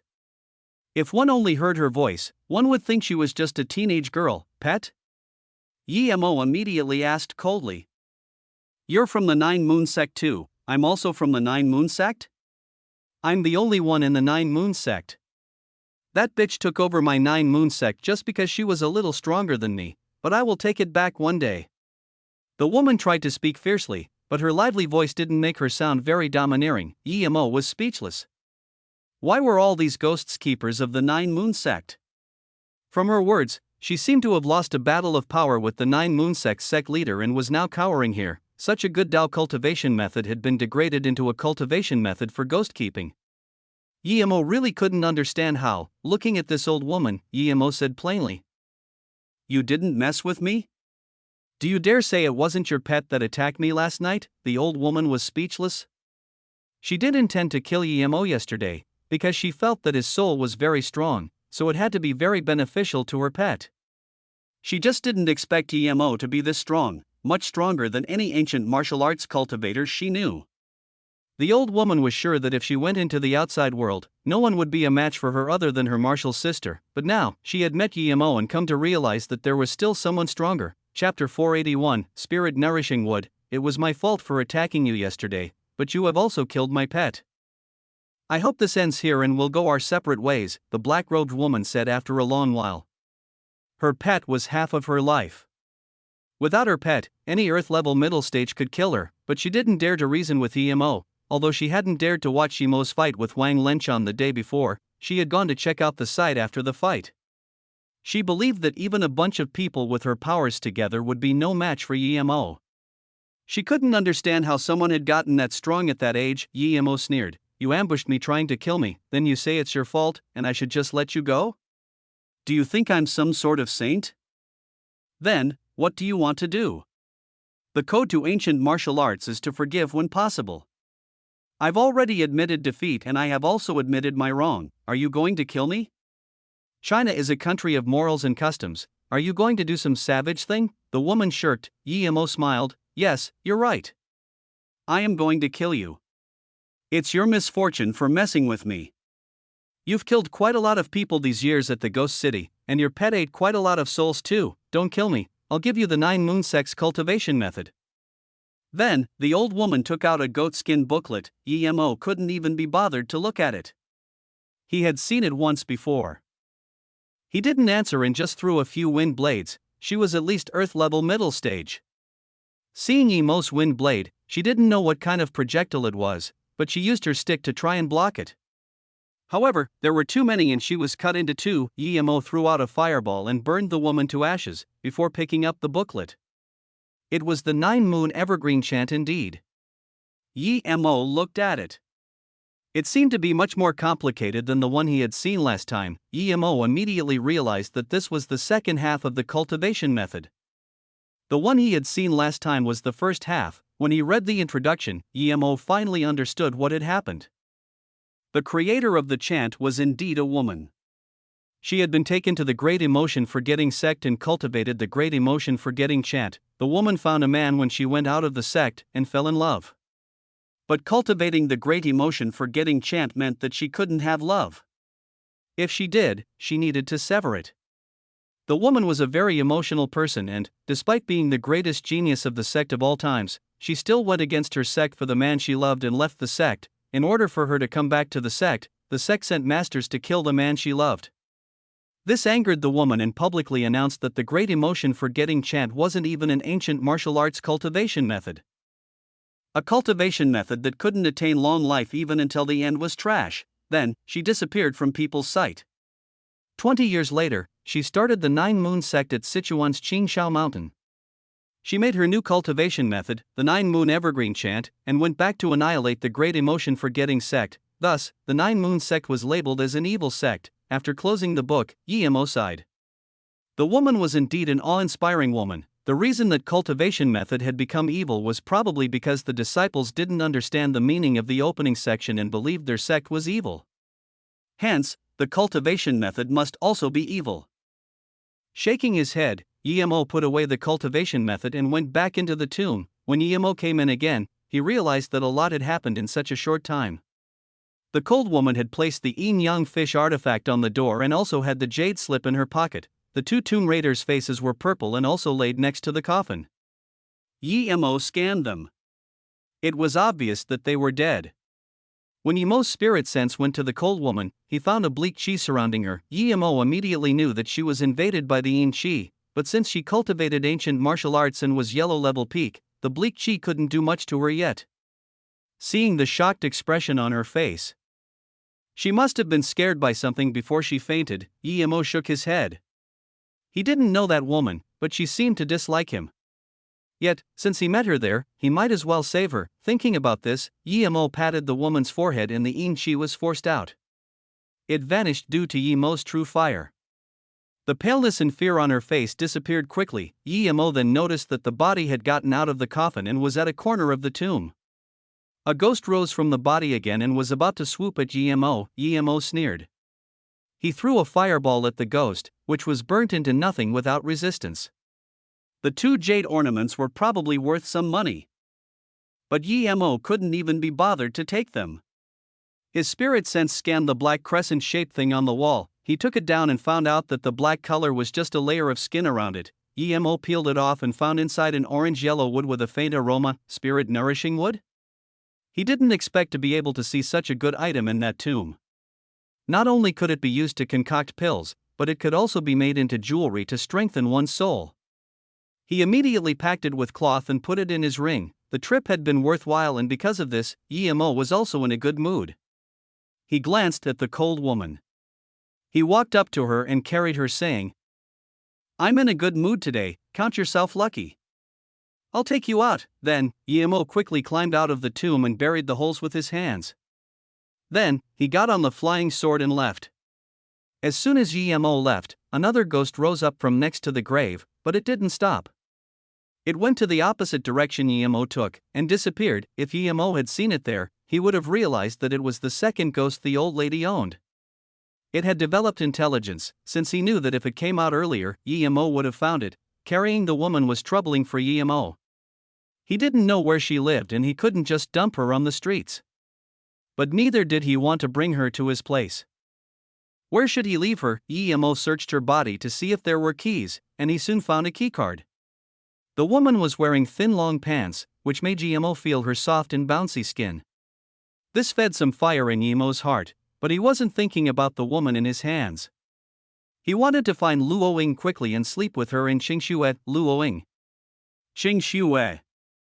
Yemo murmured with longing and then shook his head. Yemo looked at the card. It said Yuancheng Hotel 303.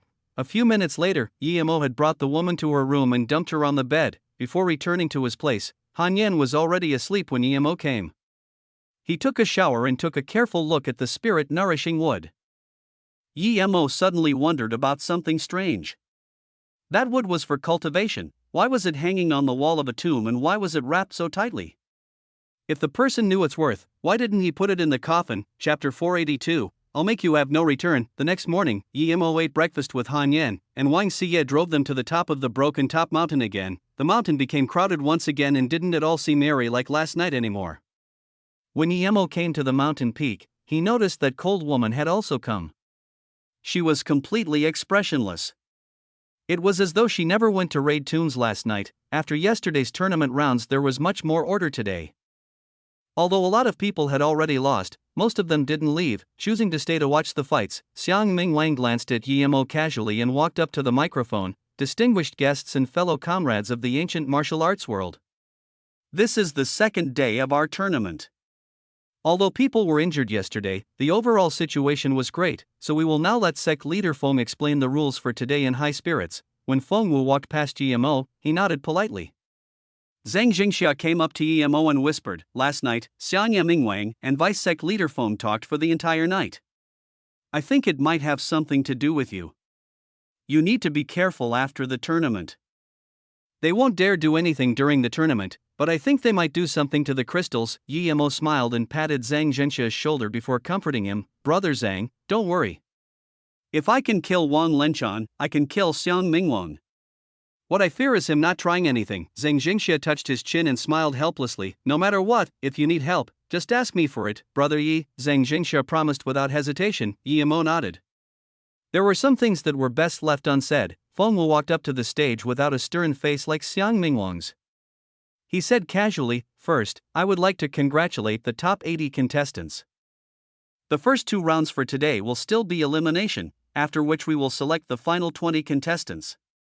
Ideally, we should finish the elimination by this morning. Due to some sudden incidents, however, the reward for the top 30 has been changed to top 20 now. Before Feng Wu finished, the crowd went into an uproar. The reward being only for the top 30 was already very little, but now it was reduced to top 20. Zhang Jingxia frowned. Obviously, he didn't know about this. From this, it could be seen that the Gourd Cave and Jiuming Academy hadn't considered his opinion at all when making this decision. Feng Wu cupped his hands and said, "In order to compensate everyone, we've decided that the final 20 will each get 100 million of prize money." Only then did the protests quieten down. Many small sects came here for the money, so they didn't care that much. "Okay, the duels begin now." Feng Wu waved his hand. Although Yemo didn't know why there was this change, he knew it had to be related to Wang Lenchan's death. There were less and less people in the tournament, yet it was getting more and more exciting. Han Yan had good luck and had still only encountered yellow-level cultivators. What caught Yemo's attention was a young man who was at the peak of the yellow level. His opponent was at the black level middle stage. Other people had already fought 3 or 4 matches, but he was still fighting with that black level participator. Yemo noticed his inner chi was very dense and no lesser than Han Yan's. His sword technique was very intricate and had very little holes. Yemo thought that this young man's master had to be very strong. Everyone else noticed this fight as well. Zhang Jingxia said to Yemo, "That black-level middle-stage kid is the 9th-ranked seed Pang Nigui. He's from the Gourd Cave. The youngster facing him is really quite impressive, fighting a black-level middle-stage Pang Nigui for this long neck-to-neck when he's only at the yellow level. Was he chosen as a seed recently?" Yemo asked. Zhang Jingxia shook his head and said, "No, they had already been approximately chosen before the tournament based on their power and performance. Gourd Cave has 3 seed spots, Jiuming Academy has 2, 36 River has 1, the Wang family had 1 and the remaining 3 are for small sections. But the selection isn't 100% accurate, because the seeded juniors' prowess had never been judged in a fight yet, so it's all based on educated guessing." As they were talking, Yemo saw that young man put a pill in his mouth. Yemo immediately realized that the young man had been using inner chi recovery pills. There were clashes of weapons all the time, but Yemo noticed that the young man's sword wasn't damaged at all while Pang Nigui's sword kept on getting more and more chipped. Pang Nigui seemed to feel very embarrassed about being forced into a corner like this by a yellow-level opponent. He had a cruel look on his face as he hacked towards the young man's head. That young man didn't dodge, instead hacking right back. Yemo smiled. He knew what the young man was thinking. The young man was using his advantage of a better weapon and probably wanted to break Pang Nigui's sword. With the remaining force, the sword would cut into Pang Nigui's shoulder. If that strike connected, Pang Nigui would lose an arm, if not his life. Such a cruel little punk. Many people noticed this and Xiang Mingwan would have attacked the kid already if this weren't a tournament, Yemo sneered. Other people were cruel, but his sect disciples were using proper moves? Yemo knew that the real cruel one was Pang Nigui and that young man's sword would only be taking an arm at most. Pang Nigui, on the other hand, clearly wanted his opponent to die. Clank! Pang Nigui's sword broke in half, and the young man's sword continued along its path, Yi-mo saw that the young man intentionally moved it to the side, not wanting to take Pang Nigue's arm. Seeing this, Yi-mo shook his head. This move was too awful. If Yi-mo was in his place, he wouldn't move the sword to the side, and even if he did, it would be towards the neck. Because of this, the young man would lose his life. As Yi-mo expected, Pang Nigue actually rejoiced after his sword broke. He used the remaining segment of his sword and threw it at the young man's heart. It was so fast that Yi-mo was sure the young man wouldn't be able to dodge it. The young man's face changed, and the sword in his hands wavered for a bit but still struck down in the end. Pang Nigue's arm was cut off as blood gushed out. At the same time, Pang Nigue's broken sword stabbed into the young man's chest, but Yi-mo noticed that the sword didn't pierce it. Despite that, the young man did spit out blood, and his face was pale too. He was wobbling on the stage. Yi-mo wondered, does the young man have soft armor on him? This kid was quite wealthy. Pang Nigue saw that his arm had been cut off, while his yellow-level adversary was fine. He was so angry that he couldn't speak. Such a cunning brat. Not only did you wear armor, but you even brought chi recovery pills? Who told you that you could use pills in the tournament? Did your master not teach you? This is a tournament, not a life and death duel. You've broken the rules many times over, and yet you attack with such cruelty. I'll cut off one of your arms and see if you still dare act this cocky. An old man at the judges' table stood up and yelled. Then, he took out his long sword and walked to the stage. Judging from his clothes, one could tell he was from the gourd cave. Everyone was silent, not daring to say a thing. The youth clenched his teeth and didn't say anything either. I also want to see how much balls you old fart have to dare try cut off his arm. I'm waiting for you right here. If you have the balls, step on the stage, and I'll make you have no return. A lazy voice sounded. Chapter 483, Loud Slap in the Face. Zhang Zhengxiao looked at Yi-mo in shock. After a few days, he felt he knew Yi-mo. He was not a cocky person, especially if you didn't mess with him and didn't mind other people's business. But now, he offended the gourd cave for a young man he didn't know. Even if he was a judge and needed to be impartial, Yi-mo shouldn't have said it so arrogantly. But Zhang Jingxia immediately realized that Yi-mo was doing it intentionally. He was provoking Xiang Mingwang to attack. Perhaps he intended to annihilate the gourd cave, like he did with the Wang family. Zhang Jingxia was shook because of these thoughts. Feng Wu's eyes glimmered, but he immediately looked down, as though he hadn't heard Yi-mo's words. Yi-mo sneered. Indeed, he did plan to kill Xiang Mingwang. If the gourd cave did anything, he wouldn't mind annihilating the entire sect. Yi-mo wasn't cocky enough to take on the entire hidden sects by himself, but he was sure that the gourd cave wouldn't have many helpers on this. They had been too unruly. Immediately, everyone looked at Yi-mo. No one had expected him to stand up and publicly slap gourd cave in the face. The judge who was going to cut off the young man's arm also stopped walking. He looked at Xiang Mingwang, as though he was waiting for his order. The scene was silent. Even the fight in the other stage stopped. Many people there weren't from the hidden sects. They were big bosses from all over the world. Many of them didn't know Yi-mo, and they all wanted to see what sort of person had dared to do this to the gourd cave. Although the judge wasn't very just, everyone knew that justice was only established by power. The gourd cave's disciples could accidentally kill other contestants, but other people weren't allowed to hurt them. Xiang Mingwang's face was green. He suddenly stood up and said angrily, Yi-mo, you're a judge. It's obviously not fair that pills were used in the fight. Why are you stopping the judge, Xiang Mingwang? I'm a judge. How come I don't see a rule that says that pills must not be used? When you're fighting a life and death battle with your enemy, are you going to restrict them from eating pills? Yi-mo sneered. That middle-aged man who was behind Xiang Mingwang said something to him and Xiang Mingwang sat down grumpily. The middle-aged man saluted with his fists and then said, Brother Yi, I'm the external affairs elder of the gourd cave Yankai. It's not right to use pills. Even the international competitions nowadays forbid the use of performance-enhancing drugs. This little guy used one, so he did go against the rules. Then, Yankai looked at Feng Wu, as though he was expecting him to say something, but Feng Wu didn't seem to notice him and just kept staring at the paper in his hands. Yi-mo said lazily, That's true. Indeed. But they clearly stated that those drugs were forbidden.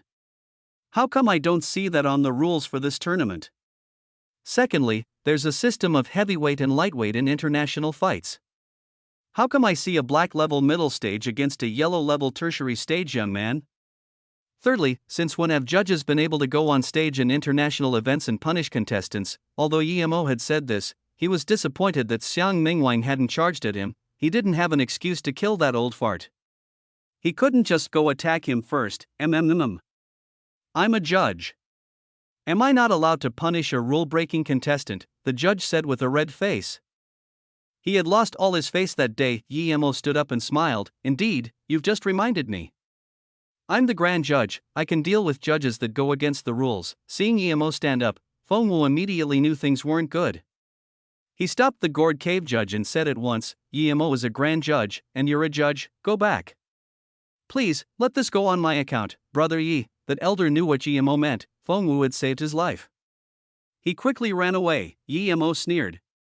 This time on account of sect leader Feng, I'll let you go. You won't have this opportunity next time. Feng Wu knew that if Emo hurt the gourd cave elder, then it would become a real feud. There was no benefit for him if they fought now. Okay, let's continue the tournament now. Everyone, please don't deal heavy blows and have mercy when possible, Feng Wu said. Seeing that Feng Wu wasn't helping him, Xiang Mingwang was even unhappier. The reason he hadn't stood up to fight Emo was because he knew Wang Lenchan's power. Wang Lenchan, even still with the power he had been silently removed by Emo. Together with the entire Wang family group, Xiang Mingwan believed he was a little stronger than Wang Lenchan, but he didn't think he could kill Wang Lenchan silently without getting hurt at all. He hadn't come by himself that time. There were 5 core disciples there. They were the future of the gourd cave. One was even a genius amongst genius. If they were all killed by Emo, that madman, he would be the sinner of gourd cave. He agreed to Yen Kai's words.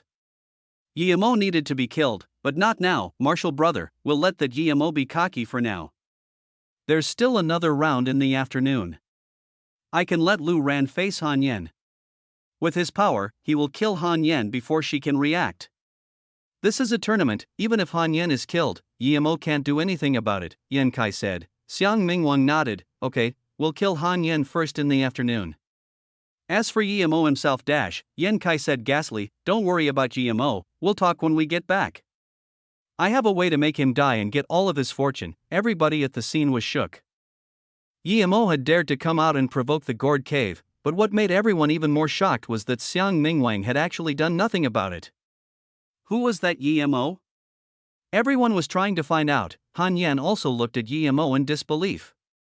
She knew that Emo was capable and could even become friends with someone like Zhang Jingxia, but she didn't expect Emo to be able to slap the gourd cave in the face without them doing anything back. In a corner, a cold woman gave Emo a deadly stare but sighed. He's too strong and I'm still risking my life for a black rising pill. I really don't know why I need to get revenge for the Song family. Is it just because my surname is Song?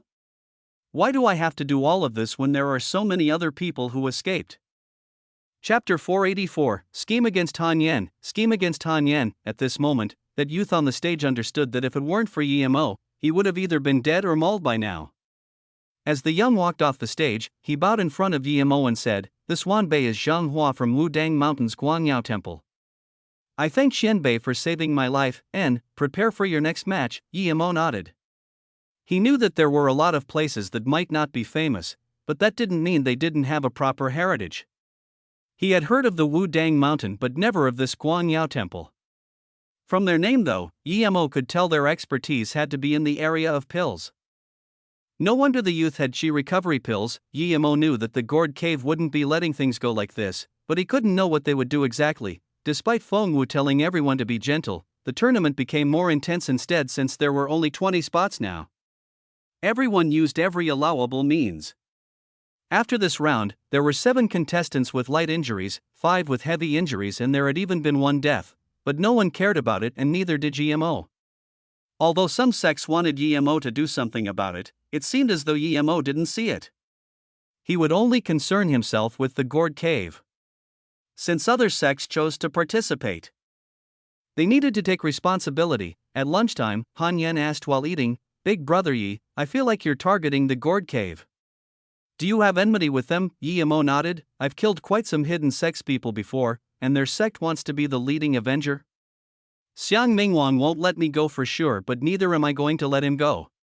But today he endured well, so I believe they will attack me after the tournament. Big brother, you need to be careful. My master said that the Gourd Cave is the strongest outer hidden sect. They have a lot of masters, far from what the Hilu sect can compare to, Han Yen advised worriedly. You don't need to worry. If he wasn't scared of me, he would have attacked this morning. Just worry about your match. Wait. Emo suddenly stopped speaking. Han Yen looked worriedly at Emo and asked, What's wrong? Big brother Emo frowned and suddenly said, Xiang Mingwang is known for being impetuous, and today their sect lost face hard. They can't do anything to me, but I suspect they might do something to you. Do something to me? But I'm always with you, what can they do? Han Yen asked in surprise. Emo said seriously, with their capabilities, they can definitely arrange some master to fight you. If they really do, things won't go well for you. They might even try to kill you. You could choose to exit the tournament. Han Yen shook her head. Big brother I have finally understood the truth about this world these few days. Power still rules over all. I can't retreat in the face of danger every single time. There are some things I need to face eventually. I came here for the Black Rising pill, but now that I'm already black level, I don't need the pill. However, if I keep avoiding fights, that will have no benefit to my cultivation. Besides, I'm confident that I will be fine even if I have to fight the Gourd Cave's disciples. Emo nodded.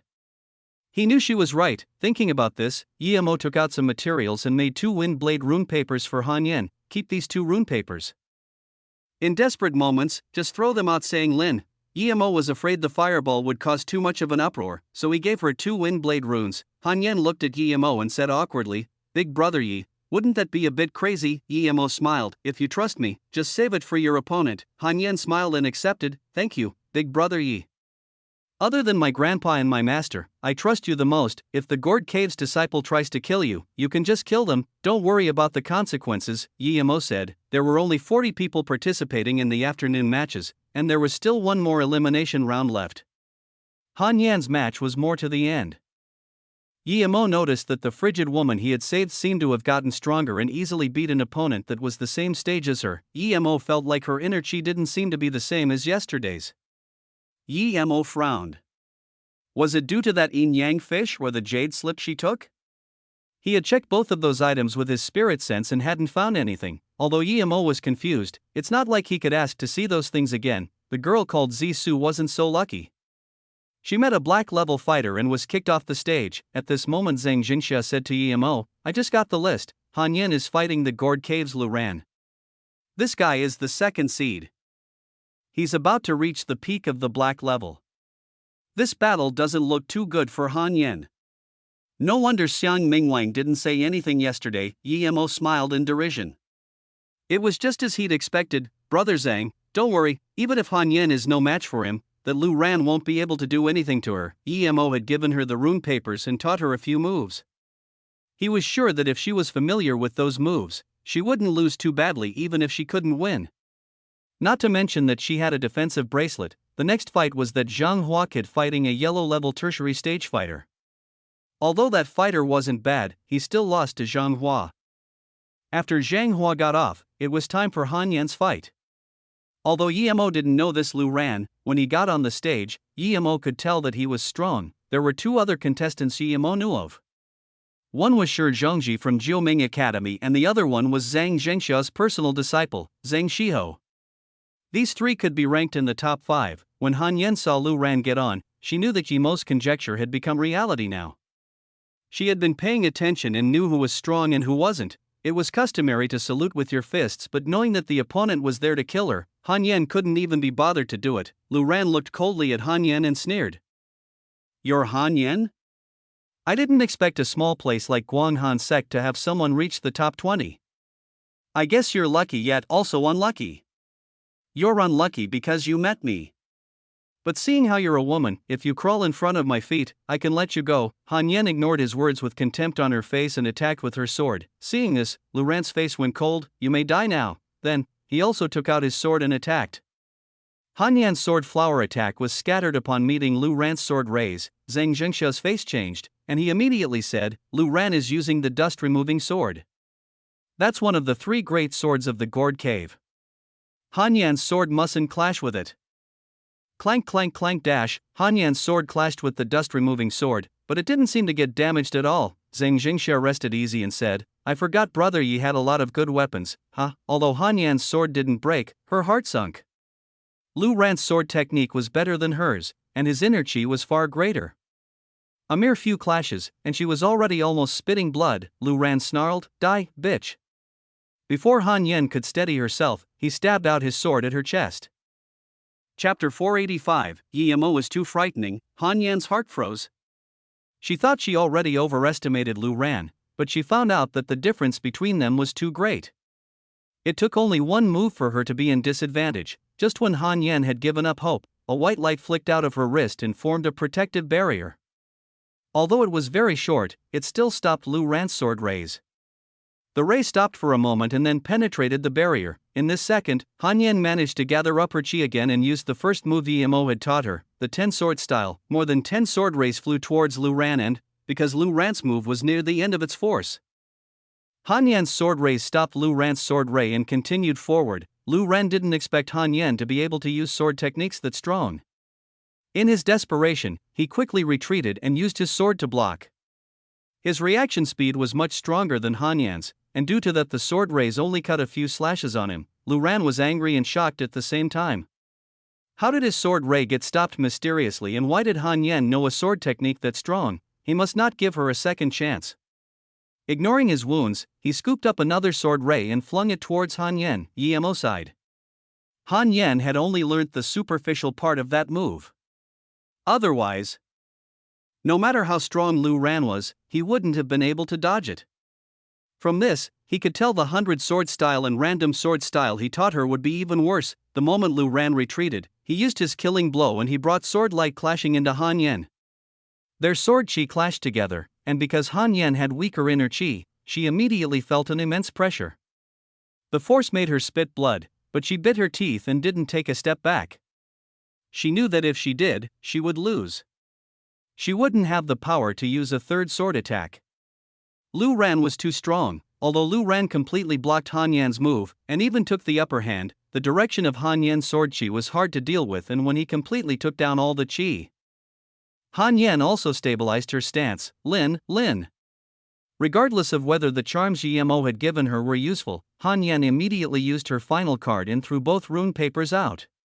She had more faith in them after she saw the barrier from her bracelet. Lu Ran sneered. She was using rune papers that were meant for capturing ghosts on him. She was asking to die. Lu Ran grabbed the 2 rune papers and focused his sword chi, while yelling, BTCH, I'll cut you in half for range dash. Suddenly, Lu Ran stopped talking. He felt the 2 rune papers Han Yan had thrown had a sharp sword chi in them. Lu Ran wanted to use his sword to block it, but the sword chi sliced through his arm and chest. How can it be like this? Lu Ran's eyes were wide open. While he refused to believe that he was being killed by a rune paper, Lu Ran collapsed on the stage. One of his arms had been cut off and his chest was like a fountain of blood. Han Yan saw this and started puking. She couldn't believe that she had actually killed Lu Ran. Moreover, he had died in such a gruesome way. Everyone at the scene was silent. Lu Ran had actually died, killed by a disciple of Guang Han sect. No one could believe it, but it was fact. Gourd Cave's higher-ups were also stunned. Lu Ran was an important genius of theirs and he had just died on the stage. No one could take this trauma. Xiang Mingwang was shaking in anger. Yan Kai was pale. It had been his idea to send Lu Ran to the stage. It could be said that he had led Lu Ran to his death. BTCH, you dare to kill Lu Ran? Die. That judge from the Gourd Cave could no longer care and jumped on the stage. At the same time, his sword swirled with sharp chi slicing towards Han Yan, who was still stunned. Seeing this, everyone thought that Han Yan was dead for sure. Not even Emo would be able to save her. When the sword light came down, Han Yan's whole body was frozen as if she was in an ice cave. She felt all of her chi dense and heavy. At that moment, she suddenly felt the pressure disappear, and a sneer sounded. It was Big Brother Ye's voice. Han Yan rejoiced. Not only Han Yan, but everyone else also saw a figure dash. Blood was spewed once again on the stage. Slump the elder fell dead next to Lu Ran. No one saw how Emo had attacked, and no one saw how the elder died. Go down first, Emo said to Han Yan. After she got off, he said coldly, I said if you have the balls to get on stage again, I would make sure you wouldn't return. Everyone was shook. He was such a strong and domineering young man. People that morning thought that Yemo had a strong support, but now they all realized Yemo's reliance was on himself. He could kill in an instant a gourd cave elder. Everyone knew that an elder in gourd cave had to be at least earth-level middle stage. Now they all thought Yemo was too frightening. Jiuming Academy's Shi Zhengji sucked in a cold breath and murmured, "This Yemo is so strong. I was planning to fight him before, but he's already at this stage. How does he cultivate?" Martial's sister Xiaoyu said he killed Lone Wolf. I thought it was just bullshit. Zhengji, you don't need to feel bad. You're only in your 20s and you're already black level tertiary stage. If you have 10 more years, you will be able to catch up to Yemo. Don't lose your will to fight before you even fight, a middle-aged woman from the Jiuming Academy said. Yes, Martial Uncle Kaiji. I will remember this. Shi Zhengji bowed. Yemo, you've done it this time. Xiang Mingwang roared and pulled out his sword, charging onto the stage. Feng Wu saw that things were out of control and quickly signaled Zhang Jingxia. They both leapt onto the stage. In that moment, the remaining elders of Gourd Cave also charged onto the stage. Yemo sneered and a short sword appeared in his hand. He looked at Xiang Mingwang saying, "I hope you don't run away this time." Xiang Mingwang's heart went cold. He could feel the killing intent in Yemo's eyes. He felt he was too impulsive. The thought of Yemo killing an elder made Xiang Mingwang's go even colder.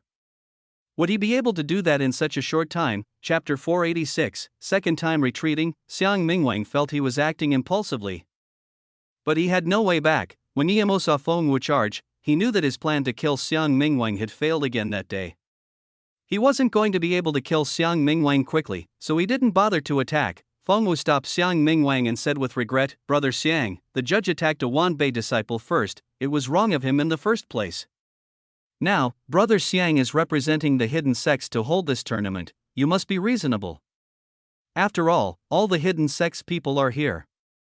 If there's something you don't like, you need to wait after the tournament." Then, Feng Wu said to Yemo, "Brother Yi, on my account please discuss this after the tournament." Zhang Jingxia came up and just saluted Yemo with his fist, but didn't say anything. Yemo knew what he meant. If he fought against the Gourd Cave, he would be by his side. Xiang Mingwang glared at Yemo and sneered before putting his sword back in the sheath and retreating with the Gourd Cave people. Seeing Xiang Mingwang retreat for a second time, many people were shocked. The older generation of the hidden sects knew Xiang Mingwang very well. He was bad-tempered and easily angered, but he kept backing down because of a young person. One could see he had no confidence in facing Yemo. Feng Wu also breathed it easy now. He knew that the only reason Xiang Mingwang had retreated was because he had no confidence in beating Yemo. If Xiang Mingwang could, he wouldn't give a SHT about him. Although Yemo wanted to kill Xiang Mingwang, it wasn't wise to challenge him there. After the fight stopped, many people were disappointed. They wanted to see Yemo and Xiang Mingwang fight. The bloody stage made the scene even more fiery. The following fights were more ruthless. But the top 20 was luckily quickly decided. What Yemo and a lot of people didn't expect was that 8 out of the top 20 resigned. It seemed they hadn't come for the top 3, but for the Black Rising Pill, Han Yen resigned too. She could only reach up to there with her capabilities. The remaining people were masters and they had been in black level for a long time. Meanwhile she had just reached black level. Besides Han Yen, Zhang Hua and the Cold Woman also gave up. Most of the people who gave up were yellow levels. The remaining people were split into 3 groups, with only one chosen from each group. Due to the Gourd Cave incident, the people holding the tournament no longer were in the mood to decide the exact ranks for the top 3. It was the first time there wasn't a winner for the tournament, but no one cared about this. Many people were thinking about the fight between Gourd Cave and Yemo. No one believed that the Gourd Cave would just let it go. It was getting dark and the top 3's match could only be left for the 3rd day. When Han Yen got back, he told Han Yen to recover while he went to see that Cold Woman. He wanted to know if the yin yang fish and the jade slip were special. Yemo also got to see Han Yan's Black Rising Pill and he was very disappointed. It was more like a herb pill rather than a real pill. It's just that the herbs in it were precious. When Yemo got to Yuancheng Hotel, it was just dark. He entered her room but she wasn't back yet. Yemo was disappointed to find that there was only some underwear in her cupboard. He could only wait for her to come back. After leaving the hotel, he he went to a river not far away called the Guang River. It was said to be the place where King Qingguang attained Tao. There was a square nearby and it was quite popular. There were all sorts of little bars and food stalls. Yemo found a place to sit, but as soon as he sat down his spirit sense saw that cold woman. She carried a bag and looked worried. Yemo soon knew why she was worried. It was because a black level and a yellow level peak were chasing her. She was running, but she didn't know which direction she should go. From this it seemed that the two men wanted her black rising pill. He stood up and followed them. He wanted to see how the woman would deal with these two. Soon, the woman was surrounded in a far-off place. "What do you want?" The woman grabbed her bag tightly and asked coldly. "Little sister, what do you think we want to do?" He, the yellow level man laughed as he glared at her. The black level said softly, "Yangzhu, you know your current situation. What we're asking for is simple. Give my martial brother your black rising pill and sleep with me for a few nights. Then, everything is good. If not, you know the consequences." The cold woman said, "I can give you the black rising pill, but after that we go our separate ways." "You want me to sleep with you? Keep dreaming. If you dare take a step forward, I'll swallow the pill immediately." Then, the girl placed the pill next to her mouth. The black level laughed bleakly and still said slowly, "You can swallow it. I don't care. But after you take it, even if you commit suicide, I will still FCK you. It's your fault for being this pretty. Yangzhu, if you follow me, I can guarantee your entry into the Black Capital sect. It's much better than you living as a lonely ghost." The girl was dazed as though she had realized that she wouldn't be able to escape, even if she took the pill. Yemo could see in her eyes that she had lost hope. She knew that no matter how strong she was, she would be no match for a black level. Yemo knew that there was no point in waiting then, so he walked out slowly. "Martial brother, annihilate that passing by rat." The black level saw Yemo walking towards them and said bleakly, "Yes, martial brother, do your thing. I'll deal with anyone who disturbs you." The yellow level agreed. As soon as he said that, he looked dumbly at Yemo approaching them. Just when the black level was about to ask why the yellow level wasn't moving, he saw Yemo coming and the words got stuck in his throat. That cold woman also saw Yemo and regained hope in her eyes, but it immediately turned into coldness. Yemo didn't care how that woman saw him. He had come to find her for the two objects, Shi Qianbei. The two men looked at Yemo approaching them, but they were too scared to move. The cold woman saw Yemo come over there. She had a complicated look in her eyes, but she quickly returned to her calm disposition. She just turned around and walked away. Yemo was dazed.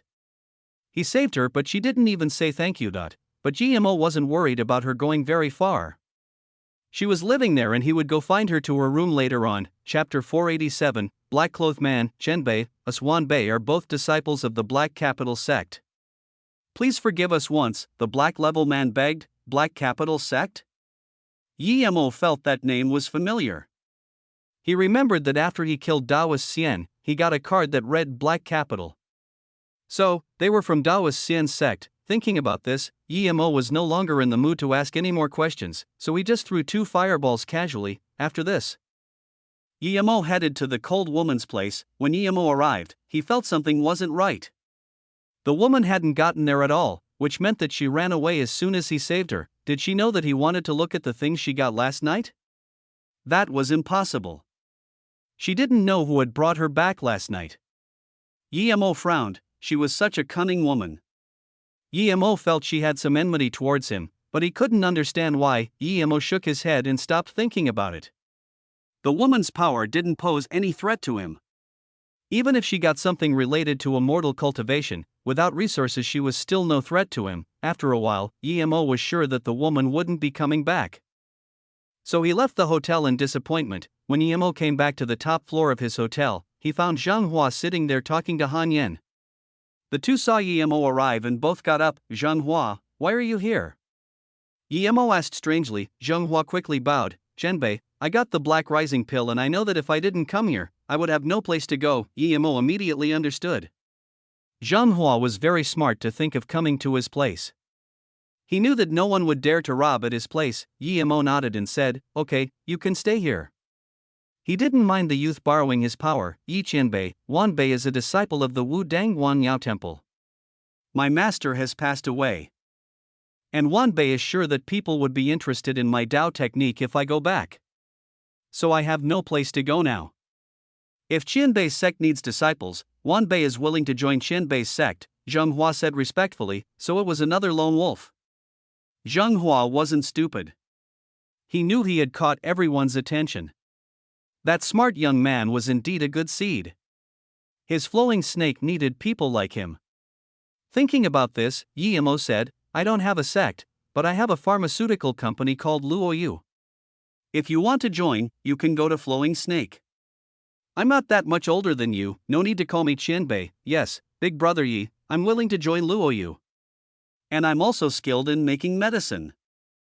Zheng Hua immediately replied, okay, in that case, you two can leave tomorrow. Zheng Hua to Flowing Snake, Han Yan, you can go back to Beijing. There will be things happening tomorrow, and I might not be able to take care of you guys. It's best for you guys to leave early, Yimo decided. The next morning, Yimo sent Zheng Hua and Han Yan away before going back to the broken top mountain. If it weren't for that spirit well, he wouldn't have even come back. There were obviously less people now. Those sects that got the Black Rising pill probably left. Yimo scanned the elders of Gourd Cave and didn't notice anyone missing. If the Gourd Cave didn't kill him first, they wouldn't dare attack Han Yan and the others. Feng Wu walked on the stage and said, today is the last day of our Hidden Sects tournament. Those who can compete today are the elite of their sects, geniuses amongst geniuses. Every one of them is our wealth, so I hope everyone can control themselves and stop appropriately. No need to cause unnecessary injuries. Okay, let the match begin. Hold up. Before Feng Wu got off, a sudden voice interrupted him. Everyone looked at the person, wanting to know who he was. A black-clothed man with a young man in his 20s approached him and walked straight to the stage. The man saluted with his fists and said, it's said that all the heroes of China are gathered here today. I wish to bring my disciple to compete as well to see if the Chinese masters aren't just pushovers. Feng Wu frowned. If that person could walk there just like that, it meant that the people outside had all been beaten down. It was no ordinary person, but why was he using that provocative tone? Feng Wu couldn't believe everyone was as crazily strong as GMO. Thinking about this, he rejected it. I'm very sorry, but our tournament has limited spots, and today is the final match. If you want to watch, then please get off the stage, but if you're here to cause trouble then don't blame me, Feng Wu said. The man kept saying, you, Chinese people, which meant that he must not be Chinese. So, does this mean that the Chinese martial artists do not dare to accept our challenge? The black-clothed man said. You came looking for trouble. What is your name? No matter which corner you came from, I, Feng Wu, will take the challenge, Feng Wu said coldly. Great, courageous. Where I'm from is not important. I heard that you only have 12 people left in your tournament. I only have one disciple. Your geniuses can take turns to fight him. If anyone beats my disciple, I'll admit defeat, but if all 12 are no match for my disciple, then my request is simple, the black-clothed man said as though he was going to win for sure. Feng Wu's eyes narrowed. Your disciple has no right to compete. Our spots in the tournament were already decided, but if you want, I can exchange some moves with you. You, the black-clothed man looked at Feng Wu contemptuously and said, you're no match for me. If you want to fight, that's fine, but I need a reward. Is this the request you were talking about? Feng Wu said contemptuously. The black-clothed man laughed. That's right. This is my request. If I win, I get the 4 crystals. Keep dreaming. Xiang Mingwang stood up abruptly. The man's face didn't change at all, and he said slowly, in that case, do you have no faith in beating me? Ha ha. China, the so-called country of ancient martial arts heritage, doesn't even have the courage to fight me. What a joke, such an arrogant fool. I'll teach you a lesson today. Feng Wu was about to attack. A middle-aged man suddenly jumped out and said, Martial brother, you don't need to deal with insects like him.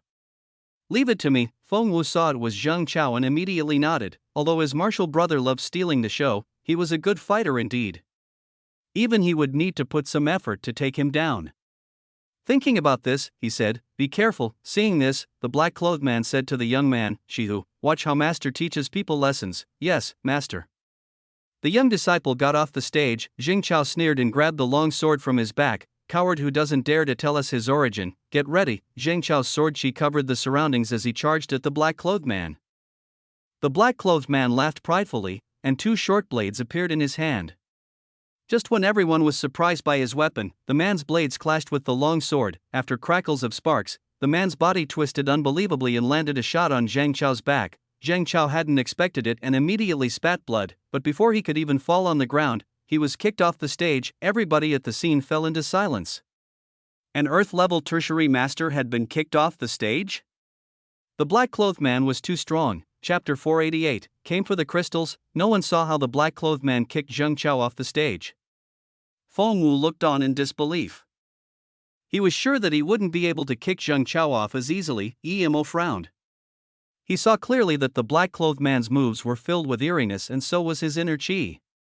His inner qi might not be as strong as Zhang Chao's, but Zhang Chao was obviously not used to this ghostly way of fighting.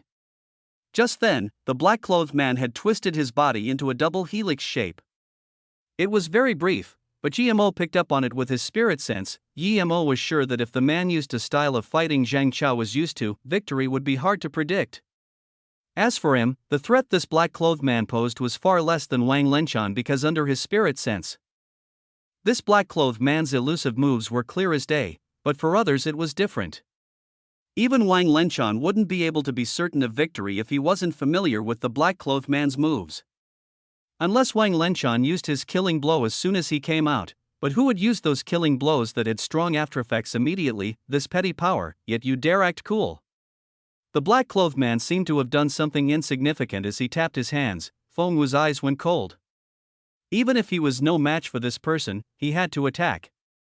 Otherwise, his Jiuming Academy would lose face. Seeing Feng Wu wanted to fight him, the black-clothed man said plainly, "Since you're agreeing to fight me, that must mean that if you lose, you will give the crystals." Feng Wu said coldly, "You've got your sly schemes, but those crystals don't belong to me.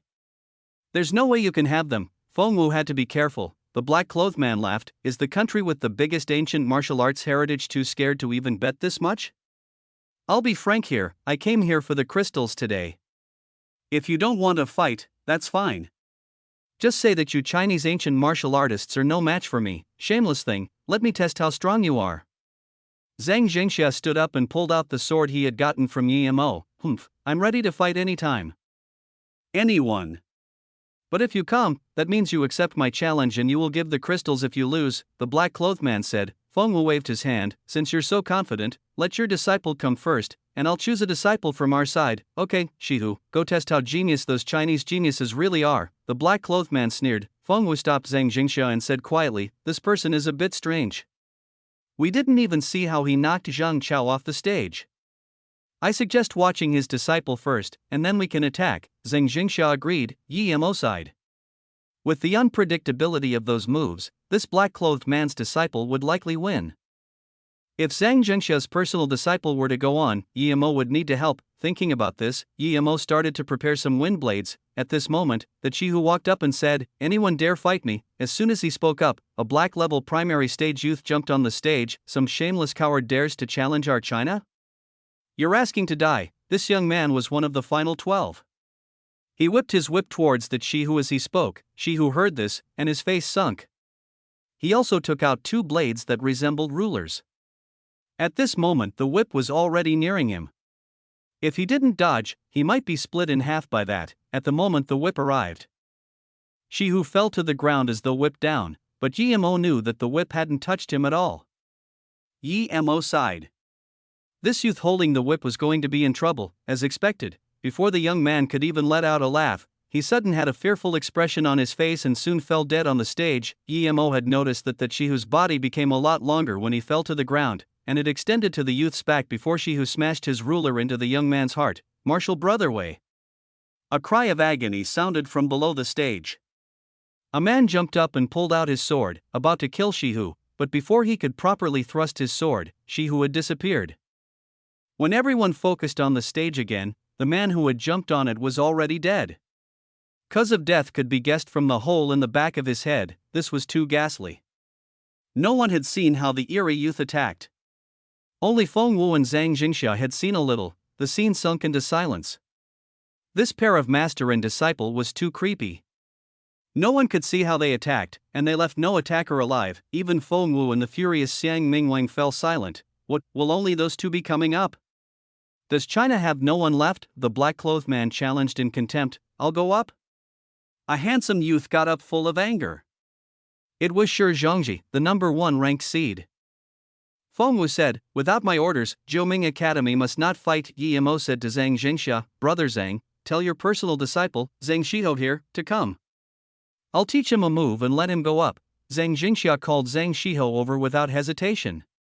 If it were someone else, he would think they were trying to harm his disciple, but not Yi Mo. Zhang Shiho had been itching to go, so now that his master led him, he wanted to charge up without hesitation, but he was stopped by Yi Mo. Yi Mo gave a stack of wind blade rune papers to him and said, "Don't talk to him when you get up there.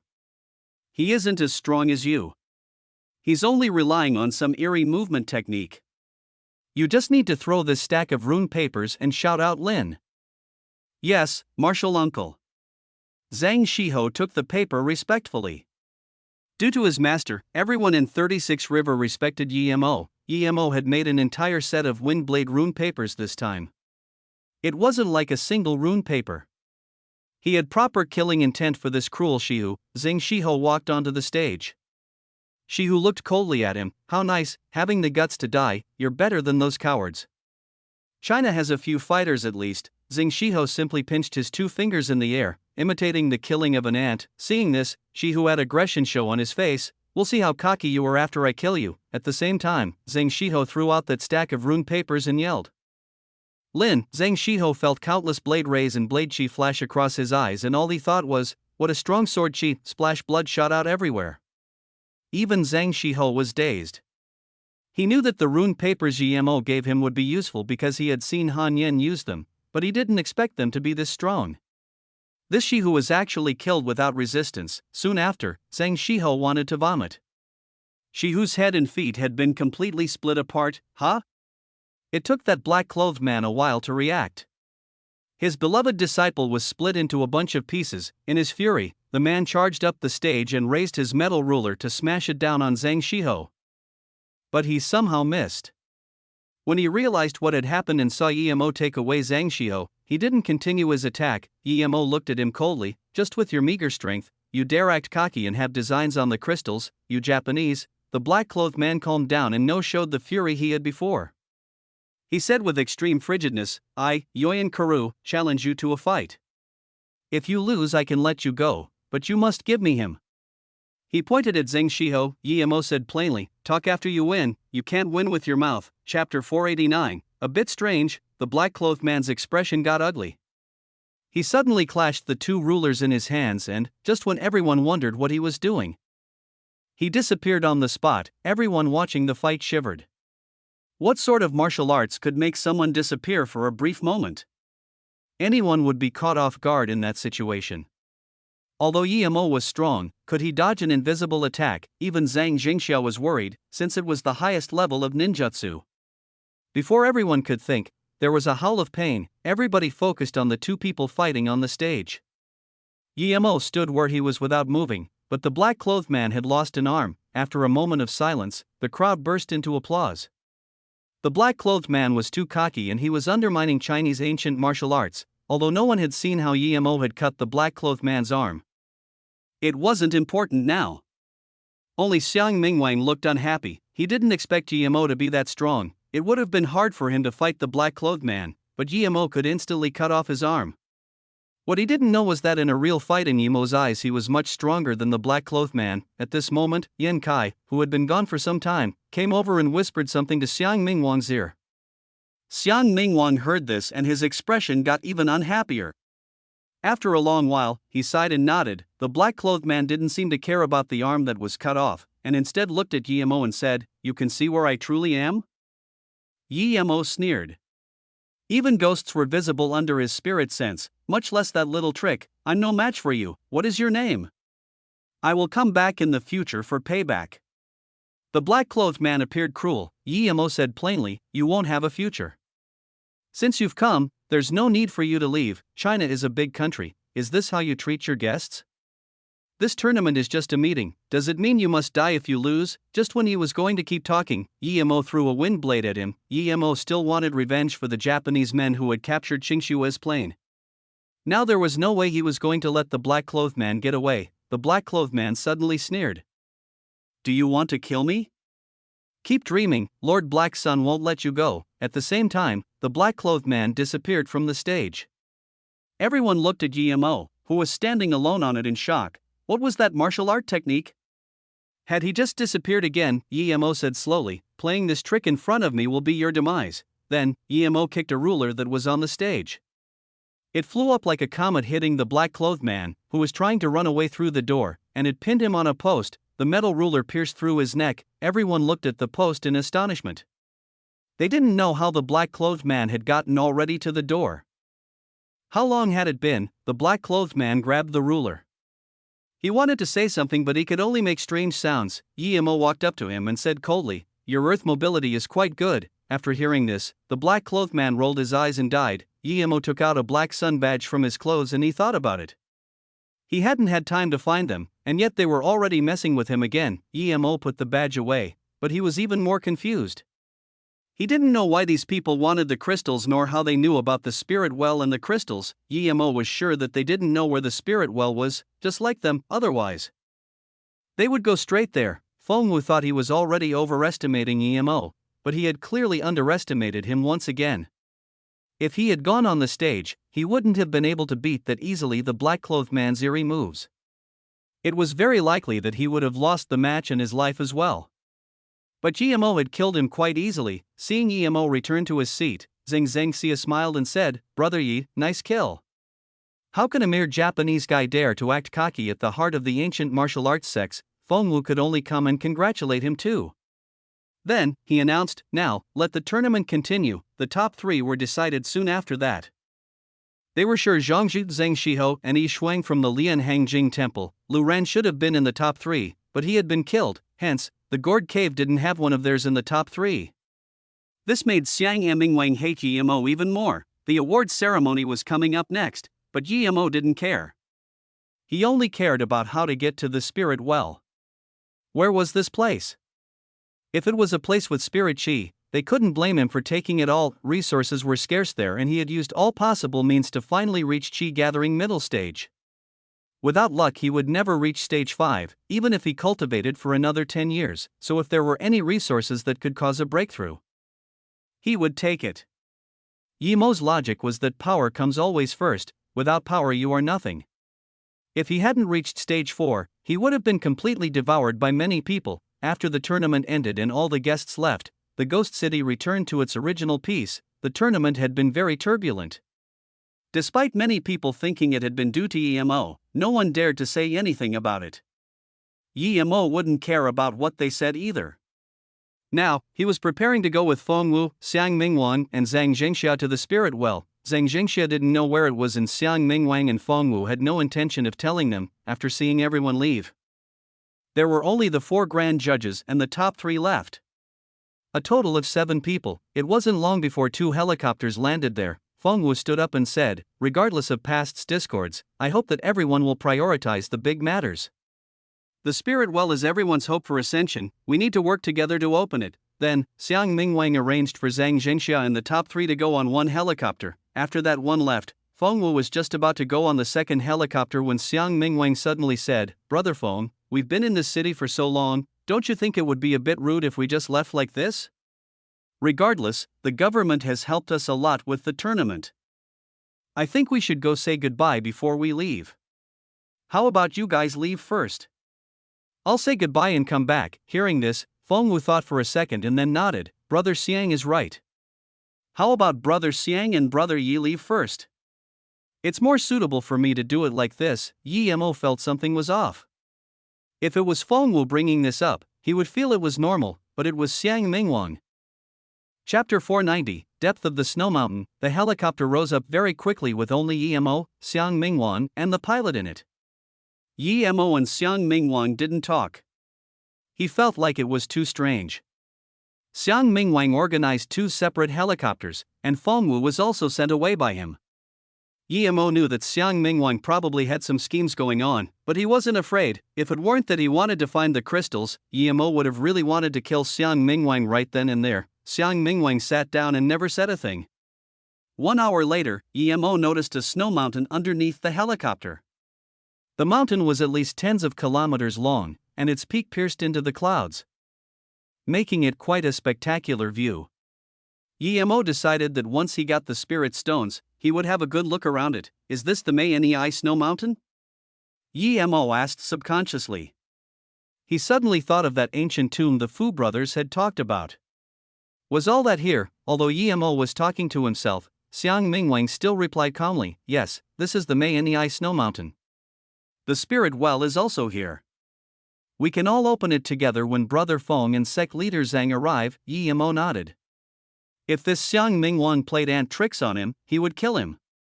There would still be Fengwu who knew the whereabouts of the spirit well, looking down from the helicopter. Emo saw a small river, probably the Liansong River. The chopper flew past the peaks for another hour before landing at a flat platform at the waist of the mountain. The man called Yan Kai was already waiting there. Other than him, Emo didn't sense anyone else. Emo got off and found that this place had to be at least 3 or 4 kilometers above sea level. Everything was covered in snow. This would be a fitting place for immortals, Emo sighed silently. If a hidden sects were to be founded here, it would definitely prove to be a good place for them to develop. The spirit well is here? Emo looked at Xiang Mingwang confusedly. Xiang Mingwang said coldly, the spirit well isn't here.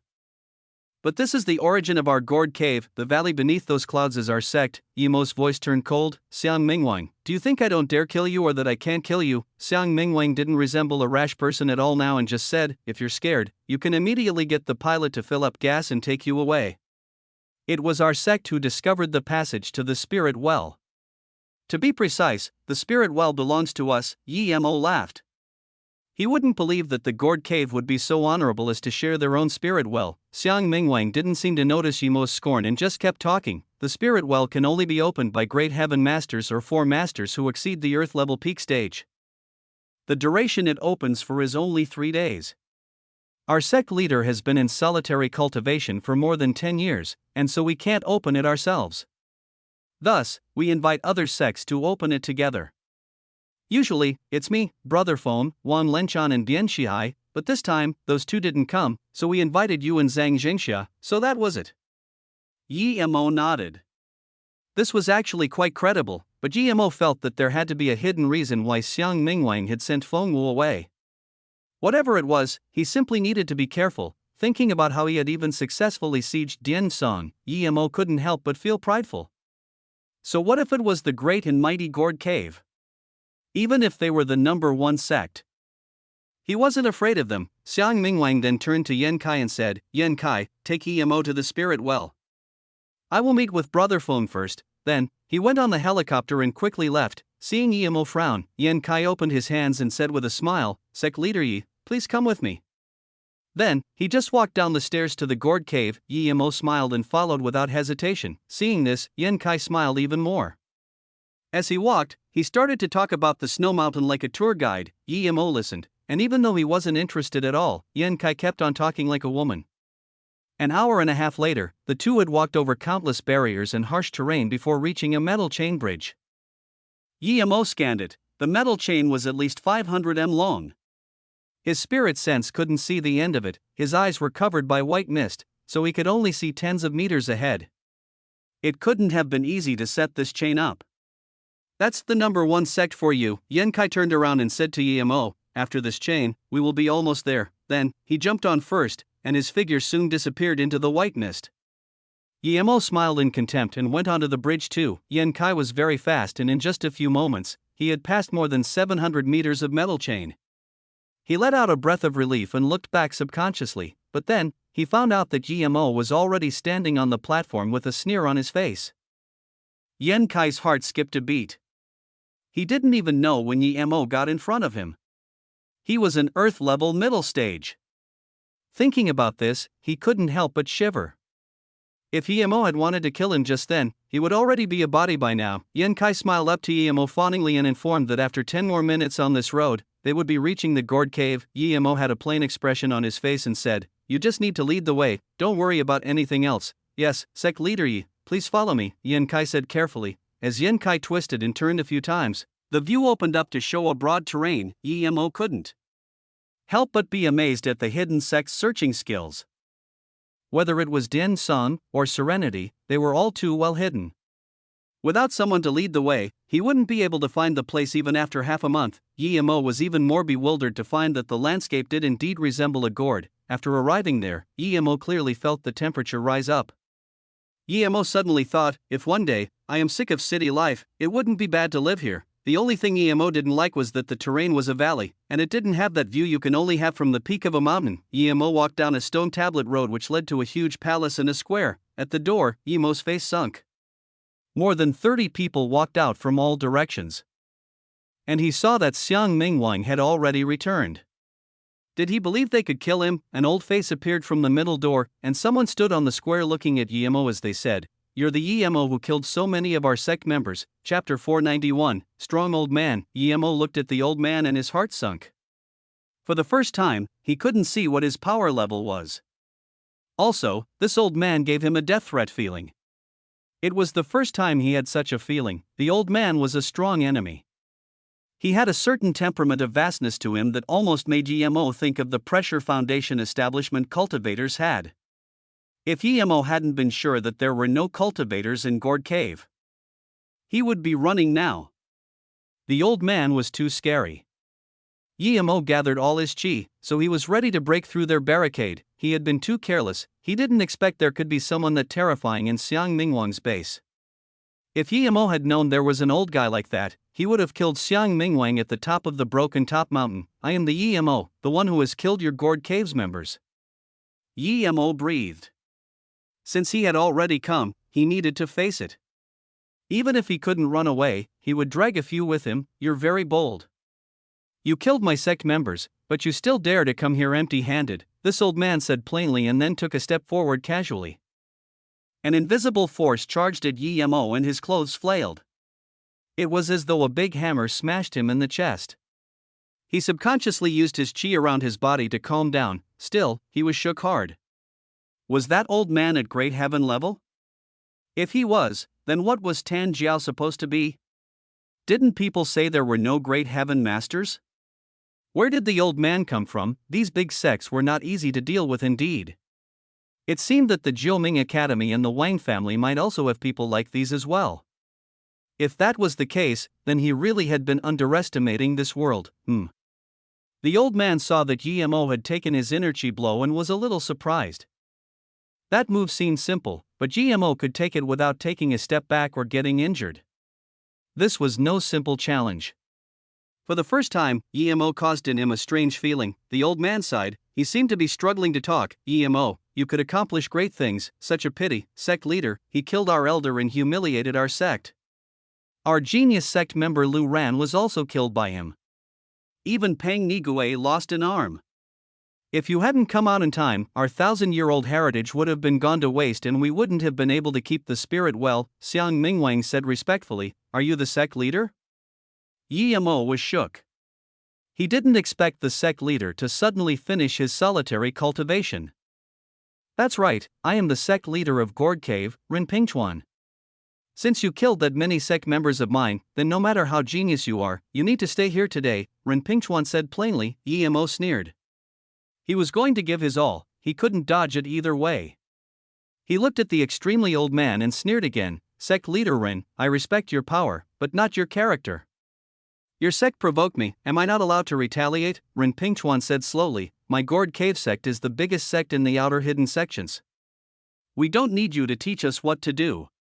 Moreover, Xiang Mingwang just asked you about your heritage. Even if he killed a person of yours, you can't retaliate against us. Yemo laughed. Old fart, how shamelessness. I was wondering why the Gourd Cave people were all so shameless. It seems that's all part of its heritage. Old thing, just because you reached Great Heaven, don't think that you can do anything to me. Rinpingchuan didn't seem to hear Yemo's curses, he just looked up into the clouds with a frown. Then he said plainly, I've been in solitary training for 80 years, yet I didn't reach Great Heaven. Pity, I don't have much time. Sigh dash, old thing, you're not at Great Heaven level? Yemo was shocked. He was sure that Rinpingchuan was at Great Heaven level, but he turned out not to be Great Heaven, Rinpingchuan said plainly. The fact that you're able to kill halfway Great Heaven masters at this young age means that your heritage is very significant. In that case, give it to me. Perhaps I might be able to take that step forward with it. Then, Ren Pingchuan walked forward and palmed Yemo. Yemo almost thought that Ren Pingchuan was a cultivator. There was a 5 to 6 meter difference between them, but it only took him one step to get in front of him. Before the palm even landed, the searing wind and a sharp killing intent were already looming over him. Yemo really wanted to avoid it, but he realized his entire body was cloaked in the palm wind. He had no other way but to it head on. The flying sword appeared in Yemo's hand instantly and, using 90% of his chi, he pierced Ren Pingchuan's palm. Rumble, the palm and fist didn't clash together, but a many-meter deep ditch was created. Yemo was smashed by the palm wind and thrown into a gourd cave member. This person didn't even get to make a sound. He was instantly killed by the crash. Good sword. I didn't even see where you took out your sword from. You're capable. Ren Pingchuan didn't seem to notice at all that a sect member of his had died because of Yemo. He didn't even seem to notice that the sword had sliced his hand. Yemo resisted the ruptures in this dantian and gulped down the blood he was about to spit. He was shocked at the old man's inner chi intensity. Young man, you're this young, you have such dense inner chi and such sharp weapon, your heritage is significant indeed. Give me your heritage and end yourself. I can assure that our sect members won't get revenge on your family nor go to that flowing snake of yours. Ren Pingchuan was really interested in Yemo's heritage now. Yemo used 100% of his chi and the flying sword in his hand turned into a huge door-sized sword, as he tried to hack the old man with countless killing intent. At the same time, he sneered, "Old fart, your promise is bullshit in my eyes." Ren Pingchuan had reached the bottom line. Yemo felt that although Ren Pingchuan's inner chi was much greater than his, he could have a chance since Ren Pingchuan was too old. Yemo knew that for masters like Ren Pingchuan, his fireballs and wind blades were no threat at all. When he saw the huge sword, Ren Pingchuan's expression became very excited. He murmured, "It's a real magic artifact." The legends are true. Ren Pingchuan grabbed a black stick from his waist. Rumble, Yemo's flying sword clashed with Ren Pingchuan's stick, creating a huge chi wave.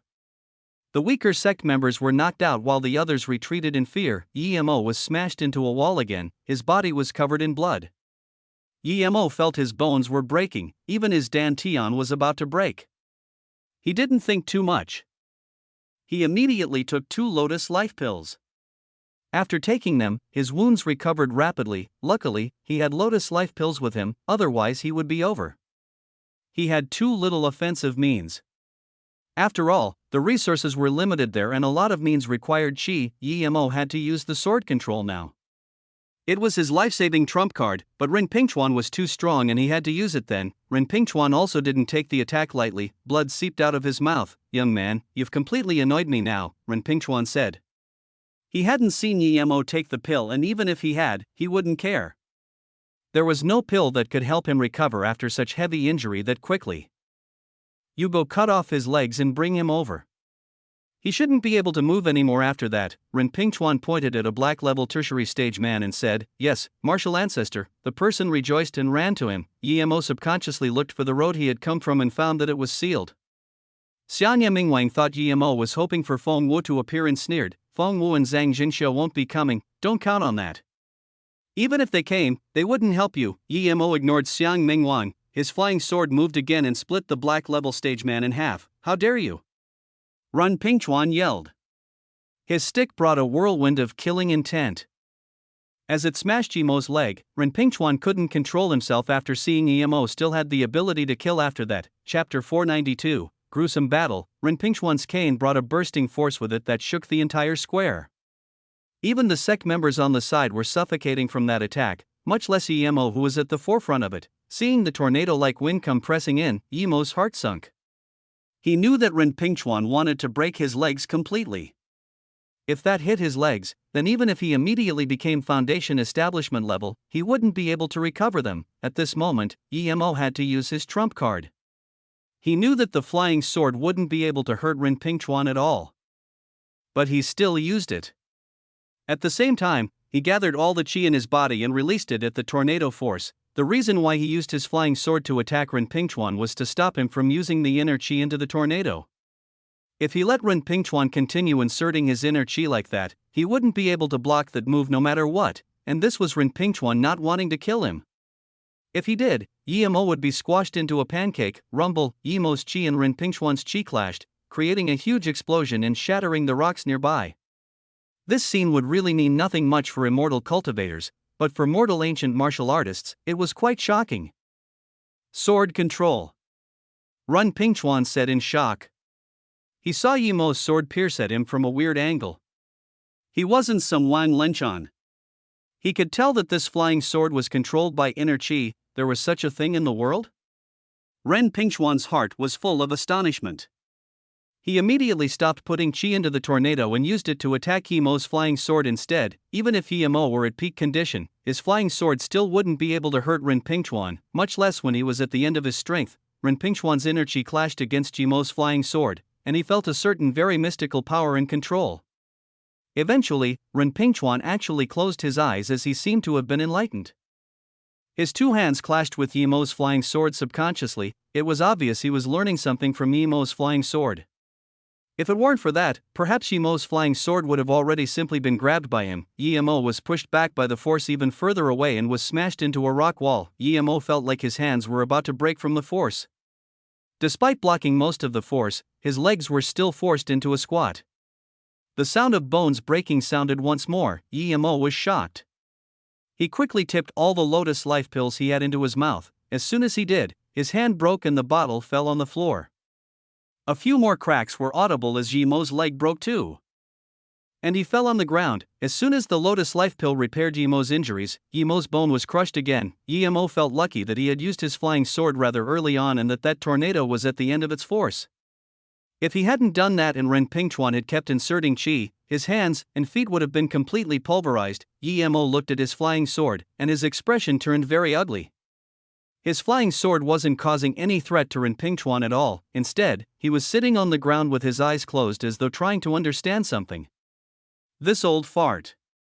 Yimo took back his flying sword tied away, but Ren Pingchuan's hands kept moving. Yimo was shocked. If Ren Pingchuan reached great heaven from that, he wouldn't be able to live no matter what. Yimo wasn't going to let him stay in that enlightened state. He used his flying sword, and it rapidly pierced Ren Pingchuan's shoulder, but Ren Pingchuan still sat there, moving his hands. Suddenly, a strong force erupted from Ren Pingchuan. Yimo was stunned. Ren Pingchuan was beginning to reach great heaven. The force of reaching great heaven was this big? It would seem that Tanjiao really hadn't been great heaven. Just as Yimo wanted to keep using his flying sword to attack, Xiang Mingwang yelled, "Sect leader is about to ascend to a greater boundary. Yimo is at his end now. Charge up and kill him." Even if Yimo weren't injured, he would have quite some trouble facing this many masters. Yimo could tell that these people were stronger than Wang Lenchan's entourage back then. Yimo killed 6 earth and black level attackers with his flying sword, but his inner chi and spirit sense depleted rapidly like that. Xiang Mingwang's long sword pierced Yimo's chest. Yimo used his chi to accelerate the effect of the lotus life pills, but he was just too heavily injured. Even multiple pills couldn't help him now. And he was only getting more and more wounds. Yimo knew that the moment his chi was completely depleted would be the moment he died. The flying sword spent 80% of the time fighting Xiang Mingwang and 20% of the time fighting others. The potency of the pill was getting weaker and weaker. By the time Yimo could move one hand, the potency disappeared completely. Despair flashed across Yimo's eyes. Was he going to die here? At this moment, Ren Pingchuan suddenly let out a long howl and a huge force erupted from his body. Yimo's heart sunk even further. Even if Ren Pingchuan hadn't reached great heaven, he wouldn't be able to run away. Not to mention running away, he couldn't even stand up. Yimo considered some things and suddenly took out a wooden box from his ring before throwing it at Xiang Mingwang. "This is my heritage. Take it." Xiang Mingwang caught it out of reflex, and as he did, Yimo immediately said, "Xiang Mingwang, that's a bomb in your hand. Tell your people to stop, or I will detonate it immediately." Yimo was holding a controller in his hand. It was the one he got from the Fu brothers. He got the bomb from them too.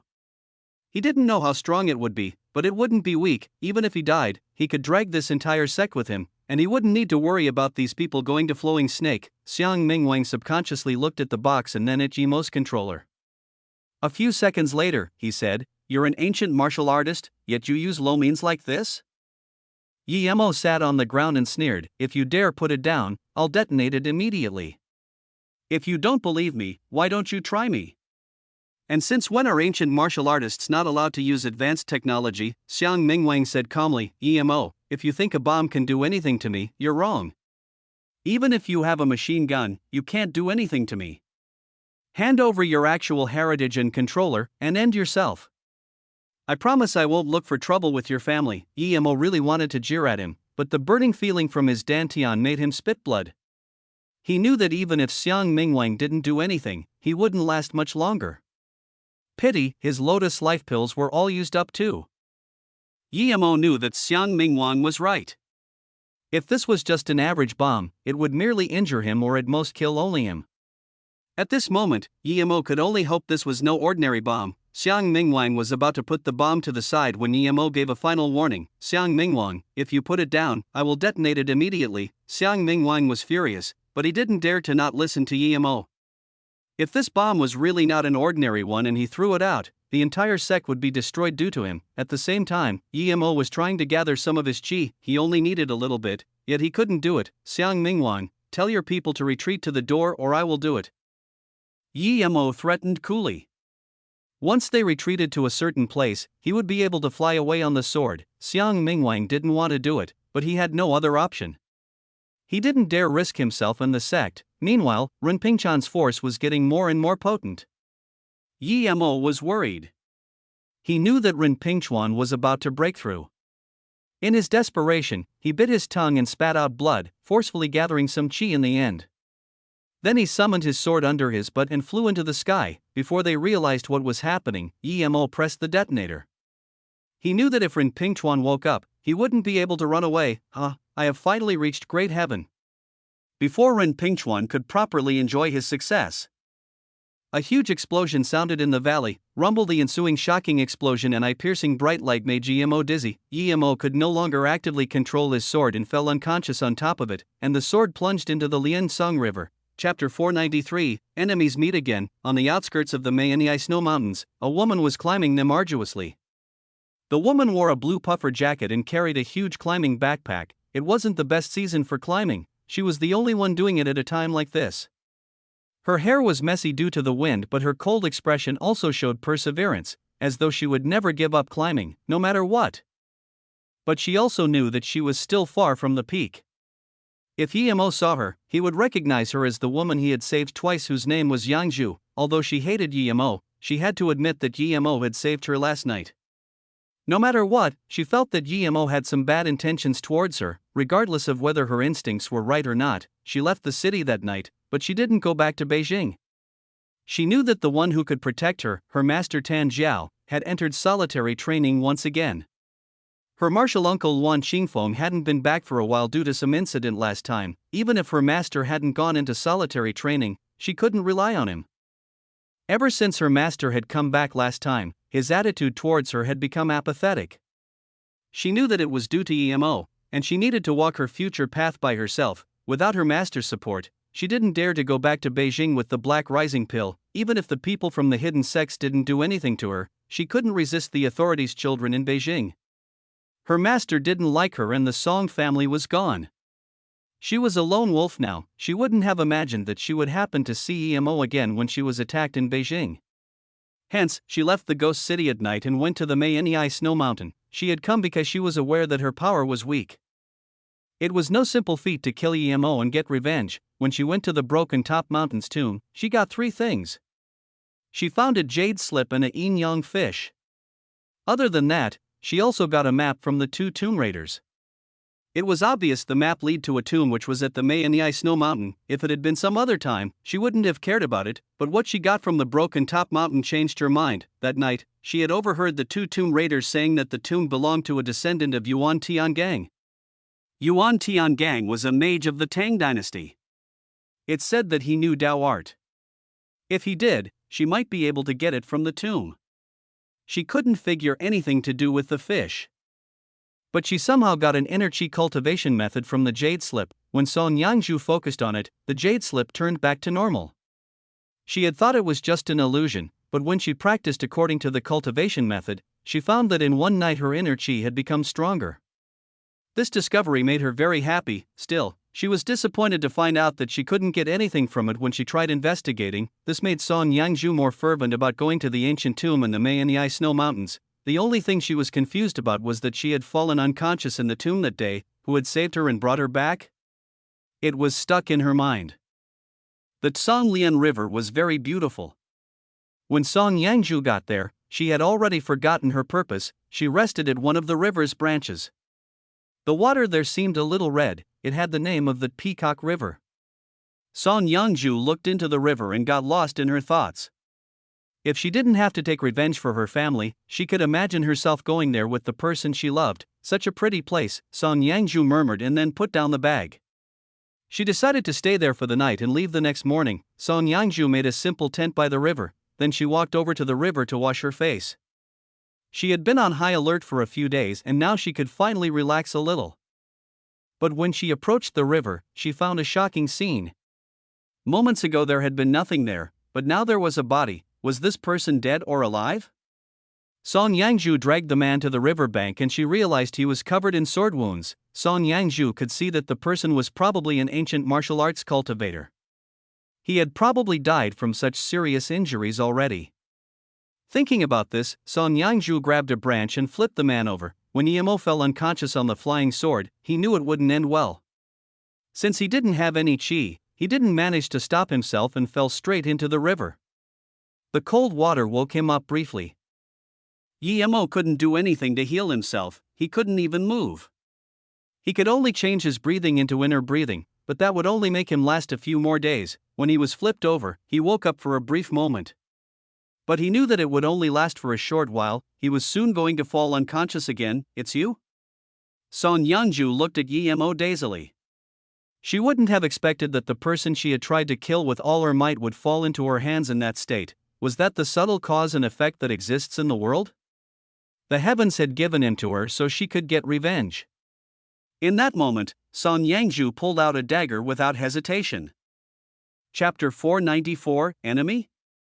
Benefactor? Yemo opened his eyes and found that he actually knew the woman who saved him. It was the cold woman he had saved twice before. Yemo didn't realize that this woman wanted to kill him.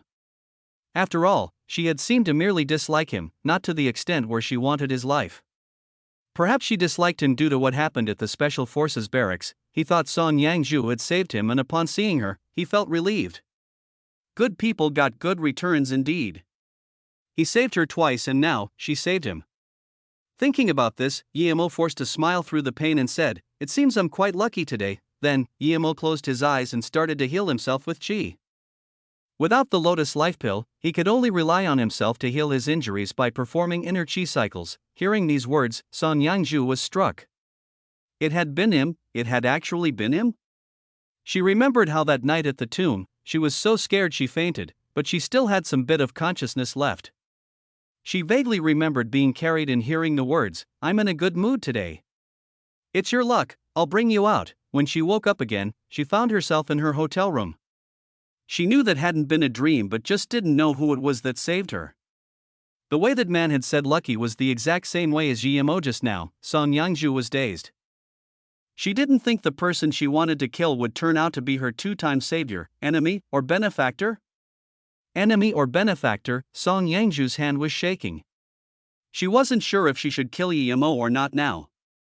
What should she do? Yemo didn't know what Song Yangju was thinking and was fervently healing himself.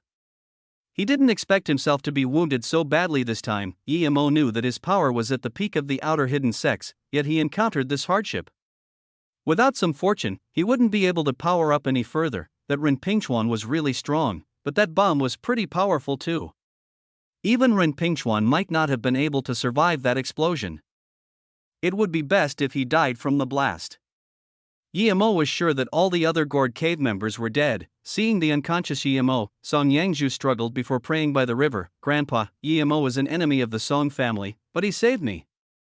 I want to kill him, but I really can't kill an unconscious person, someone who has saved me before at that." "Grandpa, what should I do?" Song Yangju was crying helplessly by the river bank. Yemo wasn't completely unconscious, and he heard Song Yangju's words clearly. So she was from the Song family. Yemo's heart went cold, and his chi nearly got messed up. He quickly calmed down, but he truly didn't know whether this was fortune or calamity. The only thing he could do for now was to pray for Song Yangju not to kill him. He didn't have a single strand of chi or spirit sense in his current state, but even if he had some, he wouldn't be able to kill Song Yangju, because he couldn't move at all.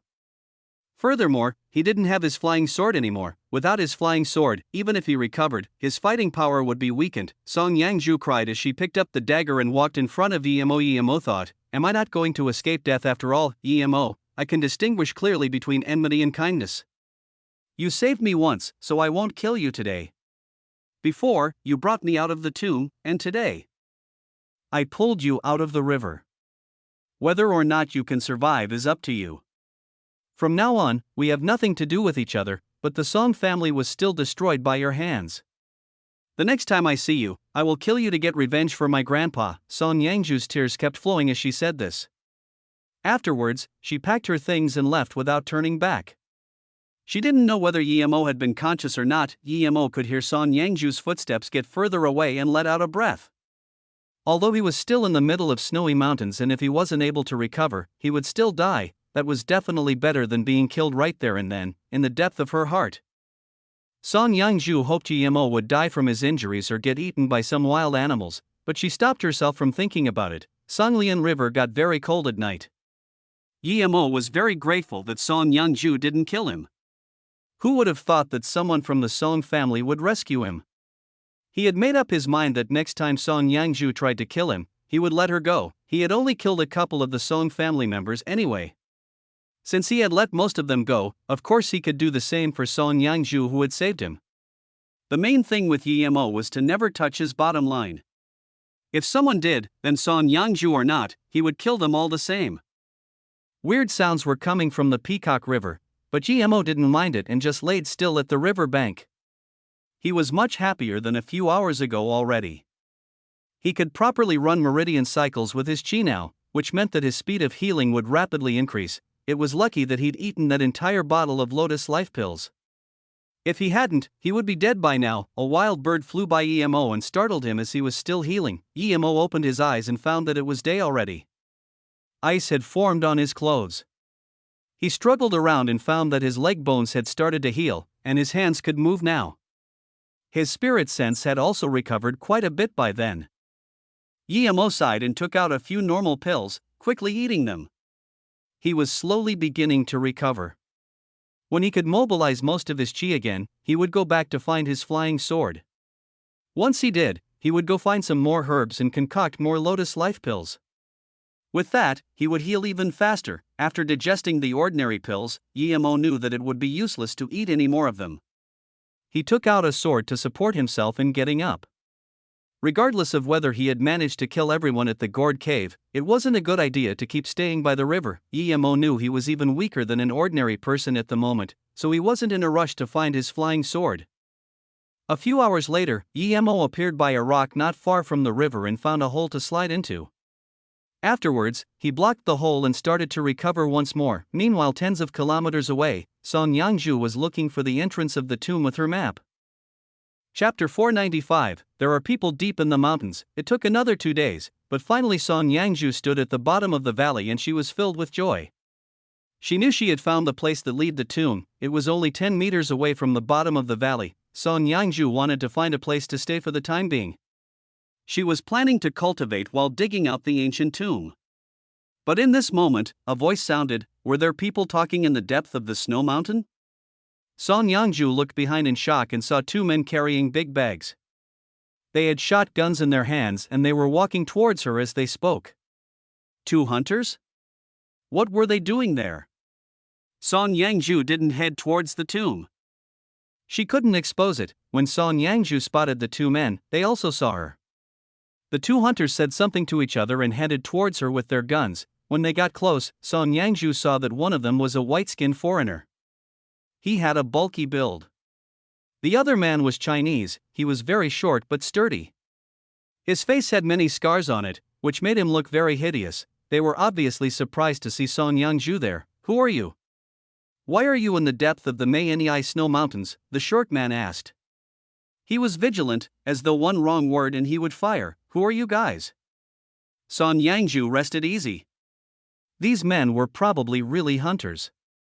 She could smell the blood in their bags, but Song Yangju couldn't understand why they were all the way there. As though they felt Song Yangju posed no threat, the short man put the gun down and said, "I'm Jiang Chuanwu, this is my friend Erickson.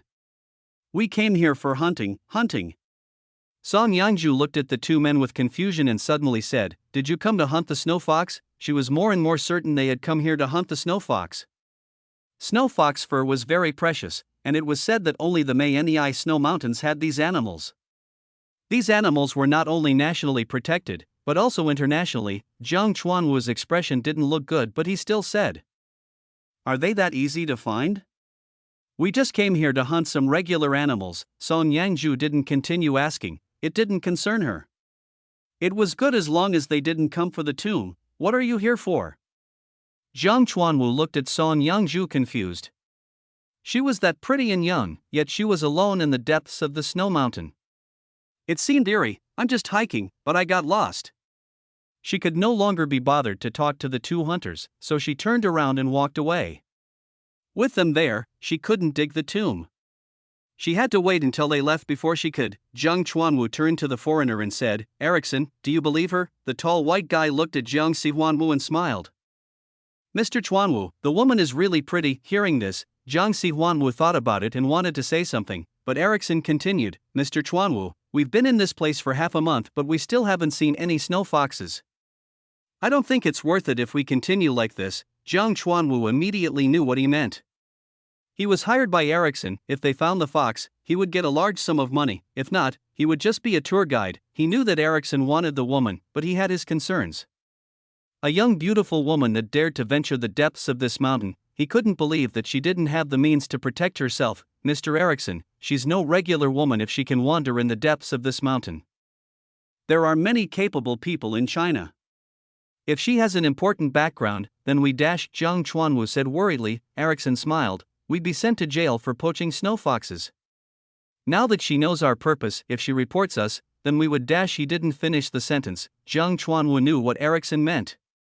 He also longed for women, but he had heard about ancient martial arts and he knew there were a lot of masters. She might be one, since she dared to venture there herself. Erickson waved a pouch and said, "I know what you're worrying about, but this scent can make people weak, even lose their mind." Jiang Chuanwu was shook and cursed. That guy had such thing. If he used it on him, he would be dead meat. It seemed that he needed to be warier of him. Although he had these thoughts, Jiang Chuanwu didn't show it and smiled. "That thing is not bad, but if we smelled it too, wouldn't we be also disabled?" "Don't worry, I have the cure for it here." Erickson took out a green capsule and gave it to Jiang Chuanwu. Seeing this, Erickson smiled and said, "Mr. Chuanwu, I can let you go on that woman first." Hearing this, Jiang Chuanwu thought carefully. Was Erickson really that nice? It wasn't like his cunning nature. Thinking about this, Jiang Chuanwu became even warier. Seeing this, Erickson quickly said, "Mr. Chuanwu, don't misunderstand me, I also have some conditions. I brought the scent and the cure. If you go on her first, you must give me the short sword you found." Hearing this, Jiang Chuanwu took out a short sword from his bag and said strangely, "You want this short sword?" He had found it by the river yesterday. He didn't understand why Erickson wanted that normal-looking sword. Yes, Erickson said excitedly and even reached his hand to grab it. Jiang Chuanwu put the sword away and said casually, "Mr. Erickson, we don't even have her yet. No need to rush." "Oh, right, yeah." Erickson rubbed his hands. Song Yangju found a place to shelter from the wind and cleaned it before setting up her tent. Just when she finished setting up the tent, the two men were approaching it. Song Yangju immediately became vigilant. She didn't want to talk to them. Why were they here? What Song Yangju didn't expect was that they set their tents near hers. Song Yangju frowned. She decided to pack up her tent and leave. She wasn't a very feisty person, but if they followed her again, they couldn't blame her for her actions. Before she came out, the man called Jiang Chuanwu came over and stood at the door saying, "Young girl, help us. There are a lot of beasts around the snow mountain. It'll be safer if we stay together. We've made roasted rabbit meat, let's eat together." Song Yangju said with a cold face, "No need, I don't like living with strangers. Since you guys like it here, I'll move away. Hi, I'm Erickson. Nice to meet you." Erickson approached her politely and reached out his hand. Song Yangju's face was cold, as though she hadn't seen his hand. Erickson took back his hand awkwardly and passed over a cigarette to Jiang Chuanwu, before lighting up his own. Chapter 496, The world is really small, piss off. The two had dared smoke in front of her tent and make all the smoke go inside. Song Yangju couldn't endure any longer and decided to give those two a lesson. Jiang Chuanwu suddenly spat the smoke onto Song Yangju's face and creepily muttered, "Young girl, in the depths of this barren mountain, wouldn't it be good if we accompanied each other? It'll be warm." Killing intent flashed across Song Yangju's eyes. Just because she had never killed before didn't mean she wasn't able to. Song Yangju kicked out, sending Jiang Chuanwu flying tens of meters away. He couldn't crawl up from the ground for a long time. Then, Song Yangju kicked Erickson the same way, and he flew far away, harshly landing next to Jiang Chuanwu. As soon as she did that, she felt something wasn't right. She felt weak and extremely lustful. Song Yangju immediately realized that there must have been something fishy about that smoke, but she didn't even have the strength to step on the cigarette to put it out. "Didn't you promise the smoke?" Jiang Chuanwu didn't finish complaining. Because he saw Yangju stumbling. This is made from authentic African red snakegrass. No matter how conservative she is, she won't be able to control herself. Erickson smiled and rubbed his waist, crawling up slowly. This woman is really frightening, though. Her kick was too powerful. Jiang Chuanwu also felt fear. If it hadn't been for the smoke, the two of them combined would have been no match for this woman. Emo stood up. After a day of recovery, his outer wounds had disappeared, and his bones had healed. Even his spirit sense had recovered by half. His chi, however, had only recovered less than 1%. Emo knew that was due to his injured dantian. If he wanted to recover all of his chi, he had to heal his dantian first, but he knew that without the Lotus Life Pill, it wouldn't be easy to recover his dantian. If it wasn't for his flying sword, he would want to leave this place already. He was sure that no one else other than Xiang Mingwang and Ren Pingchuan could have survived the blast. Xiang Mingwan was even most likely dead, as he had been the one holding on to the bomb. The only one Emo was worried about was Ren Pingchuan. If Ren Pingchuan wasn't dead, then Emo would be if he met him again, but no matter how badly he wanted to leave, he needed his flying sword. Without it, he couldn't escape these mountains. His flying sword was also very precious. It would be far too difficult to find enough materials to make another one. Emo looked for many hours by the river but didn't find anything. He was lacking in chi and felt tired quickly. A white animal passed by Emo's eyes rapidly, so fast that Emo almost didn't notice it. Such a pretty thing. Emo's spirit sense immediately noticed that it was a fox. He knew that these things were very rare on Earth, especially such a beautiful white one. Emo immediately took a liking to it. He thought that since Qingxue had silver, if he gave this fox to Luoying, she would be very happy. Thinking like that, Emo followed after the cute creature. As though sensing that Emo was chasing it, it ran faster. If Emo had his flying sword or his chi, it really wouldn't take long for him to catch it. But now, he was only a little stronger than a normal person. He ran for a couple of hours and didn't even realize he had entered the inner parts of the snow mountain. When Emo was puffing heavily and close to losing his breath, he finally almost caught up to the fox. Just as Emo was about to catch the fox, he stopped himself. He had sensed his flying sword this deep into the mountains. His flying sword clearly fell by the river. Why would it be here? No matter what, since his flying sword was here, Emo had to go. Emo released his spirit sense to the maximum and ran towards it. The fox saw that Emo stopped chasing it, so it halted too and stared at Emo's back. Song Yangju felt as if her body were jelly, and it didn't take her long to realize that she was in trouble. She regretted merely kicking the two away instead of killing them. Seeing Jiang Chuanwu and Erickson slowly creep over, Song Yangju began to worry. Her heart sunk to the bottom. She knew that if the two came to her tent, it would be over for her. Song Yangju wanted to force out the mist from her body, but she couldn't. Jiang Chuanwu took out the sword and dumped it over to Erickson. "This is yours. I'll be going on her first." Erickson smiled and didn't pay Jiang Chuanwu any heed. He focused on the short sword and sliced it at some rock. The rock was sliced in half like tofu. Erickson was shocked. To him, women were something he could get anywhere, but he had never encountered such a powerful sword before. Was this one of the 10 great swords of China or something? Even if he didn't get the snow fox fur, he'd earned big this time. But that Jiang Chuanwu, the idiot, actually gave it to him. Seeing Jiang Chuanwu walk over, Song Yangzhu was shaking. If you had just cooperated, things would have been great. I won't be the only one feeling pleasure here. You're not really losing out. Why are you so serious? Jiang Chuanwu put out his hand as he spoke casually. Animal, if you dare come over, I will kill you. Song Yangzhu yelled. She truly wanted to kill him. But she was completely powerless. Hearing this, Jiang Chuanwu laughed. You dare threaten me? How about I kill you after F-king you, BTCH. Although Jiang Chuanwu was only threatening her now, he did have thoughts of killing her. She had been able to kick the both of them that far with one kick. He didn't dare to let her live. As Song Yangzhu was falling more and more into despair, she suddenly felt some strength return to her. She rejoiced and wanted to take out her sword, but before she could, she felt a sudden intense desire in her heart. That lust made her feel very shameless. In the meantime, Jiang Chuanwu had taken off his top and was depravedly walking up to her. Song Yangzhu's eyes were red. And her skin was shivering.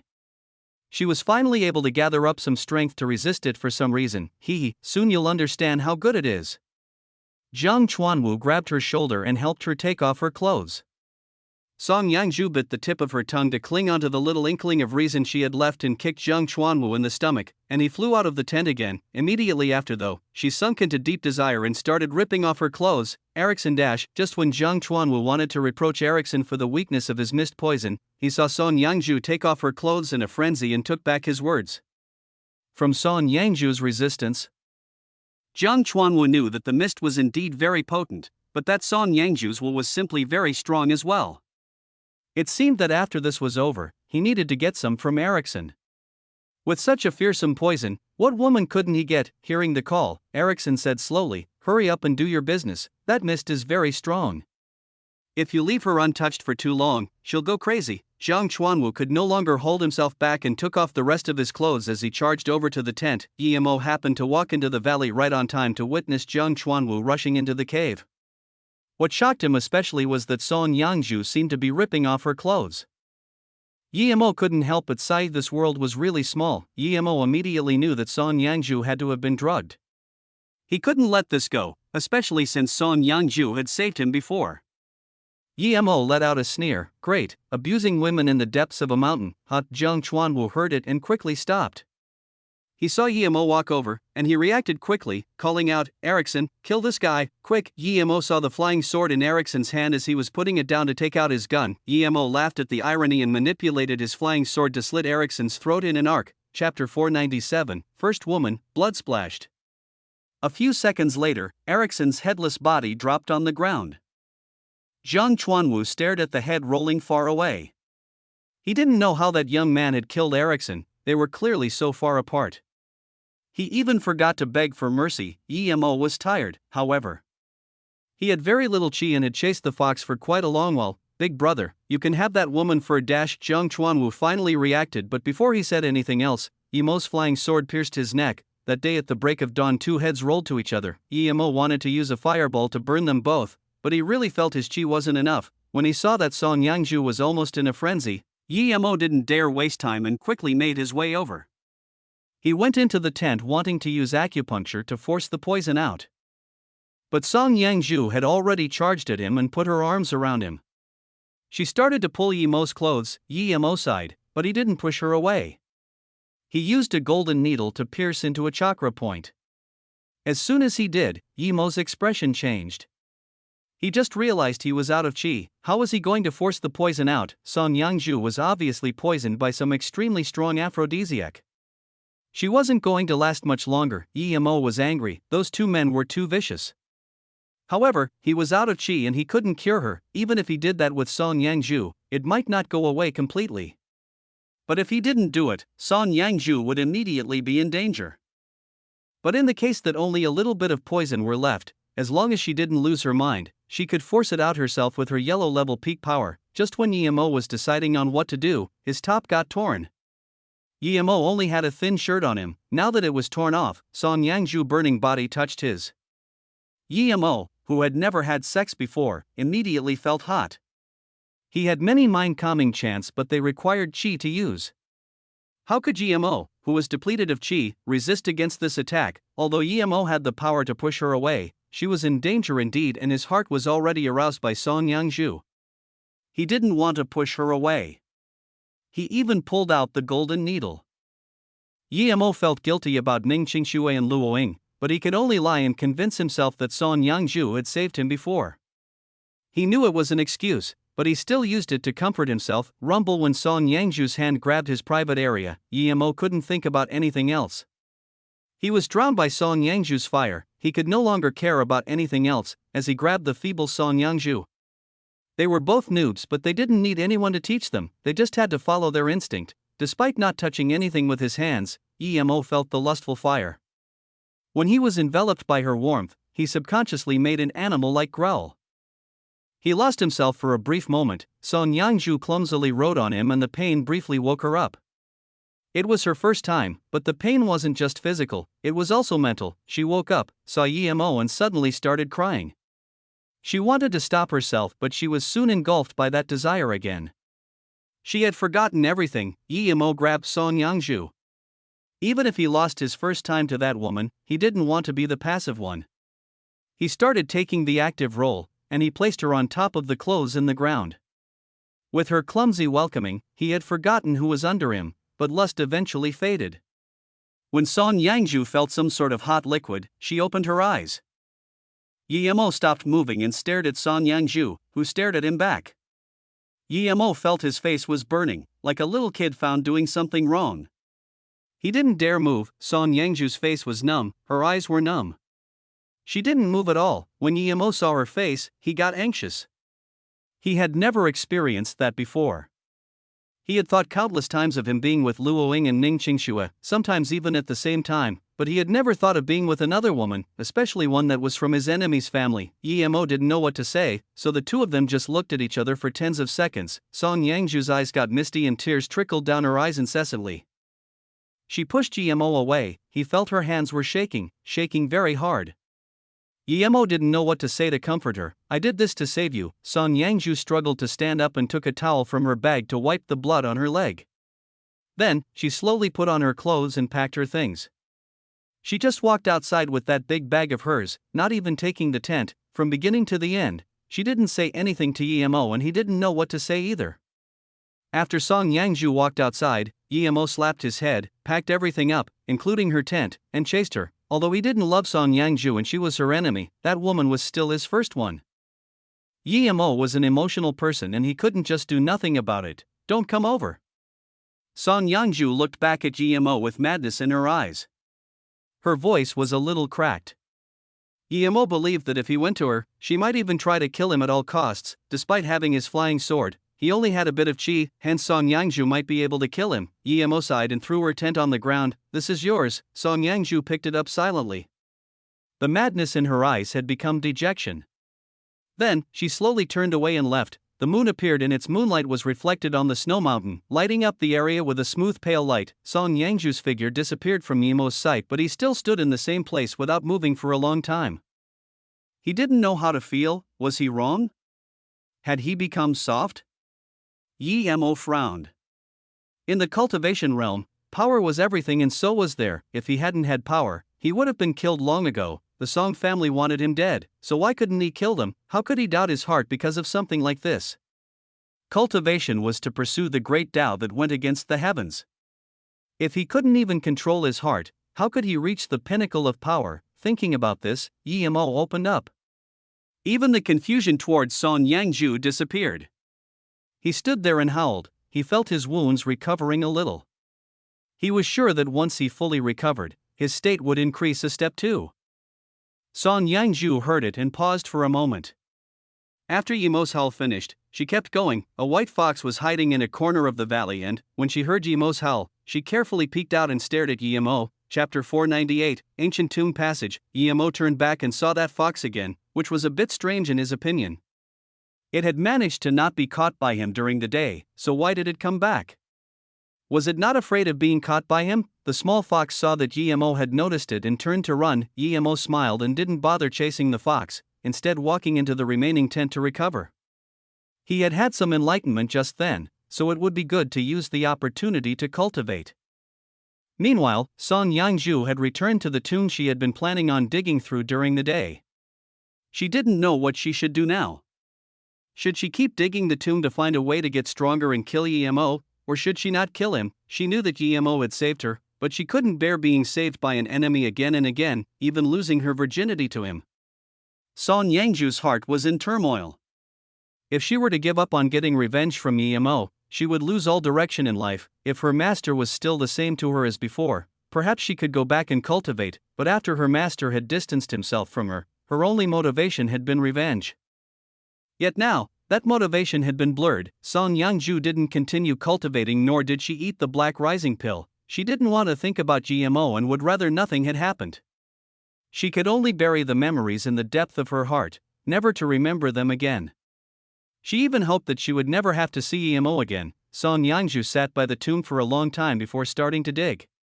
In the end, she realized that she didn't know what to do nor where to go other than doing what she had planned at the tomb site anyway. As though not knowing fatigue, she dug for 2 hours straight before eventually stopping because she stumbled upon a random passage. Someone must have dug a passage here, but due to a collapse, the entrance had been blocked. Song Yangju crawled into the tunnel with great care. After all, she had never raided a tomb before, nor did she know anything about checking oxygen and stuff. Luckily, she did know that ancient tombs had some danger to them. She had experienced some of that danger before, so she had brought a long sword with her. The tomb was dim and seemed to stretch on forever. Song Yangju wore a mining torch on her head, but with the small amount of light it provided, the bleak tunnel seemed kind of eerie. Song Yangju felt goosebumps. This was clearly a tunnel deep inside the mountains, yet she could feel wind. The bleak wind made her shiver. She suddenly stopped and thought, what am I still doing here? Was she really going to get stronger to kill Emo? Could she truly do it when she saw him? Song Yangju didn't dare think about it anymore. She felt that after the events of last night, Emo's position in her heart had changed. She tried to avoid him, but she couldn't help feeling her killing intent towards him seemingly decline. She should just leave and find some place to live the rest of her life.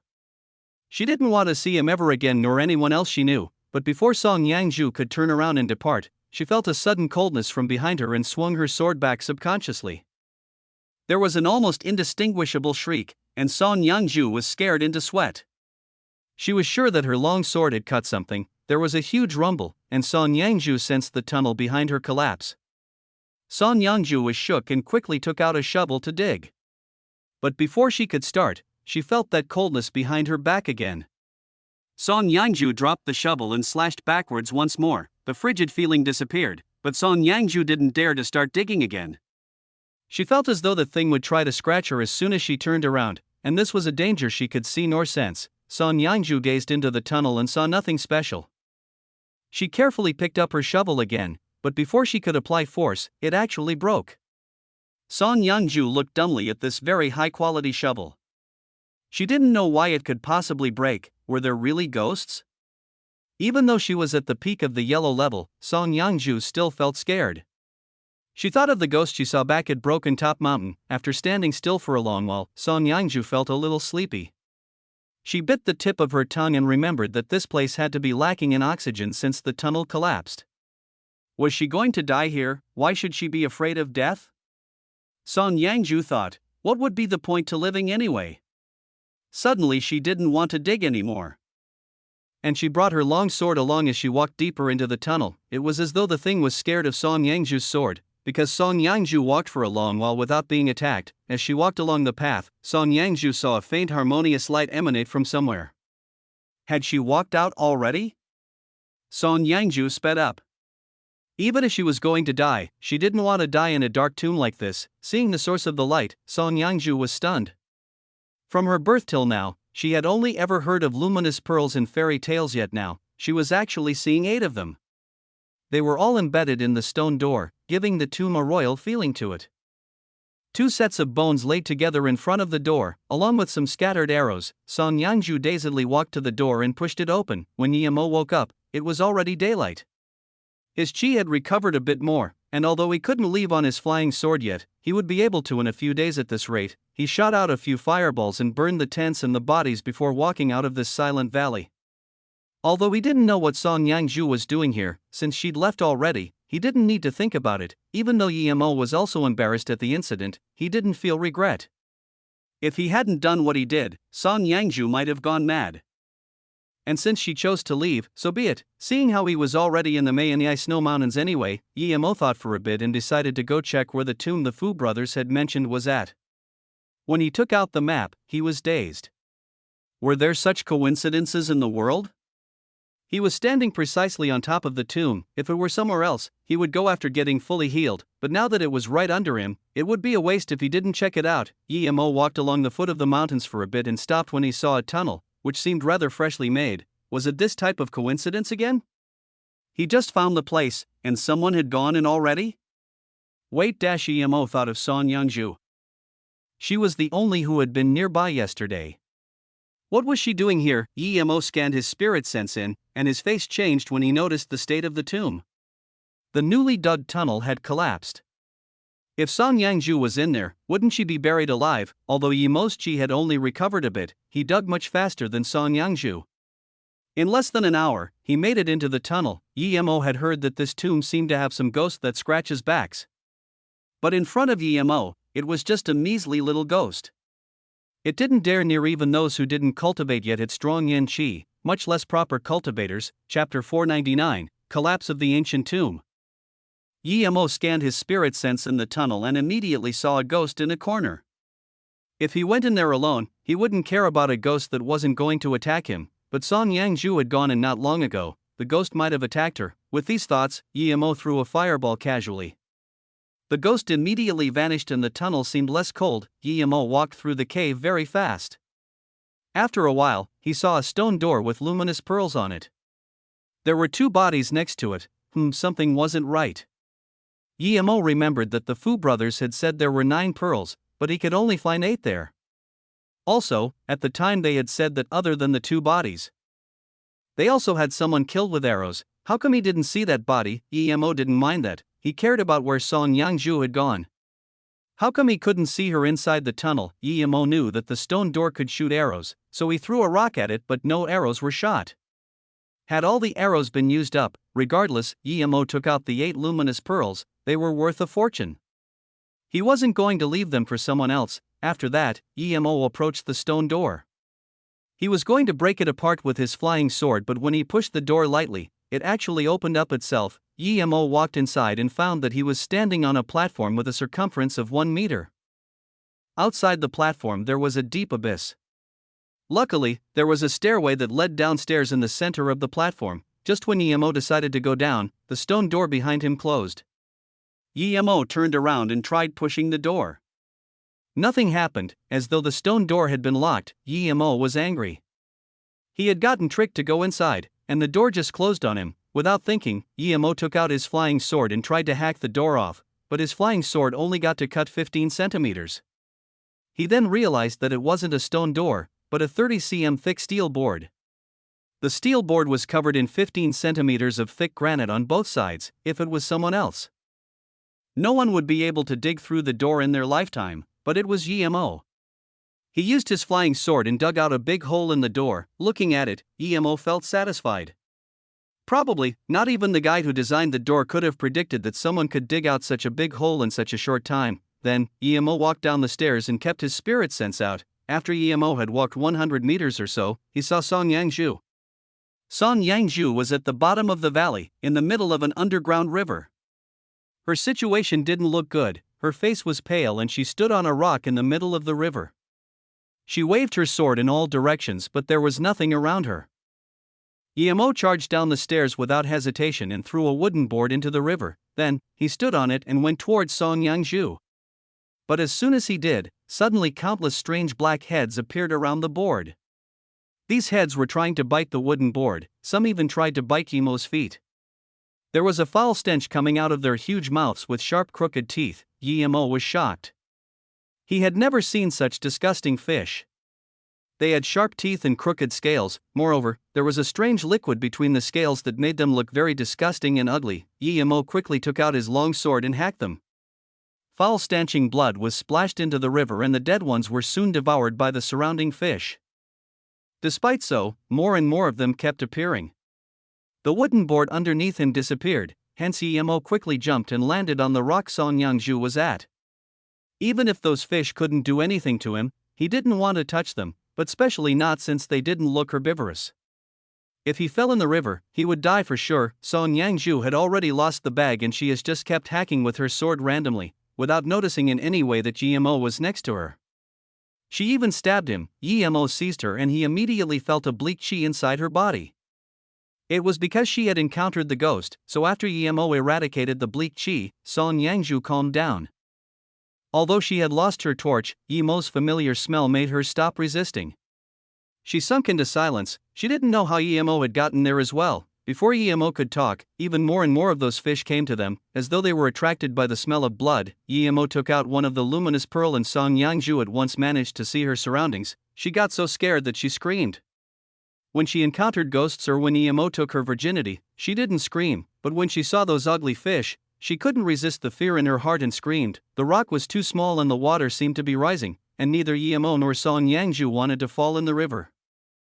Yemo would rather encounter 1,000 ghosts than face the fish, but Yemo couldn't use his flying sword there. He needed to think of a way to escape. Yemo sliced with his sword tens of fish that were instantly killed.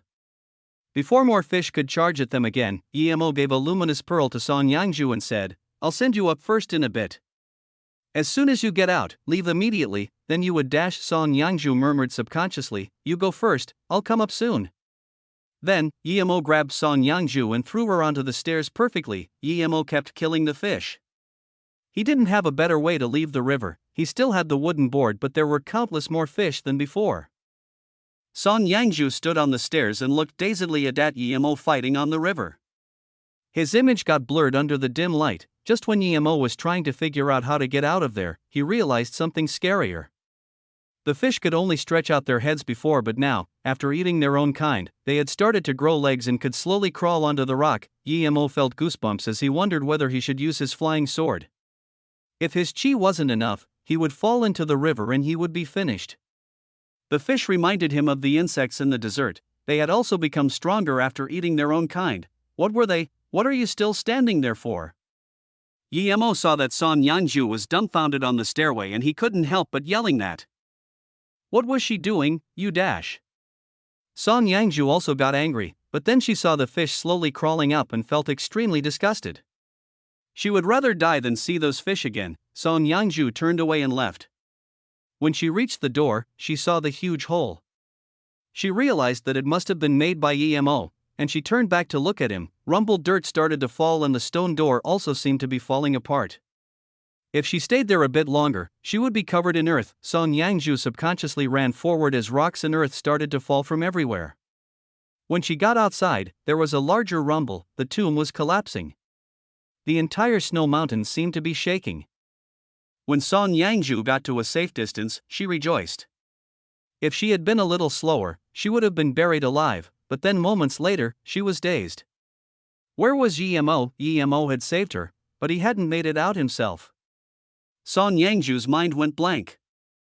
Chapter 500, You're here. Yemo hadn't come out after saving her. Song Yangju could already imagine Yemo being crushed by the mountain, surrounded by those horrendous fish in the river. She should be happy about Yemo's misfortune, but she wasn't at all. She stood at the bottom of the mountain, looking at the still raging rock slides and felt faintly melancholic.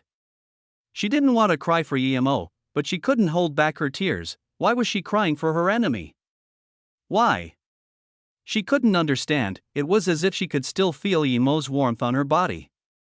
Holding the luminous pearl in her hand, she remembered how they were still together as one last night, yet today, she was here all by herself. Revenge had been taken, but she couldn't pay back the debt she owed. Although Yemo was her enemy, he had also become her man. Song Yangju thought about her man and fell into a daze. She sat there for an entire day, unendingly crying. Was she crying for having taken revenge or for the man that died? Only she could know. It wasn't until the third day when she finally left. The hunger she felt wasn't even the most torturous pain for her. It was the lack of direction and meaning she felt, but the past is in the past, it's best to never think of it again. Song Yangju murmured, from today onwards, Song Yangju doesn't exist. I've gotten revenge for the Song family, and now, I'm leaving. Like that, her figure gradually disappeared from the outskirts of the Mayanyai snow mountains. With that rumbling sound, Yemo knew things weren't looking too good. He knew that if he didn't leave now, he would never be leaving. Yemo grabbed onto some wooden board and wanted to throw it to serve as a foothold, but he saw that the stairway had been covered by rocks and earth. Yemo instinctively threw the board down in the opposite direction. As expected, as soon as he stood on the board, the fish ate it all, but Yemo only needed to gain some momentum from the board as he jumped and landed on the opposite wall. He used his flying sword to pierce into the wall and used it to stabilize his body. As rocks and earth kept falling, many fell on top of Yemo. There were some large boulders that smashed into the river, with the water even splashing as high as Yemo. Yemo quickly climbed some distance and dug a hole in the wall. At any other moment, he wouldn't want to use his flying sword to dig into stone walls, but now, he had no other choice. Just when Yemo managed to dig a hole to store himself in, larger rocks started falling. If he had been just a little slower, then no matter how powerful he was, these rocks would have smashed him down. There was another rumbling noise as more and more rocks fell. Yemo's heart sunk.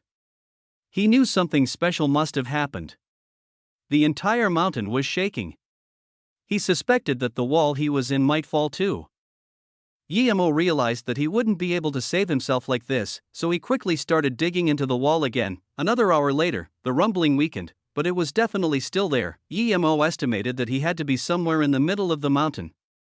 He really was unlucky. He didn't know if Song Yangzhu got out either. Yemo sighed. It would be for the best if he never saw her again, but he also felt deep down in his heart that she was his woman. He didn't want her to have anything with other men. Was I too domineering? Yemo asked himself, but he immediately patted his head. His life mattered more right now. Why was he thinking about these useless things? The sound on the outside got much smaller, and just when Yemo wanted to halt, he found that he'd dug through the stone wall already. What appeared before him was a huge valley. The surroundings consisted of stone walls all over, except for a small cave formation down below. This was such a strange place. Yemo crawled down carefully and went around for a bit. He saw those disgusting fish occasionally in the river again, but there weren't that many. What was this place? Yemo looked around and found a place to continue digging. He knew that if he didn't dig through this place, he wouldn't be able to get out. Yemo stopped using his flying sword to dig.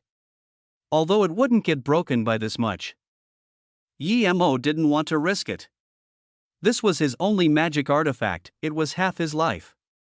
He could only rely on the flying sword to get out on the other side. Luckily, he had a lot of weapons in his storage ring. While Yemo continued digging, he cultivated and recovered his strength. This had become a habit for Yemo. It was lucky that he had food and water in his ring too. A week later, Yemo had fully recovered, and his power had as expected reached a higher level, the middle stage of stage 4. He was one step away from tertiary stage. In his joy, Yemo dug faster. Another day later, he had dug into a new valley. However, at this valley, he could see the sky. Yemo rejoiced. He could fly out of here on his flying sword now. Yemo stood at the cliff and sighed. He could finally say he had survived. Although he didn't get the crystals, he didn't lose his life either, and his power had even increased. But before Yemo got on his flying sword, he dazedly looked downwards. What he saw below was a mess. There were ruins and broken bodies all over the place. Yemo couldn't be more familiar with the place. This was the gourd cave he had escaped from. He had actually dug all the way here. He sent his spirit sense down and scanned the place full of bodies. He could even see Xiang Mingwang's head. Yemo rejoiced. That bomb was really strong. The entire gourd cave had been annihilated by it, but Yemo had to pull back his excitement as he didn't see Rin Pingchuan. This meant that Rin Pingchuan had left. Yemos felt some worry. Rin Pingchuan was his biggest enemy. He would have even preferred it if only one person had died as long as that person were Rin Pingchuan, but Rin Pingchuan couldn't fly, so how did he leave? Upon further thought, Rin Pingchuan couldn't fly, but it wouldn't be hard for a great heaven master to leave the bottom of the valley. Yemo landed on the square and carefully scanned with his spirit sense. He was sure that Rin Pingchuan's body was nowhere to be found, but Yemo didn't find a single living being either. This was impossible. Although most of the sect members were at the square, there were some that hadn't come out too. Where did all of them go? Yemo walked into the ancient main hall and didn't see a single person. He was getting more and more suspicious that there had to be another exit somewhere. At the center of the hall stood a 2-meter-tall stage with an ordinary black chair on it. Behind it was a dragon-inscribed veil. Behind the stage were 6 huge pillars, each with the same strange animal on them. Yemo inspected the animal and quickly recognized it to be the ugly fish he saw in the river. Why was this creature carved here? Yemo couldn't understand. Did the gourd cave keep them? What did they represent? Yemo scanned the area using his spirit sense and found a stone hole. It seemed a little strange. So Yemo walked towards it. Suddenly, he stopped his footsteps and felt the urge to run. "You're here," an extremely old voice sounded. Yemo immediately got goosebumps all over his body. It was Rinpingchuan. This old guy didn't die and was waiting for him here? How did he know he would come? Yemo had kept his spirit sense out yet still only found Rinpingchuan from 30 meters away. How had Rinpingchuan done that?